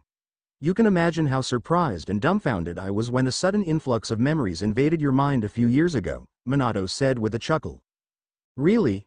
That makes things a lot easier then, Naruto said with a relieved sigh. By the way, I like what you've done to the place. Grassy fields over a bright sun. I wouldn't think our lovely fox over here would like such a setting, Minato said, smiling once again. Kurama, who had begun to doze off while the pair talked, half opened her eye and gave a slight growl. Naruto just chuckles at her antics. Well, since we don't have to go over what we had to the last time, and now that our circumstances are quite a bit better than last time, can we just talk about your life since you know all about mine? Like some stuff about Mom, Naruto said excitedly. Minato once again chuckled at his son. Yeah, sure thing. I think I have a few hours in here compared to the few minutes last time. Now where should I start? Over the next few hours, the two blondes talked about Minato's life, what had happened before Naruto's mind came back in time, times Minato spent with Kushina, and adventures that Minato had as a shinobi early on in his life. Both were now just looking up at the artificial clouds with content smiles on their faces. Well, Naruto, I'm so happy that we got to do this, and I'm so proud of who you've become, as well as what you've accomplished. Kami, like making a reverse 8 tetragram sealing technique, that's just insanity. I would have never thought it possible. Hey, but leave it to the son of an Uzumaki. Yeah, thanks for this, Dad. I think out of all the memories I've had in this life and previous, this is one of the best ones I've had. I'm glad, Naruto. With that, Minato began to light up and flake away. Both of them then stood up. I don't have much time left. One last thing that you already know though, I will always love you, Naruto, and I'm so proud of you, Minato said with a radiant smile. Yeah, I love you too, Dad, Naruto said with tears in his eyes, before embracing his father as a last goodbye. Soon after, the last of Minato's chakra body flaked away, leaving one very sad, happy, as well as content Naruto. You know, Kurama, you could have joined in if you wanted to. I'm sure you could have said something on some of the stuff we talked about, Naruto said, turning back to the iron bars where the red ball of fur was laying. I thought I'd let you have that moment. It was important to you after all, the fox said, stretching out. Yeah, but you're important to me too. I couldn't imagine having any more memories without you, Naruto said with his own radiant smile that was brighter than the artificial sun to the fox. Taken aback by the comment and not knowing how to handle it, the fox turned to lay down in the opposite direction. Anyway, unlock this thing and go see Kushina already, the fox said irritably, not irritably because of what Naruto said, but irritably because of her lack of knowledge on how to respond to what the blonde had just said. Sounds good to me. With that, Naruto activated the seal matrix on his hand, it traveling up his arm and extending to his chest. He once again floated up to the round seal, put his hand on it, and twisted it to the right. Suddenly, the iron bars dropped and phased through the ground. Hey, it worked. Cool, Naruto said with a bit of relief. He was confident in his Fuinjutsu abilities, but with such an obscure art as it is, it always paid to be careful. Naruto? Naruto froze as the melodic-sounding voice called his name out from behind him. Tears again started to form at the edges of Naruto's eyes. He turned around to see his beautiful mother standing there with a warm smile on her face. Mom. Mom. Unlike with his father, Naruto couldn't hold back the tears from flowing down his face. Standing there for a moment, he dashed over to his mother and embraced her in a tight hug, one that she quickly returned. Hey there, Soki, Kushina said with such a warm voice so filled with love that Naruto's heart wrenched inside his chest. I missed you so much, Naruto sobbed into his mother's shoulder. As much as I love hearing you say that, Soki, I don't remember meeting you after I was taken from you when you were a baby. Kushina was very confused when she was brought out of the seal. For starters, the huge fox that was being kept in the seal was laying down peacefully, lazily watching the scene unfold in front of her, not fighting to get out of her container whatsoever. Not only that, but they were in the middle of a grassy plain with the sun shining brightly over them with a few drifting clouds. But the thing that confused her most was what her son had just said to her. Naruto stepped back from the tight hug with a content smile on his face.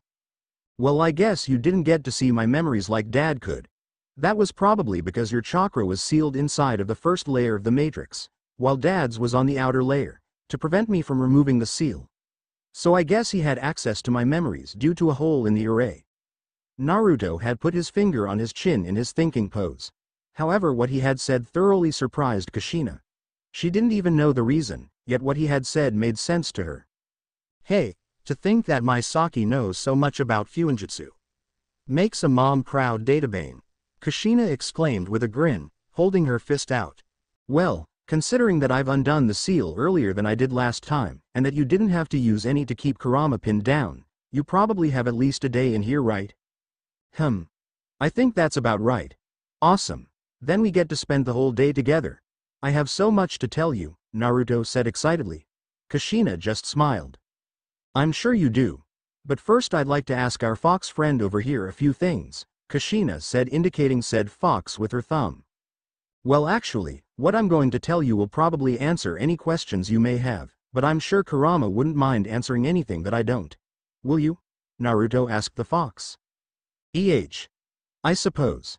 But ask them at the end so you're not bothering me the whole time, Kurama said, closing her eyes to go to sleep. Naruto chuckled at her antics, then sat down on the soft grass. Kushina soon joined him. Naruto looked at his mom as she sat down with him. Your hair's as beautiful as ever, Dadaboyo, Naruto said with a smile. Kushina gave a small blush at her son's words. Only one other person has complimented my hair. Dad, I know. But he sure is right, Naruto said with a smile. Well, where to start? I guess I could start towards the beginning of my first life.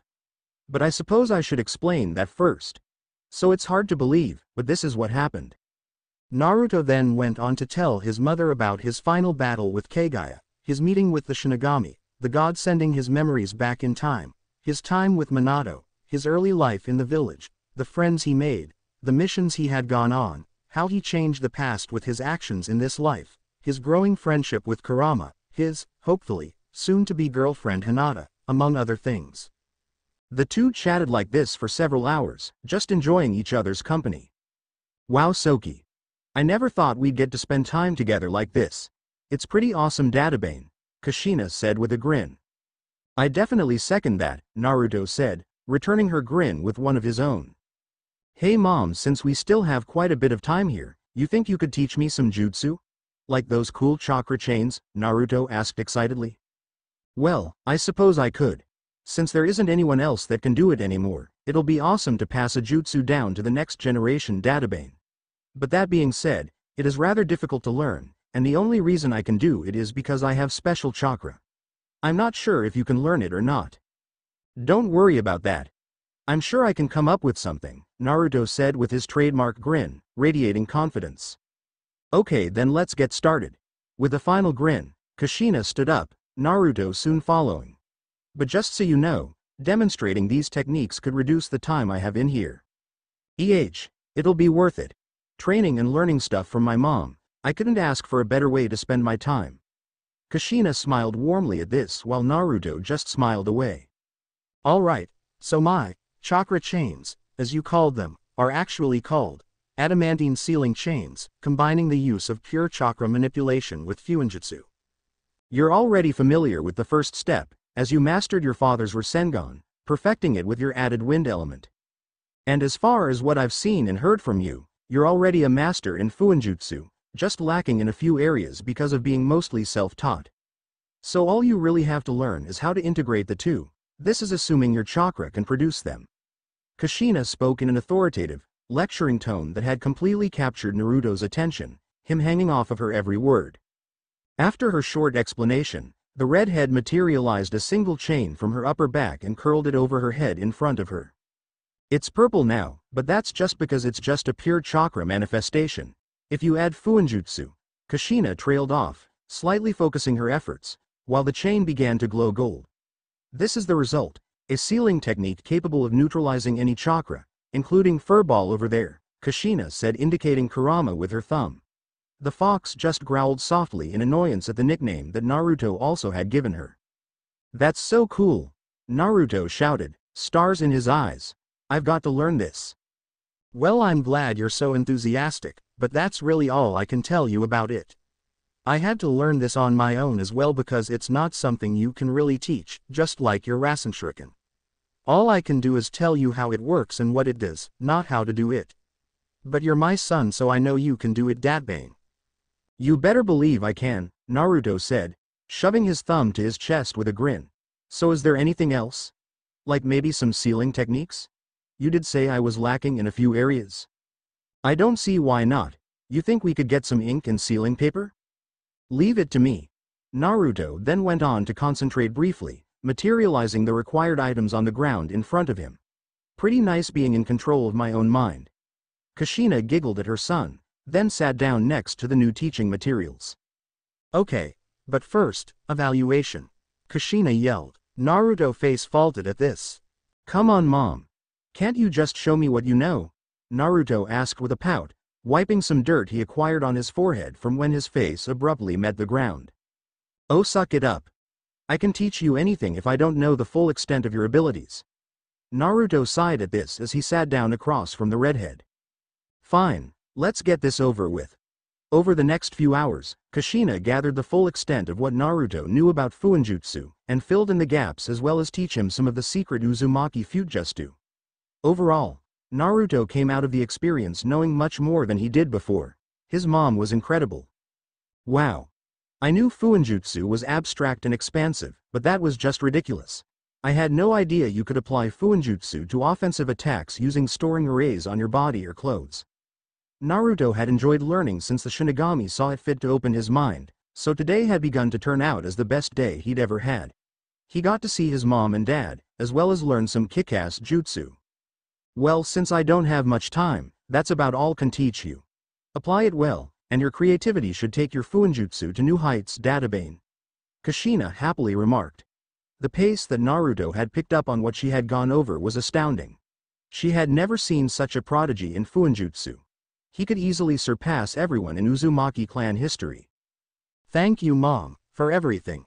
Not just for this time we've spent together, but for what you did for me when I was born, as well as being the best mom I could ask for.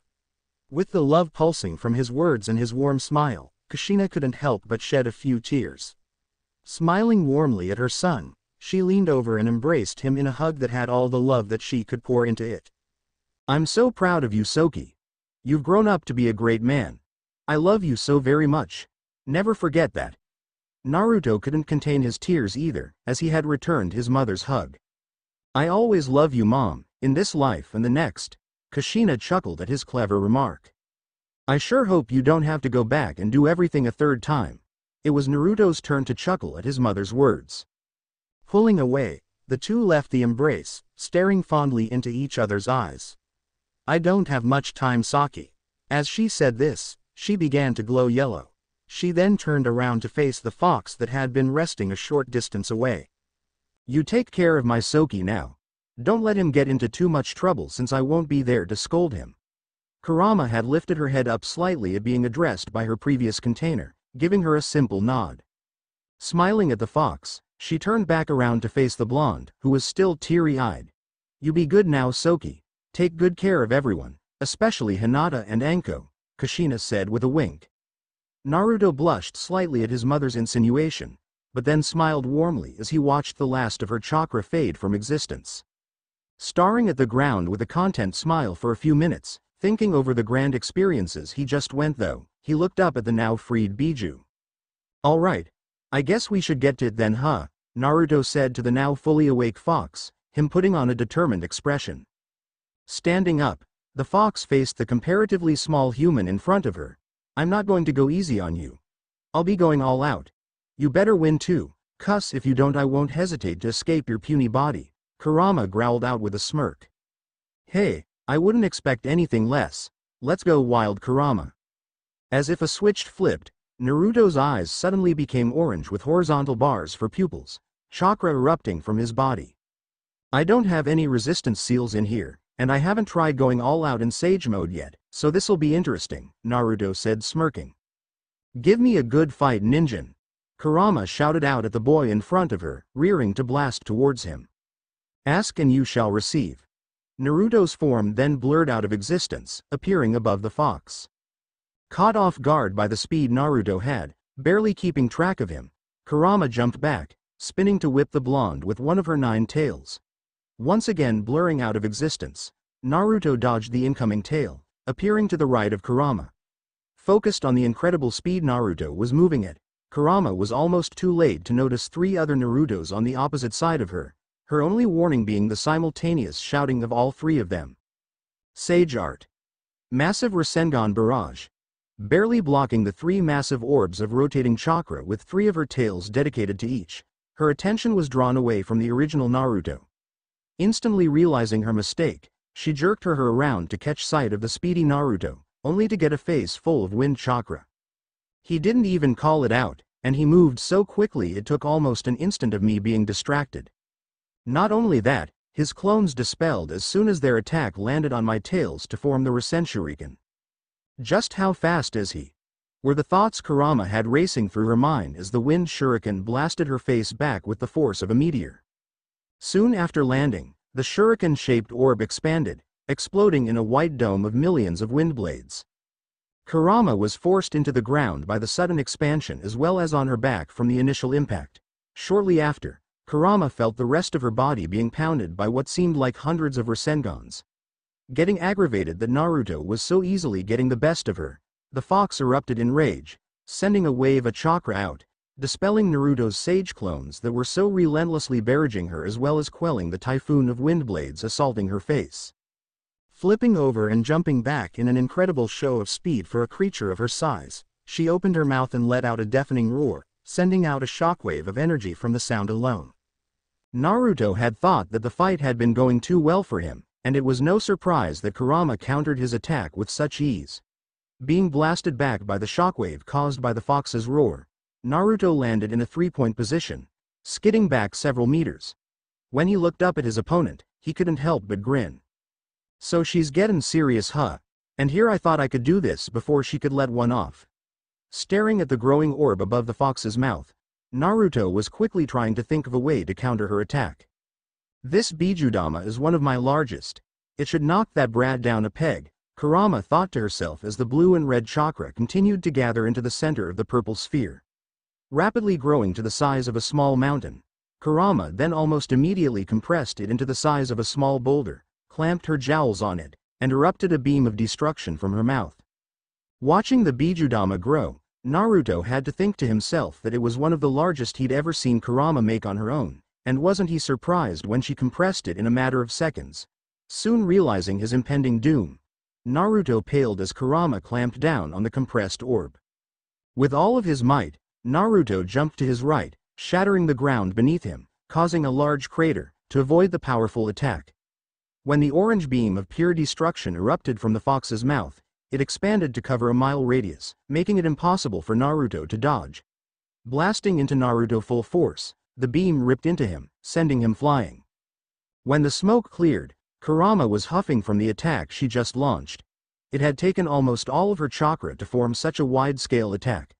Looking at the carnage she had caused, she could see nothing but a huge rounded crater expanding mile in either directions and as far as her eye could see. May have overdid it a little. There's no way he's still conscious from that. Now where is he? Since he lost, I might as well take his chakra and escape. At that thought, Kurama's mind suddenly halted. Wait, that would kill him. With Madara still about, I suppose that'd be a bad idea. But what is this other feeling? Like something inside me twisting in pain at the thought of this ninja dying. Why am I feeling this way? What is this? Distracted by her newfound emotions, Kurama suddenly felt her chakra being ripped away from her from one of her tails.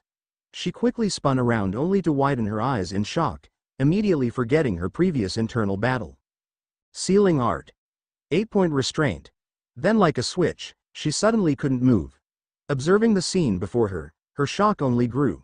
There stood 9 Narutos in a half circle, 8 of them with their hands on the ground holding the sealing formation, and one in the center pulling out her chakra. What did you think you got me in that attack?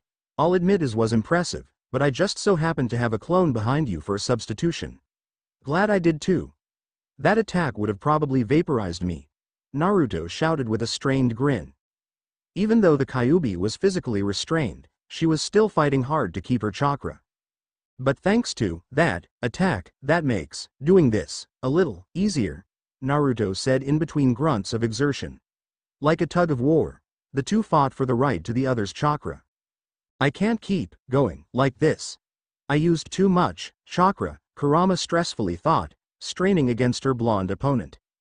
Sweat was pouring down all of the clones' faces that were trying their damnedest to hold up the restraint seal.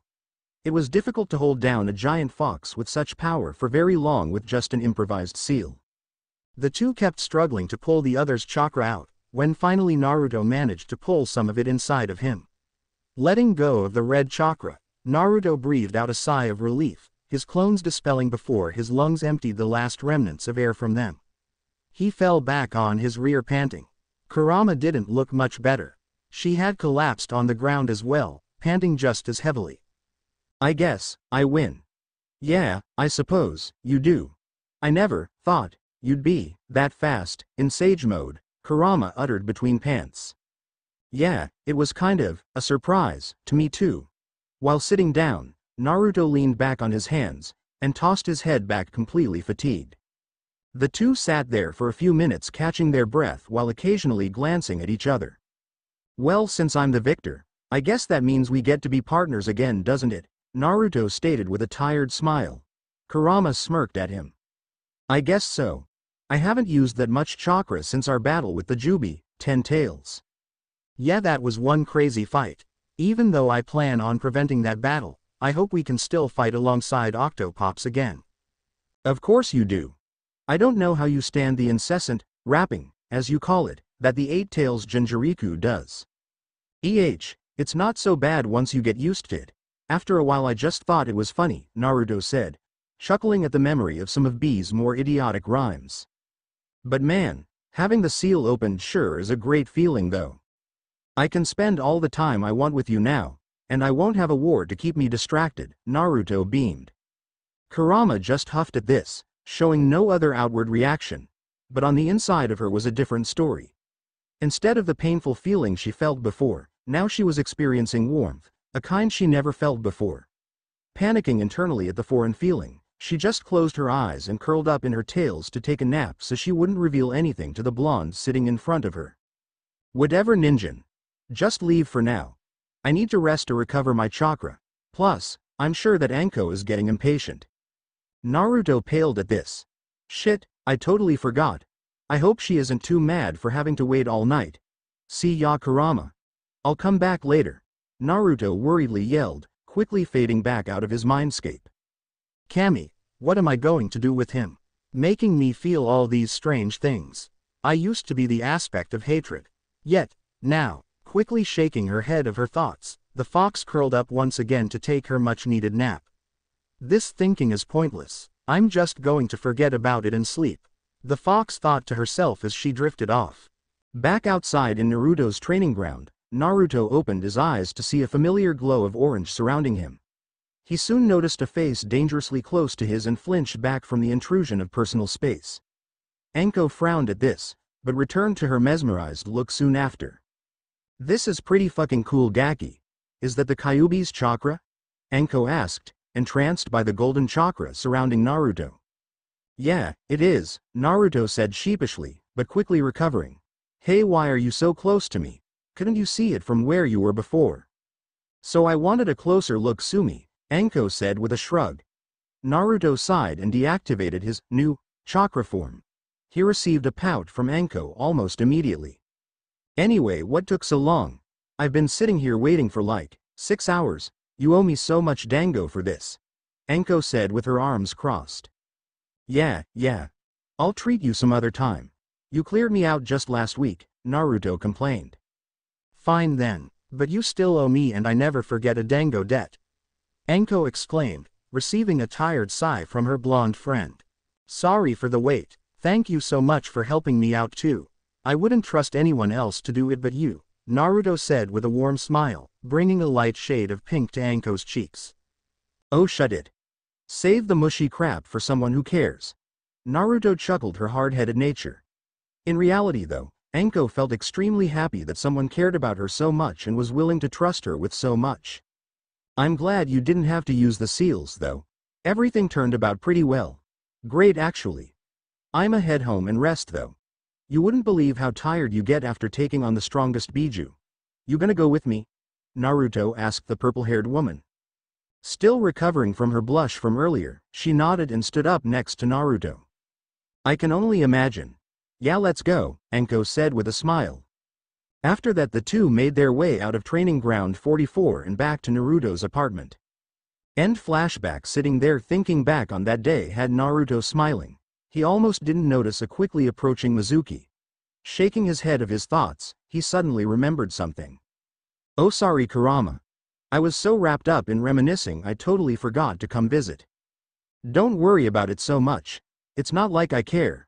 I got to get another hour of sleep in without you pestering me.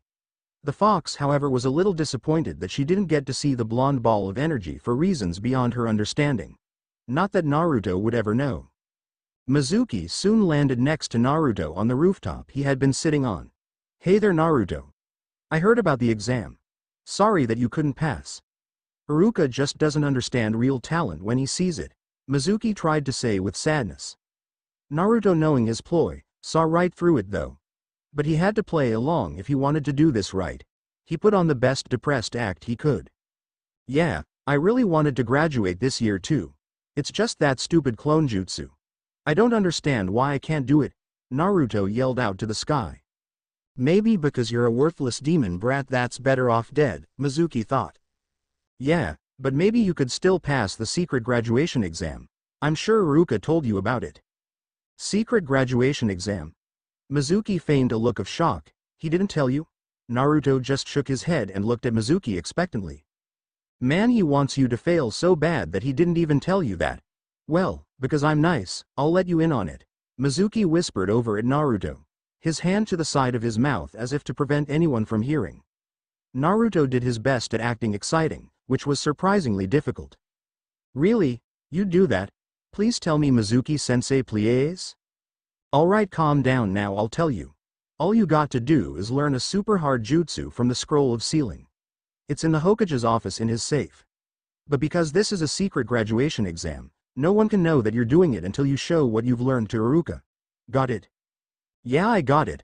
I learn all the jutsu that Scroll of Whatever has. Believe it, Naruto inwardly cringed at his childish outburst. Did he really sound like that back when he was a kid? Good. Once you get it, the secret training location is just outside Kahona in the Northwest Forest. I'll place a marker for you so you know you're in the right place, Mizuki said with a fake smile. Awesome, I can't wait. I'm going to graduate, Naruto sing-songed. Well then I'll leave you to it then. See ya later, Naruto. Mizuki then jumped down from the rooftop and made his way to make the necessary preparations. I can't believe that idiot bought that. Man, that was so much easier than I thought.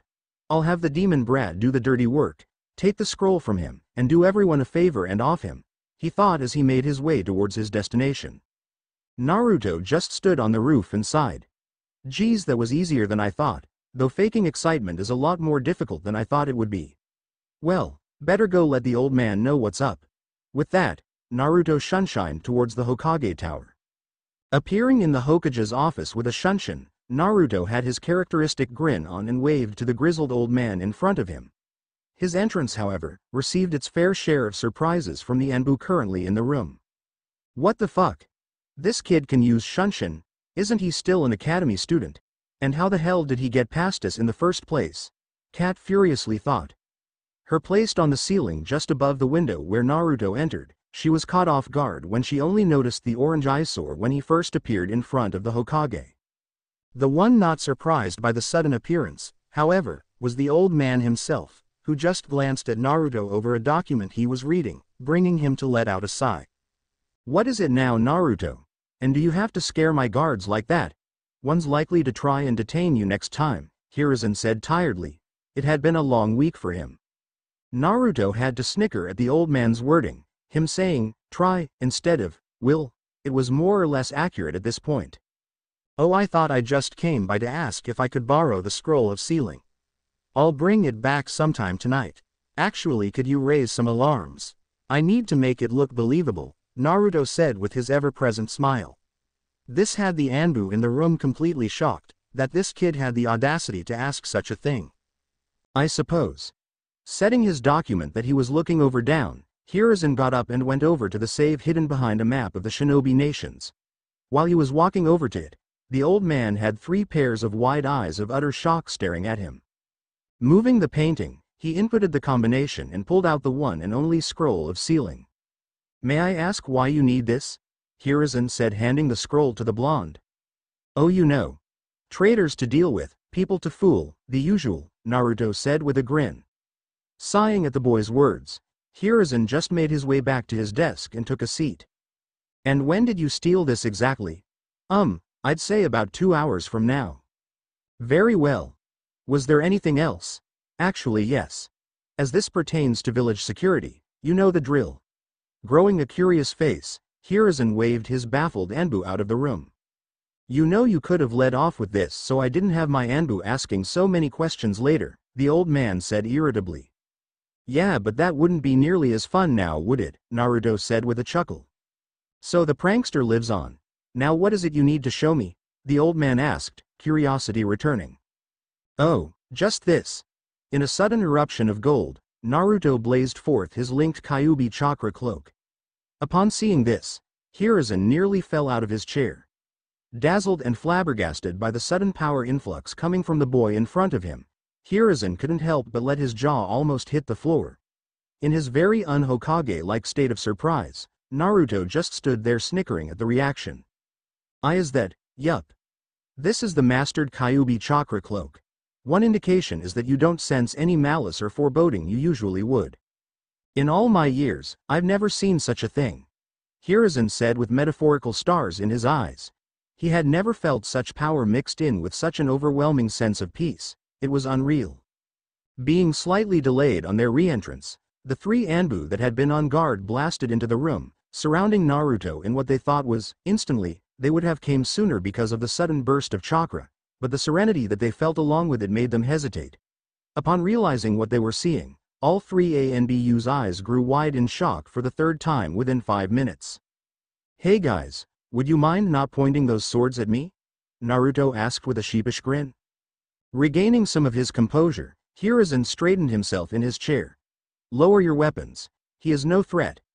Complying with the command of the Hokage, the 3 Anbu did just that, taking a few steps back from the glowing person, still in disbelief from what they were seeing. "Naruto, you could have waited until I put my barrier seals up," said a very disgruntled Hiruzen. "I could have, but I'm pretty sure they wouldn't be able to handle it. After all, I'm not the one who made them," said a still smiling Naruto. "Yes, well, can you stop doing that? You're likely to draw every shinobi in the land of fire here, which isn't something I want to have to explain, or deal with the amount of paperwork it'd cause me." Hiruzen wasn't expecting this.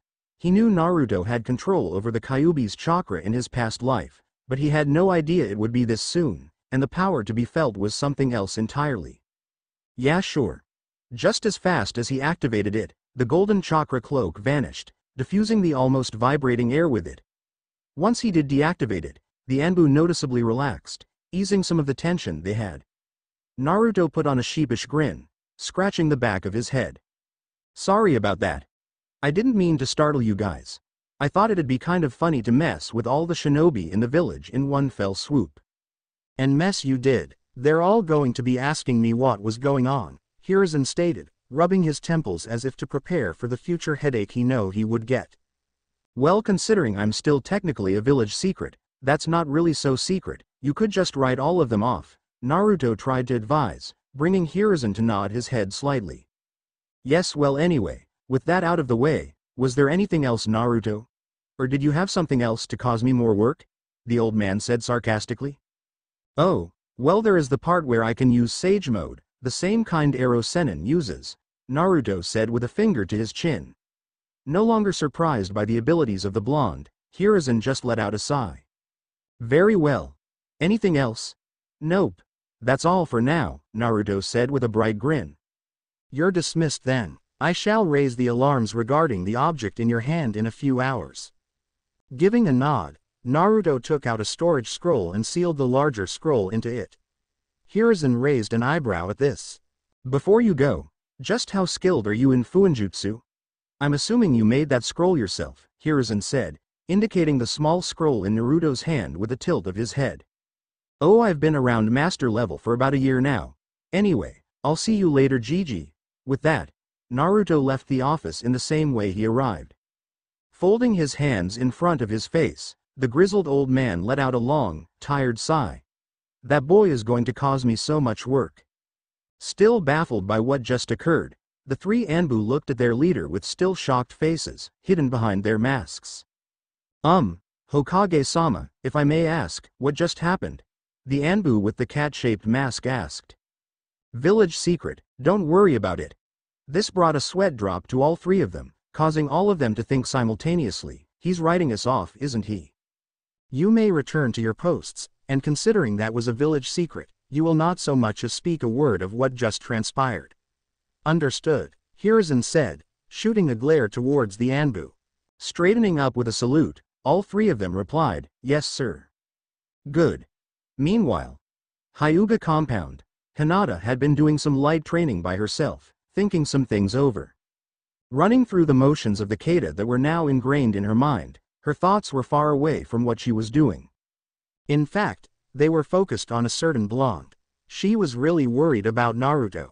She wanted him to pass the graduation exam so they could be genin together and hopefully be on the same team. She was sad to see him fail for what would make the third time, and tried to encourage him. She felt like her words fell on deaf ears though, mainly because she had told the blonde so timidly and softly. She was really starting to hate not being able to talk to the object of her affection freely, always struggling to say more than 3 words to him. His sudden friendship that he made with her 2 years ago certainly helped in giving her confidence, especially now, since he's made an active effort to talk to her whenever he saw her. She had been happier beyond belief. But the courage she lacked to pursue anything further was really staring to grind on her. I have to get stronger.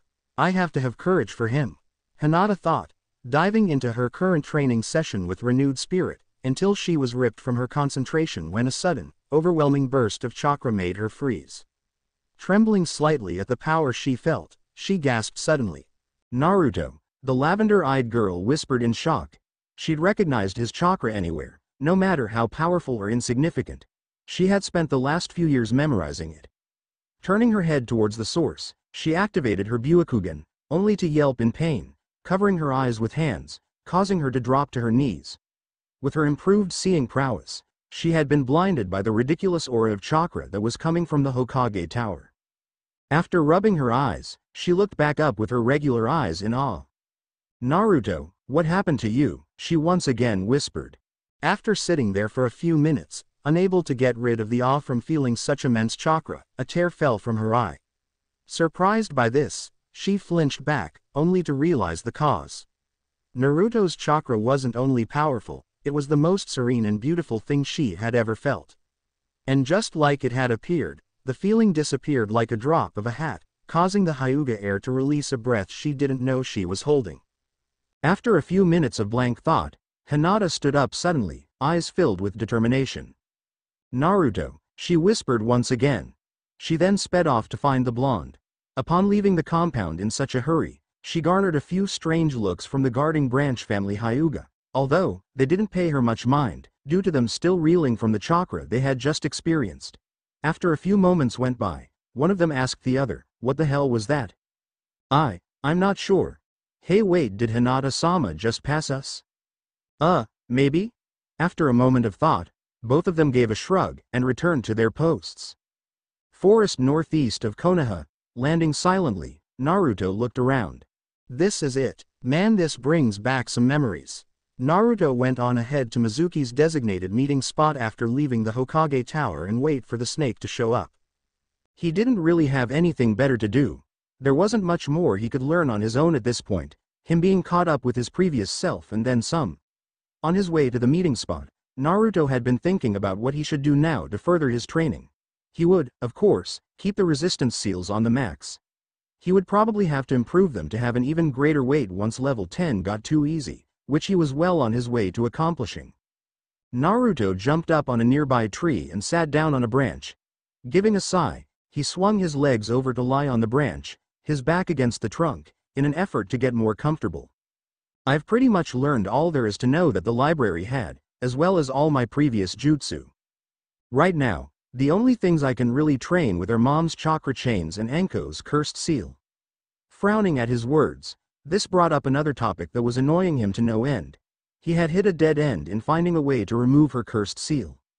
The only way he'd be able to find out more is if he interrogated Orochimaru himself or raided one of his dozens of hideouts for any information regarding it. He would just have to wait until the Chunin exams to ask him about it. Holding out his right hand, Naruto tried to conjure a chakra chain.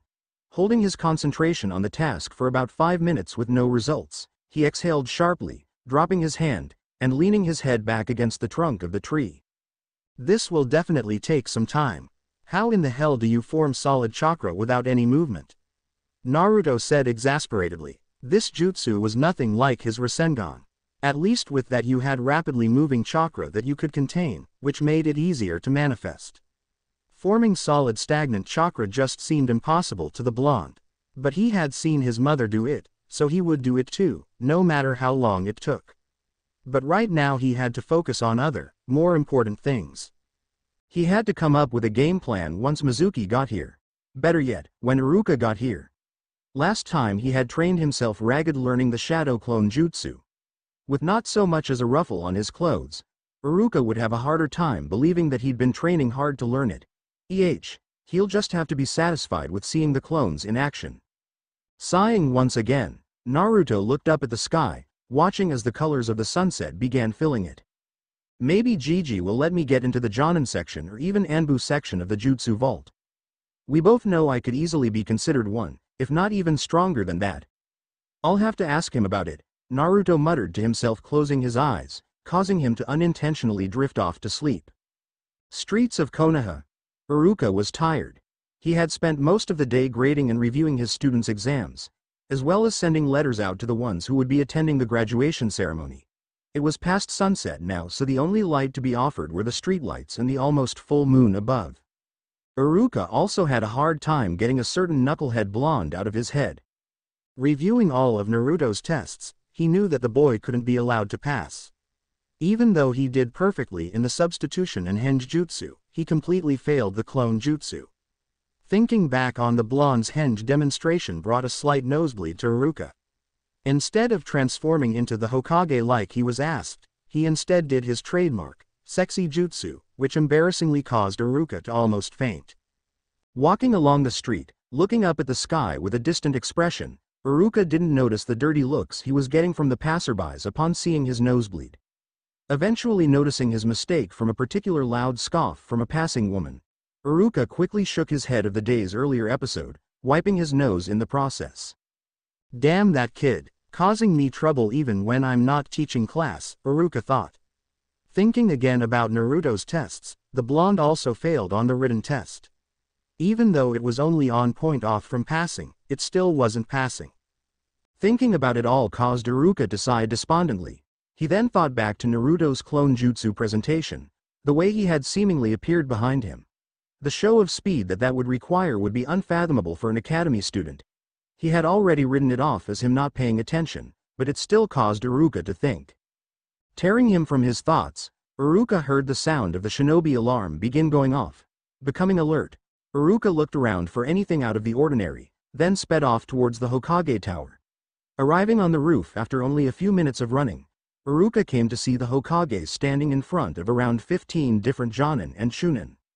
Having an ever-calm visage, the Hokage waited there patiently with his eyes closed for more of his shinobi to show up.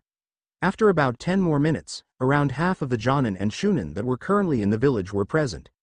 The Hokage chose that time to speak up. Listen well. Naruto Uzumaki has stolen the scroll of sealing, the very scroll that contains all of our village secrets and forbidden jutsu. You are to retrieve this at all costs. You all know very well what would happen should that scroll end up in the wrong hands. Make sure you tell your fellow shinobi yet to arrive that they are to search for the boy as well. I'll let the Jonin commander handle who searches where. Dismissed. Upon his last word, all the shinobi on the roof sped off, some in a shunshin, and others simply jumping off to the ground, all but one. Hokage-sama, are you sure Naruto is the one that stole it? There's no way he'd do something so reckless, let alone have the ability.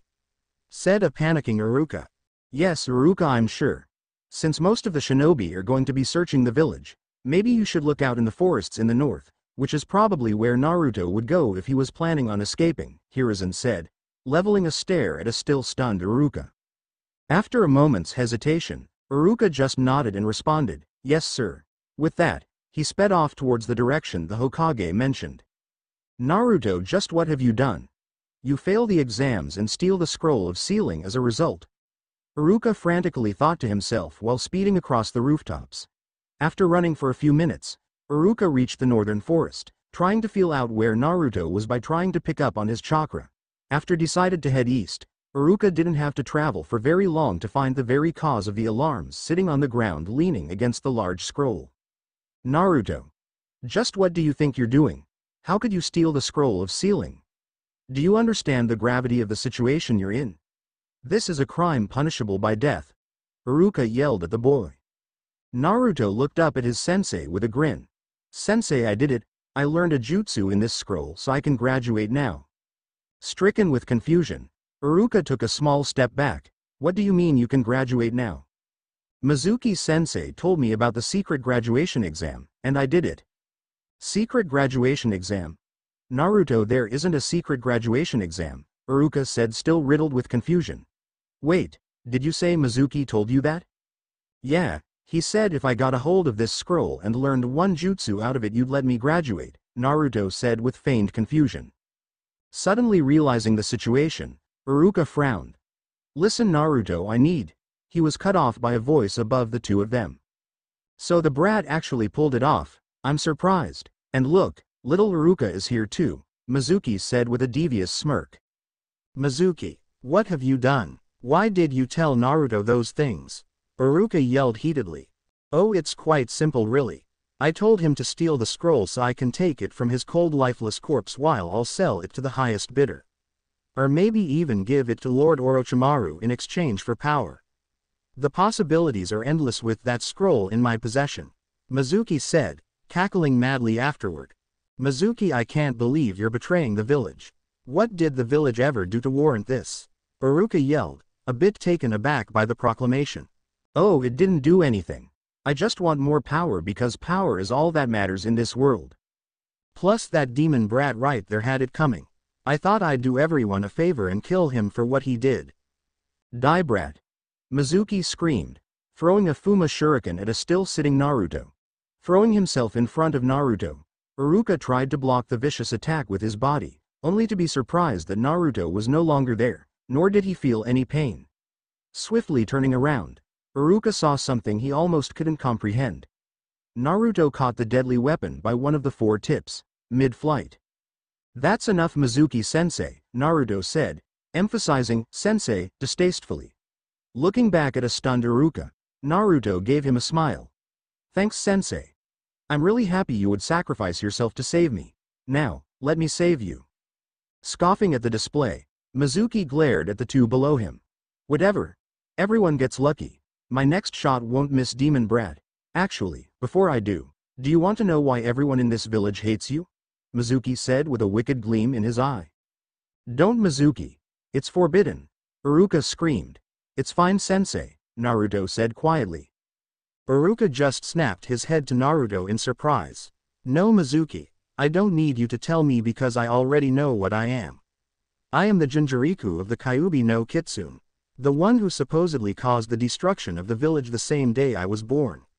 And I couldn't be prouder or more grateful to have such an honor. Naruto yelled at a shocked Mizuki. Quickly recovering from his shock, Mizuki shot Naruto a look of disgust. If you're so proud of causing the deaths of so many people, then die, Mizuki screamed, throwing his last remaining Fuma Shuriken as hard as he could. The demon incarnate. Just standing there calmly, Naruto stopped Iruka from getting in the way again, and let the projectile travel its course. However, what Naruto wasn't expecting was for someone else to get in the way at the last second. All Naruto heard was a voice screaming his name and the sight of indigo hair, before he realized what happened. Looking down at the person now laying on the ground in front of him, Naruto saw lavender eyes on a face that had a weak smile, blood coming out the corner. The person had taken the weapon directly in the stomach, buried 3/4 of the way up. Paling in realization, all the shinobi in the village that were looking for Naruto heard his cry, "Hinata!" Naruto, kneeling down, Naruto slowly removed the shuriken from her abdomen, and took the girl in his arms. "Hinata, what were you thinking?" Naruto softly said, tears forming in his eyes. "I just wanted to save you, Naruto-kun. Why you weren't moving," the paling girl uttered out. While this happened, Mizuki first had a frown on his face from not hitting his intended target, but that grew to a wicked grin. "Ha, the bitch deserves to die if she tries to save the very demon who destroyed the village." Ignoring the man's outburst, Naruto made 10 sealess shadow clones, each having the orders given upon creation. The sudden bursts of smoke startled Iruka, who had just been standing there beside Naruto not really knowing what to do. Since when could Naruto make clones? Wait, those aren't just clones, they're solid. Iruka thought. "I'm sorry Hinata, but this is going to hurt," Naruto said with a grimace. Putting his hand on the wood, he began heating up his hand with Kurama's chakra. "Ah!" The girl screamed out in pain as Naruto cauterized the wound, soon after passing out. "I'm sorry Hinata, you silly girl," Naruto said fondly. "Iruka. Take her to get medical attention. I'll deal with Trader-san over here." Iruka found himself doing what Naruto told him oddly. The blonde had said it with such authority that Iruka couldn't refuse him. Naruto picked the girl up and handed her to Iruka. "I've just stopped the external bleeding. She's still bleeding internally. I just bought her time. Now hurry. Go." Iruka just nodded and sped off with an unconscious Hinata in his arms. "Oh no you don't," Mizuki yelled, chasing after the retreating form of Iruka, only to be blocked by 2 Naruto clones. "Ha! You can't fool me with your stupid clones." But to his surprise, the 2 clones went on the attack, one of them drilling its fist in Mizuki's stomach, the same place Hinata was hit with the Fuma Shuriken, and the other nailing the bowed head of Mizuki with an axe kick, sending the traitor rocketing into the ground below, causing a small crater. With stars in his eyes, Mizuki shakily tried to push himself up, only to be stopped by a heavy foot on his back. "Sol cough solid clones?" choked a very disoriented Mizuki. "No cough not possible." "It is very possible traitorous scum. I hope you like iron and stone because that's all you'll be seeing for a very long time, that is to say, if the Hokage doesn't execute you," Naruto said calmly. Moving his foot off the prone Mizuki, the man then rolled onto his back, staring up at the blonde with a mixture of shock and confusion. "How did you do that? Don't worry about it. Now get up and start walking, and if you even try to escape or pull anything, you won't be serving your time in one piece," Naruto threatened with a cold stare. Nodding dumbly, Mizuki felt compelled to comply with the boy's demands. Stumbling at first, Mizuki started walking. "Where exactly are we going? A chunin like you shouldn't have a hard time figuring that out," was the cold response Mizuki received. Carrying the scroll of seals on his back with the help of a strap he added, Naruto started walking behind his unbound prisoner. Slowly regaining his senses, Mizuki was thinking frantically. "Wait, why am I listening to this brat? So what, he got a lucky shot or two? If I surprise him with a kunai to the chest, I doubt he'll be able to react. After all, I'm a chunin and he's just an academy student nobody. Why the fuck am I so frightened by him? Come on Mizuki, he's just a kid. Wait till we walk by a tree, and then dash around and take him down. Simple as that." Upon passing a tree after walking towards the main gate, Mizuki enacted his plan and flew around the tree, kunai in hand, only to find Naruto no longer there. Attempting to pull his kunai up in a battle stance, he soon realized he couldn't. At first surprised, he began to feel a pain like no other erupt from his shoulder. Looking over to where his right arm should be, he found a profusely bleeding stub. "Ah!" he screamed as he dropped to his knees in pain, clutching where his arm used to be. "I did warn you." Looking up in shock, Mizuki saw Naruto spinning a kunai on his finger in one hand and holding his severed arm in the other. Sighing, Naruto threw the arm behind him and walked over to the still stunned Mizuki. Forcibly moving Mizuki's left hand, Naruto put his free hand on the wound and cauterized it just like he did with Hinata, only a little less gentle.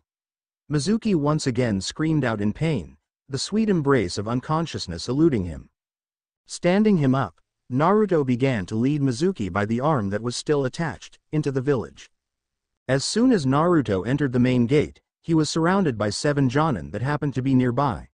Naruto sighed for what seemed like the 1000th time that day. "I suppose there's no talking my way out of this," Naruto said with a little hope. Upon looking at the glares he was getting, he just nodded. "Take me to the Hokage, he'll explain everything."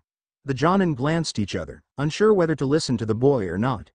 After a moment's consideration, they all nodded to each other. "Fine.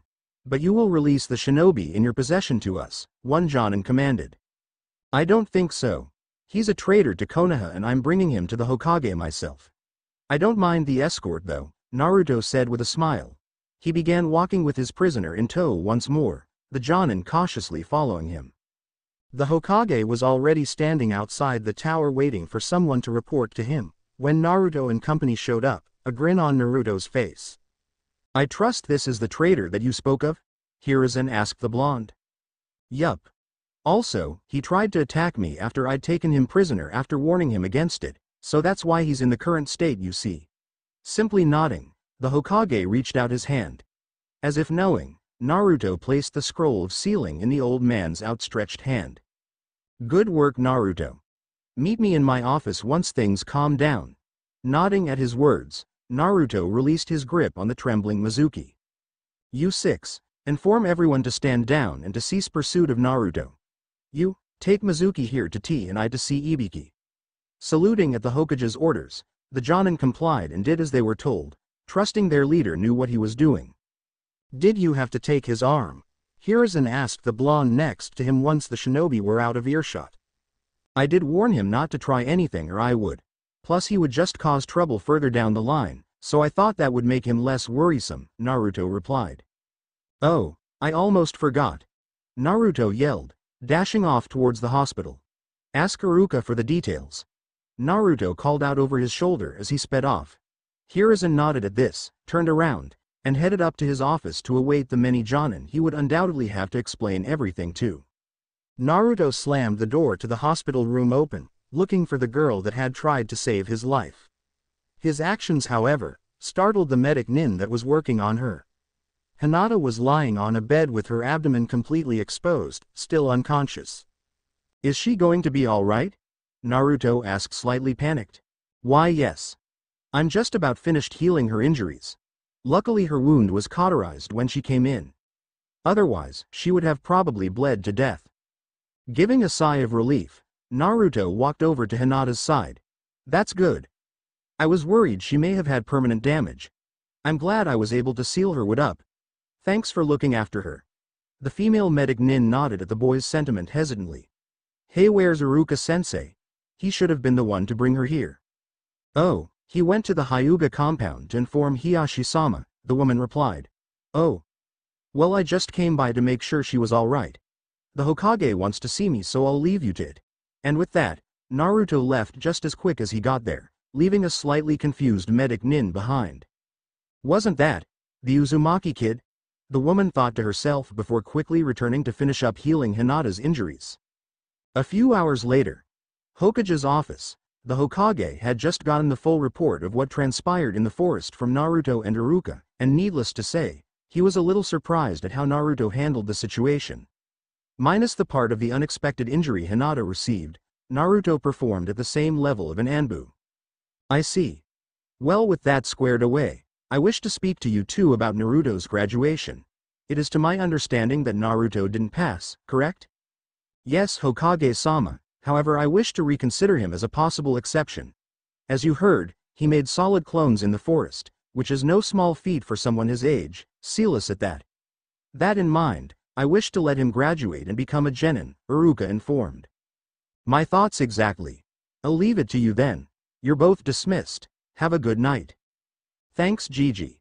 Yes Hokage-sama. When the two left the tower, Iruka looked over at Naruto. Hey, what do you say we get some late night ramen? Ichiraku should still be open for about another hour, Iruka suggested. Yes. What kind of question is that? Let's go, Naruto exclaimed, bringing a smile to Iruka. The two walked in comfortable silence until they got to Ichiraku. Hey boys, what'll you be having? Chiuchi asked with a smile. We'll both have the miso, Iruka said, returning the old man's smile. Coming right up. As they waited for their food to be prepared, Iruka looked over at a very excited Naruto. Hey Naruto, I just wanted to say thank you for blocking that Fuma shuriken back there. I'm really proud with how far you've come, said a beaming Iruka. Looking down at his lap, Naruto couldn't help but think back to what happened the first time. What Iruka had said. How it changed his life. How it gave him hope. Thanks Iruka-sensei. That means a lot, Naruto said smiling sadly. Hey Naruto, close your eyes for a minute. Knowing what was coming, Naruto did what he was told and faced Iruka. The blonde then felt the soft sensation of cloth against his forehead as Iruka tied his very own Hite-8 around Naruto's head. Alright, you can open them. Opening his eyes, Naruto saw a smiling Iruka who was now missing his Hite-8. Congratulations Naruto. You graduate. Naruto brightly grinned at Iruka, thanks sensei. It's my pleasure. You'll make a fine shinobi as well as Hokage someday. Now then, you're not going to let your ramen get cold, are you? Naruto had failed to realize that Chiuchi had placed the bowl in front of him. Don't count on it. Let's dig in, Naruto said as he dove into favorite food, garnering a chuckle from Iruka. Naruto, you're going to do great things, Iruka thought to himself before he started eating as well. The next morning, Naruto walked down one of the halls in the hospital, towards Hinata's room. Upon approaching the room, he saw a Hyuga guard barring the way from any would-be intruders. When the guard saw Naruto walking up, a frown grew on his face. When Naruto was finally standing in front of the man, the two stared at each other, one with an annoyed frown, and the other with a carefree expression. Naruto had his hands behind his head looking up at the man before him. After a few awkward moments, Naruto peered around the white-eyed guard and pointed towards the room. Hey can I get in there? Naruto asked once again looking up at the guard, still pointing at the entrance. Getting a scoff for a reply, the man responded, "Begone little beast. Hinata-sama needs her rest and doesn't need to be bothered by the likes of you." The blonde frowned at the man. I'm the one who gave her first aid so she didn't die in the first place. I'd like to think that gives me special visiting privileges, Naruto said with a slight glare, keeping the same pose. You would think wrongly. Like I'm going to believe a brat like you could save anyone. Please leave Hinata-sama to rest before I have to remove you by force, the man said coldly. Dropping his hand, Naruto let out a sigh. Fine, I'll come back later, the blonde said as he walked away, waving his hand in the air. He put his hands in his pockets and left the building. I guess I'm going to have to get creative, Naruto thought to himself when he got outside. The blonde turned around and looked up at the rather large structure.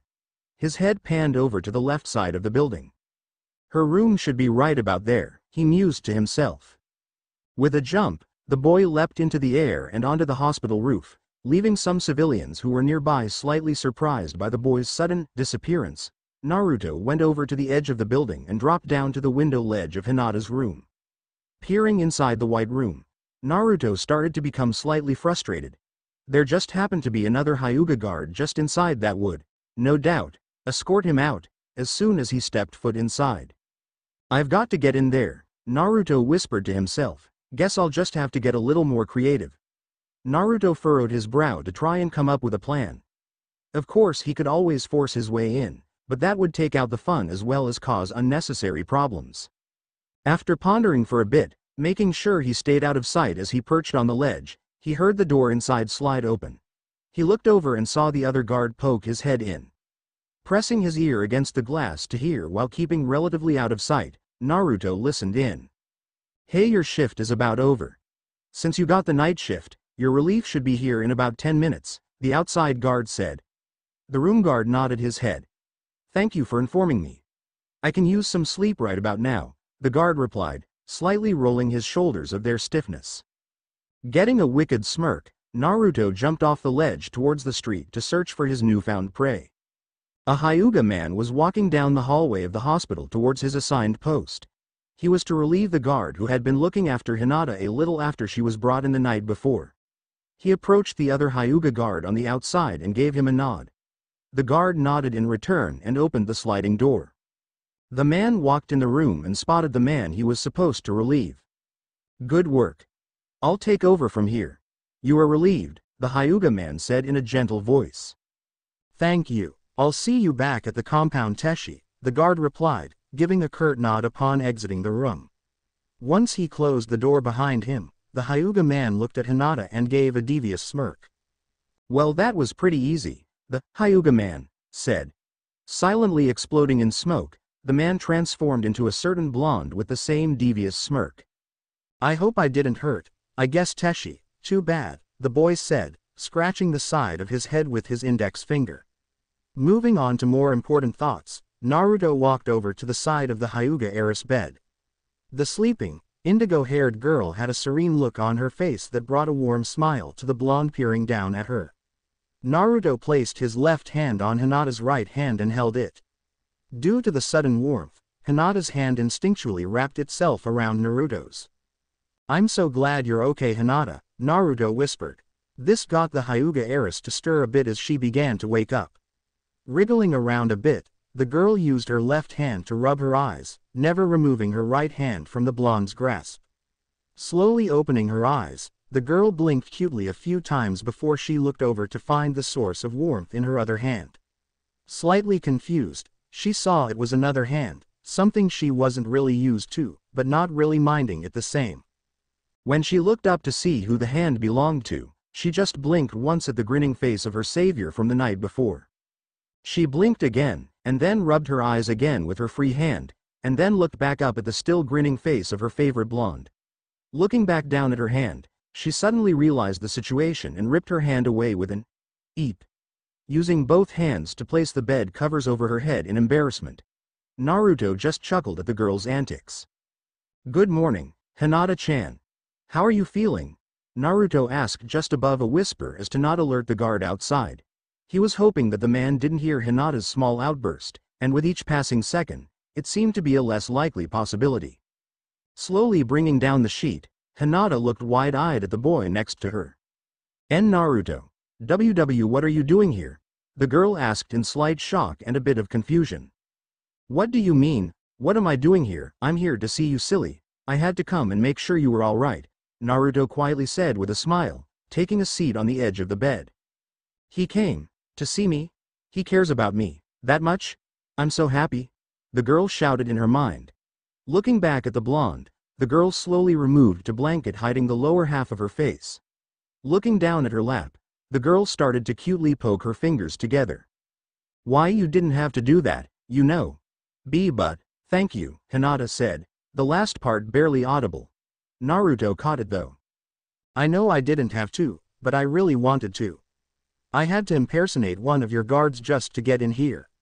I don't care what I had to deal with, nothing was going to stop me from getting in here. No one can stop the almighty Naruto. Naruto mocked yelled quietly, mind you, pointing his finger in the air above his head. Hinata giggled at the boy's odd gesture. As if to challenge the sudden proclamation, the room door slammed open. Looking over to the sudden noise, Naruto saw the tall figure of none other than Hiashi Hyuga, the Hyuga clan head, with a rather angry expression on his face. After seeing the man's face, Naruto gave a sheepish smile and scratched the back of his head. Heh, lovely weather we're having, right Hiashi-sama? Receiving a cold glare in response, Naruto took a few steps back away from Hinata's bed. Give me one reason why I shouldn't have you thrown out for disturbing my daughter's rest, Hiashi coldly stated rather than asked. Growing a serious expression, Naruto stared unwaveringly into the clan head's eyes. Me being the one who saved her life in the first place, I'll tell you what I told the guard outside. I think it gives me some special visiting privileges. Not only that, but she got hurt trying to save me from the traitor Mizuki, so I feel I am responsible for her injury. I also wanted to make sure she was doing all right, because I care about her very much. Is that a good enough reason? Naruto replied with a dangerous-looking glare. Hinata was starting to sweat underneath the amount of tension in the room that had been exponentially building. Hiyashi kept his stern expression for a few moments before he closed his eyes and nodded, softening his expression. Very well, I will accept your reason. Hokage-sama has already informed me of what transpired in the forest, so I am grateful to you for saving my daughter. Slightly sweat dropping, Naruto pointed his finger at the clan head. If you knew, what was with the scare tactics? Naruto asked, slightly annoyed. I wanted to test you, Naruto-san. It has come to my knowledge that you and my daughter have become rather good friends, and I needed to make sure you wouldn't be a bad influence, Hiyashi responded, making Naruto's sweat drop grow just a little more. Hiyashi was actually very impressed with the blonde. Not only could the boy stare into his eyes without fear, Naruto did so under his coldest and harshest of gazes. Lesser men would have cowered before it, like many have done. Not only that, but this boy had single-handedly taken down a Chunin-level shinobi, and saved his daughter to boot. Despite the blonde's Jinchuriki status, as well as the other infamous rumors, Naruto was pretty okay in his books. Recovering from his sweat drop, Naruto's face once again grew serious. Hiyashi-sama, I have a request. Hiyashi had walked over to the other side of Hinata's bed at this point. He raised his hand in response. And you can make it, but you will do so in a moment. Hiyashi looked over towards Hinata, who had been stunned beyond words from the interaction between the two. Hiyashi activated his Byakugan, the characteristic veins appearing around his eyes. He examined where Hinata had been injured, checking for any complications or anything that the doctors may have missed. The only thing he could see was a scar where Naruto had seared her flesh to stop the bleeding, but nothing else to be worried about. Deactivating his Byakugan, Hiyashi gave a small sigh of relief. How are you feeling, Hinata?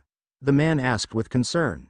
I'm fine, father, thanks to Naruto-kun, the girl responded meekly, poking her fingers together. Good. I'm going to have you discharged momentarily to finish recovering at the compound.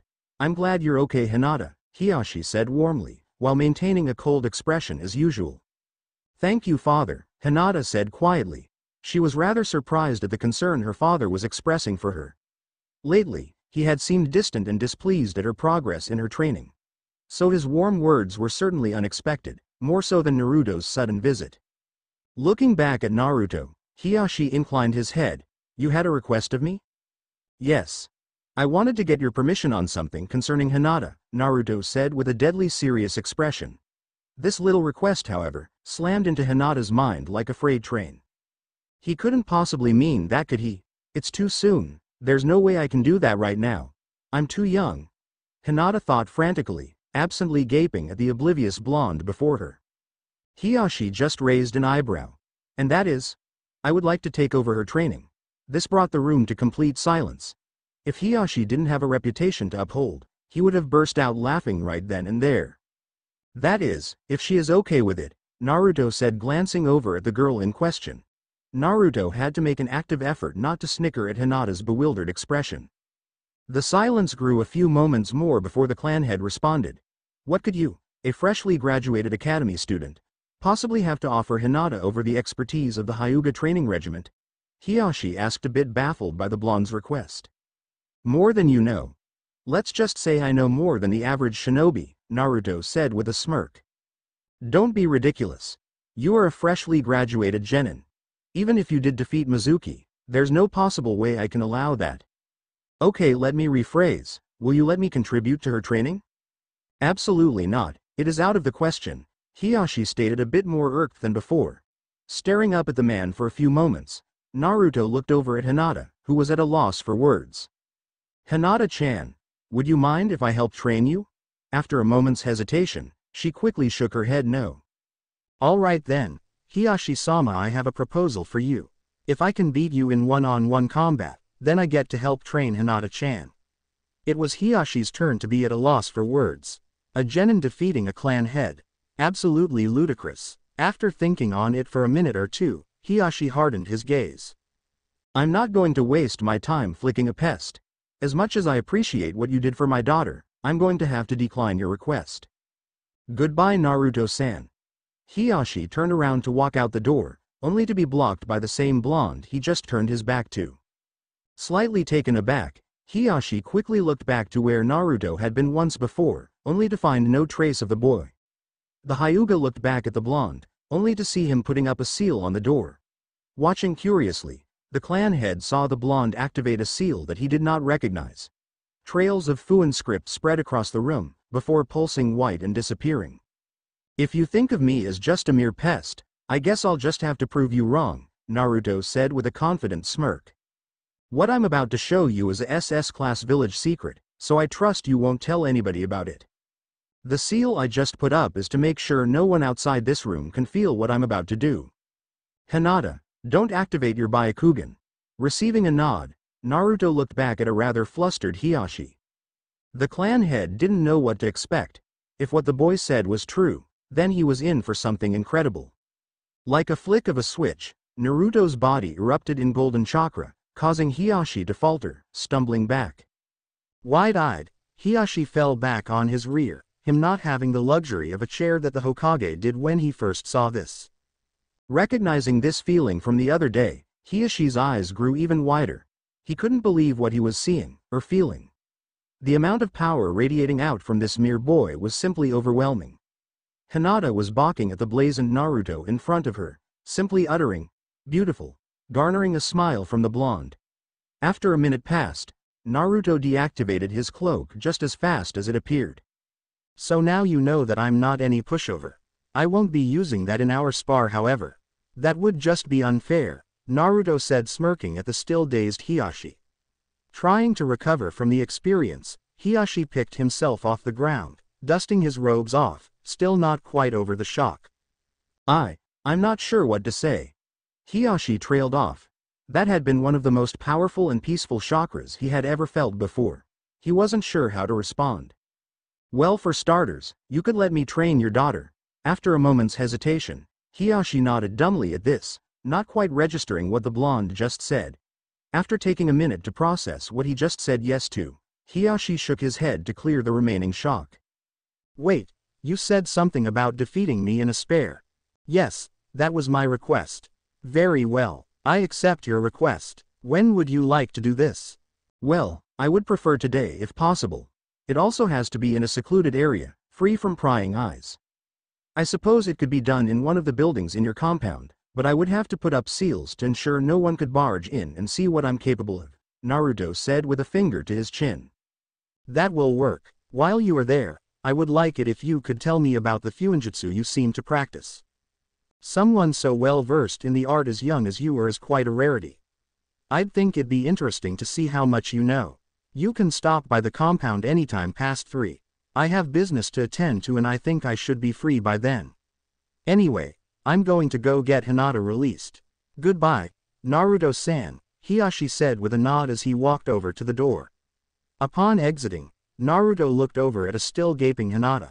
Naruto grew a sheepish expression. Heh, sorry about that.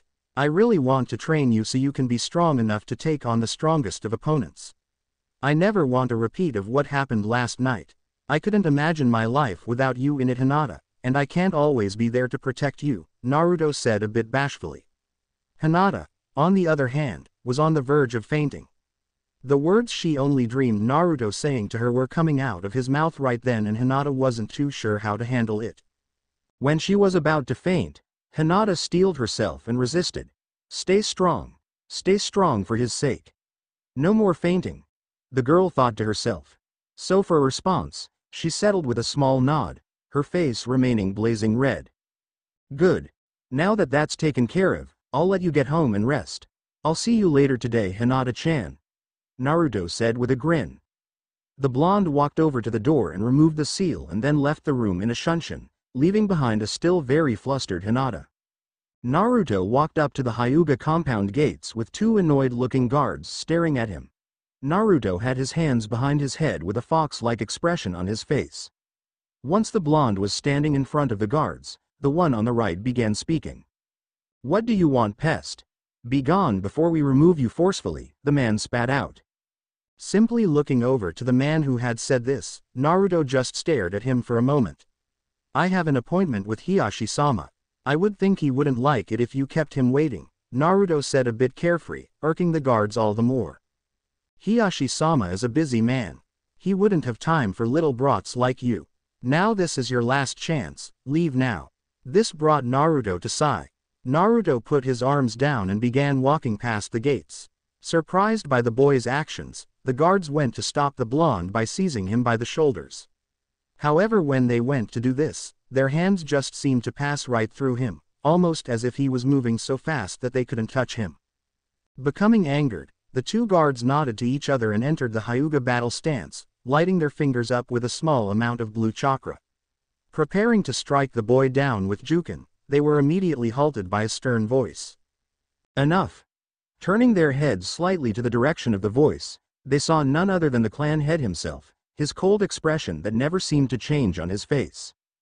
Naruto-san here is my guest. I'd have you apologize and return to your posts, Hiyashi said sternly. Standing at attention, both men bowed to the clan head, both uttering, "Yes, Hiyashi-sama. We apologize, Naruto-san." No biggie, Naruto said with a wave of his hand. Hiyashi looked at the blonde now standing next to him. My apologies, Naruto-san.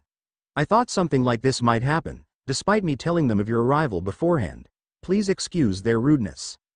Like I said, no biggie.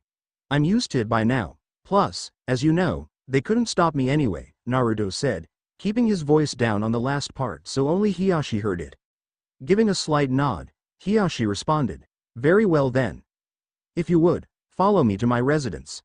The man turned and began walking towards his house, Naruto in tow. You know, Hiyashi-sama, you don't have to be all formal with me. I get you have to keep up appearances, but when it's just me and you around or even with Hinata, you can just call me Naruto. I was never really big into the whole suffix or overly respectful thing. Hiyashi side glanced at the boy now walking next to him. He gave a small nod, noted. Naruto followed Hiyashi into the head clan building, Hiyashi's home. They both walked into the clan head private training room, where Hiyashi trains Hinata. This should do. Could you put up the seals? Hiyashi said to the blonde who was currently enjoying the scenery. He had never been in this room before. Yeah, sure thing. Naruto walked back over to the door they entered through. He got his seals out and right when he was about to put the first one up, the door began to open. A little surprised, Naruto slid the door open, revealing a very surprised Hinata. And Naruto-kun. I was just, Hinata, it's fine, Naruto said with a smile. Did you want to watch? Growing a light hue of red on her cheeks, Hinata shyly nodded. Naruto just smiled at her. You don't have to sneak a peek. I'm sure you father's okay with it. I'm just about to put up some seals, so go on in. Hinata nodded once again and hurried past the blonde. Naruto slid the door shut and began putting up the barrier and silencing seals as well as activating them. After a few minutes, he was satisfied with his work and walked over to a very curious Hiyashi who had been watching the blonde intently. Okay, that should do. The seals I put up prevent anyone from entering, as well as preventing any sounds from escaping. I also put up one of my new ones that prevent area damage, so we can go wild in this room without causing any damage, granted the barrier holds. Very well. Shall we begin? Hiyashi asked as he entered his battle stance. He was going to take this fight seriously. He knew nothing good could come from underestimating Naruto in the slightest. You know it, Naruto responded with a smirk, settling into his own stance. He then looked over at Hinata who had taken residence in the far corner, trying to be as small as possible. Hey Hinata, since you're here, could tell us when to begin? Naruto asked the shy girl. Realizing she was being spoken to, she registered the question and nodded quickly. Begin, she squeaked cutely. As soon as the word left her mouth, Naruto leapt into action, testing his taijutsu against a master of the ninja art. Naruto unleashed a staggering amount of punches and kicks, giving him the likeness of a tornado. Hiyashi, however, was prepared. Every blow Naruto sent his way, the clan head deflected them with ease. Watching the boy intently, Hiyashi analyzed the blonde's taijutsu strategy. It lacked considerable defense, but the offensive capabilities more than made up for it. Needless to say, Hiyashi was impressed.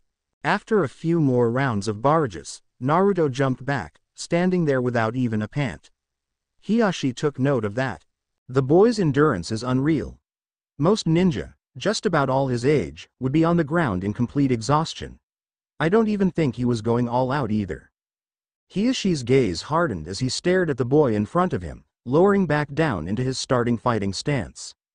I guess they call you clan head for a reason, Naruto said with a smile. Guess I'll have to ramp things up a bit, Naruto said, his smile turning into a devious smirk. You'll have to do more than block and deflect.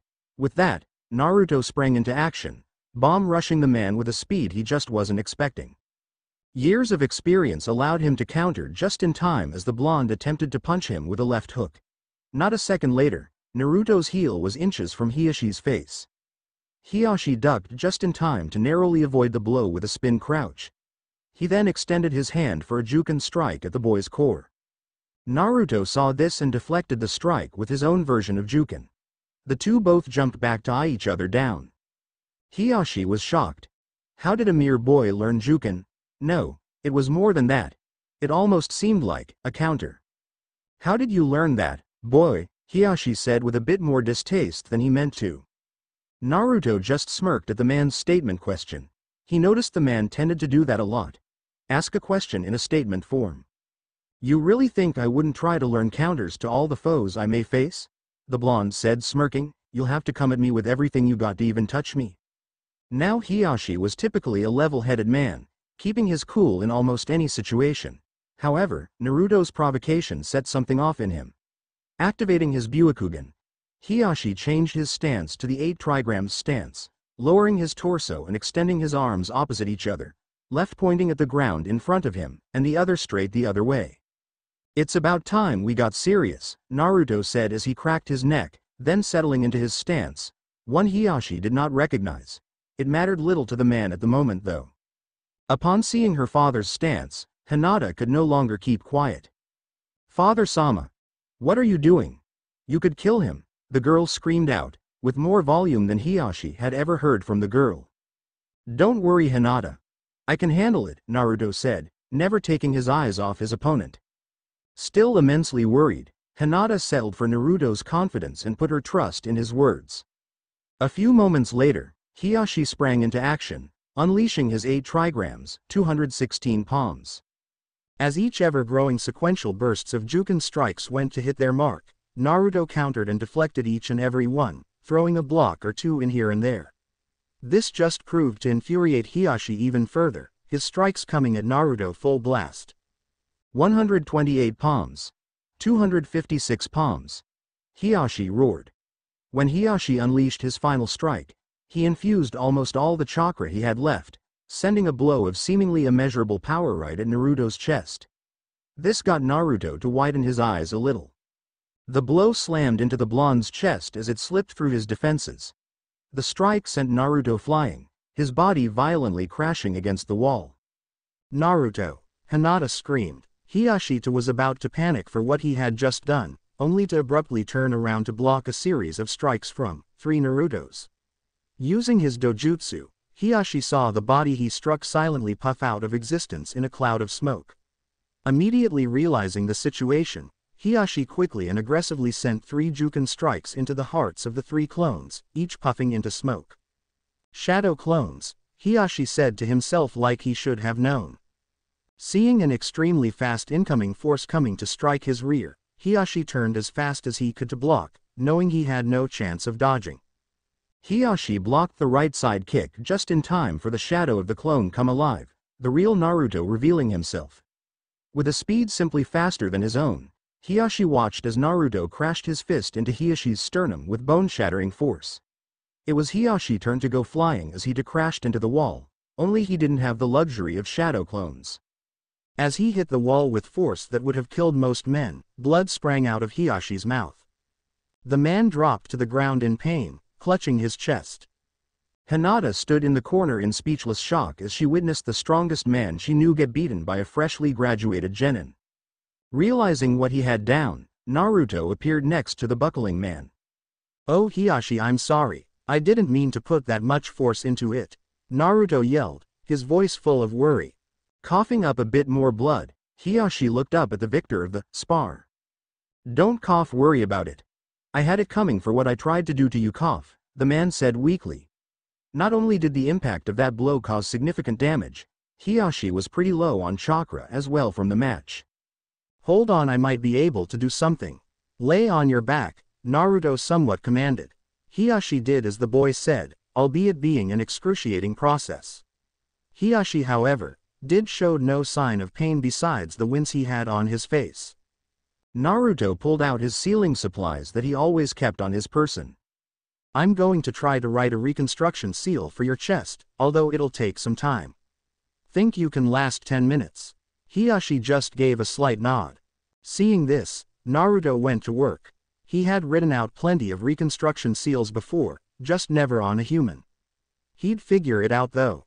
Probably. After about 5 minutes, Hinata now sat at her father's side. "Naruto, we need to get him to the hospital," the girl slightly yelled out. "We will after I do this. If I do it right, it'll be much faster than anything they can do," the blonde said, never looking away from his Fuin script. As each minute ticked by, the tension and stress kept building for Naruto and Hinata. Hiyashi would occasionally cough out more blood, Hinata making sure he didn't choke on it as she wiped it away with the sleeve of her coat. This wasn't like the wound Naruto saved her from. This one had way more internal damage to much more important organs. After another 7 minutes ticked by, Naruto finally sat up from his work, looking over his script for mistakes. Nodding to himself, Naruto put the seal on the man's chest. Getting a wince from Hiyashi, Naruto quietly apologized. "Alright, this is going to hurt, like a lot, probably." "Well, I'm not sure, but I'd imagine it would. This is my first time doing this on a human, so." Hiyashi slightly turned his head to look at the blonde in silent worry. "Well, here goes nothing." Naruto put his hand on the incredibly complex seal and channeled his chakra into it. Naruto was taken a bit off guard how much chakra it needed, but it made sense given what its purpose was. Soon, the seal began to glow. Before it really started to work, Naruto suddenly thought of another seal he had on him and quickly pulled it out and applied it. "I just realized I had a pain nullification seal. Should help." Hiyashi's face began to relax as the pain left his body. Moments later, the seal on his chest began to glow very brightly as it extended Fuin script across the man's body. Now all they could do was hope. The next day, Hiyashi was at his office desk doing some paperwork when he heard a knock at the sliding door. "Enter." As the door opened, a small girl with indigo hair began to make her way in. "How are you feeling, father?" the girl asked with worry on her face. "I'm feeling much better. That seal of Naruto's did wonders. I was actually very surprised he pulled it off. The doctor that came by said I was completely fine besides the bruising on my ribcage. Give it a few weeks and I'll be completely recovered," Hiyashi said with one of his rare smiles. This brightened Hinata up considerably. Not only did he tell her everything, he even gave her a smile. She could get used to this. "That's wonderful news," the girl said with a slight sigh. "Anyway, I thought I would come tell you that I'm off to go train with Naruto. I'll be sure to be back before dark." "Very well. I'll see you for dinner. Excuse me, Father-sama," and with that, the girl left the room with a bit of pep in her step, excited to start her new training. Somewhere in the land of water, in the midst of the civil war that was currently going on, there was something in the shadows watching it all, making sure everything went according to plan. The Mizukage and his bloodline war was raging and succeeding to an extent. Eventually he would need to be taken down, but not before he fulfilled his purpose. Something started to emerge from a tree in a forest overlooking a battle currently taking place near a fortress a short distance from Kirigakure. It appeared to be a large Venus flytrap, its mouth opening to reveal a head. One half black, the other white, both with dull amber eyes. "It seems like the rebels are trying to make a push to the hidden village. By the looks of it, they won't be here for very much longer," the white half said in a slightly high-pitched, soft tone. "Yes, it will be a while before the rebels make any headway against Mizukage Yagura's forces," the black half said in a low gravely voice. "This is good." Before it even realized it, the strange being was soon warped into another dimension by a light touch to its shoulder. Caught off guard, the plant-like creature stumbled back and onto the ground in surprise and shock. What happened?" I'm not sure. It doesn't seem to be Obito's doing. This dimension is too flat. Turn and listen. A cold and demonic voice yelled out. Immediately the plant creature spun around to face the source of the voice. It didn't ever expect that it would be a demon-looking spirit. I am the Shinigami. Be silent, and listen well, Zetsu. I know of your plan to revive Kagaya Otsutsuki. I'm here to tell you that it will fail, for I have a champion that will prevent it. If it was shocked before, Zetsu was floored now. How would his perfect plan come to ruin? Why would the god of death stop it from happening? Why was it even interested in human matters? Didn't it only deal with souls? Zetsu didn't get to ask any of these questions before the god began to speak once more. I will not tell you who it is, for that would be unfair. I have brought him back in time to destroy your plan for my entertainment. However, it came to my attention that this human would be able to blow through anything you threw at them regularly. So I give you this warning. By now, more than one person knows of your plan and are on the path to stop it. My champion resides in the land of fire. Stop him, or your mother will never be able to come back. That is all I will tell you. Do what you will with this information. Before I dismiss you, know this: if you fail to stop this human, I will consume your essence and you shall suffer for the rest of eternity. Now be gone. Just as quick as it entered, Zetsu was back in reality, very perturbed. Is this true? It can't be. We must have been placed in a genjutsu. That means we have been discovered. We must Silence. Zetsu needed to think. It had happened all so fast, it was kind of hard to believe it actually took place. This would throw a considerable wrench in the plan he had spent centuries concocting. What just happened was real, and the information we learned true. The Shinigami does not lie, nor does he choose to reveal himself lightly. We must get back to Obito and inform him. We must find this champion, and find a way to end him quickly. We have worked too hard for all this to go to waste. We are leaving. This petty civil war no longer matters. Understood, the white half said defeatedly. I don't care what we have to do, we will stop this human. We will kill every person in the land of fire if need be. And I think I know where to start, the black half said menacingly, a dark smile only showing on the black half. The plant-like creature then absorbed itself back into the tree to concoct its new plan. The end. Remember to subscribe and like this video. See you in the next video.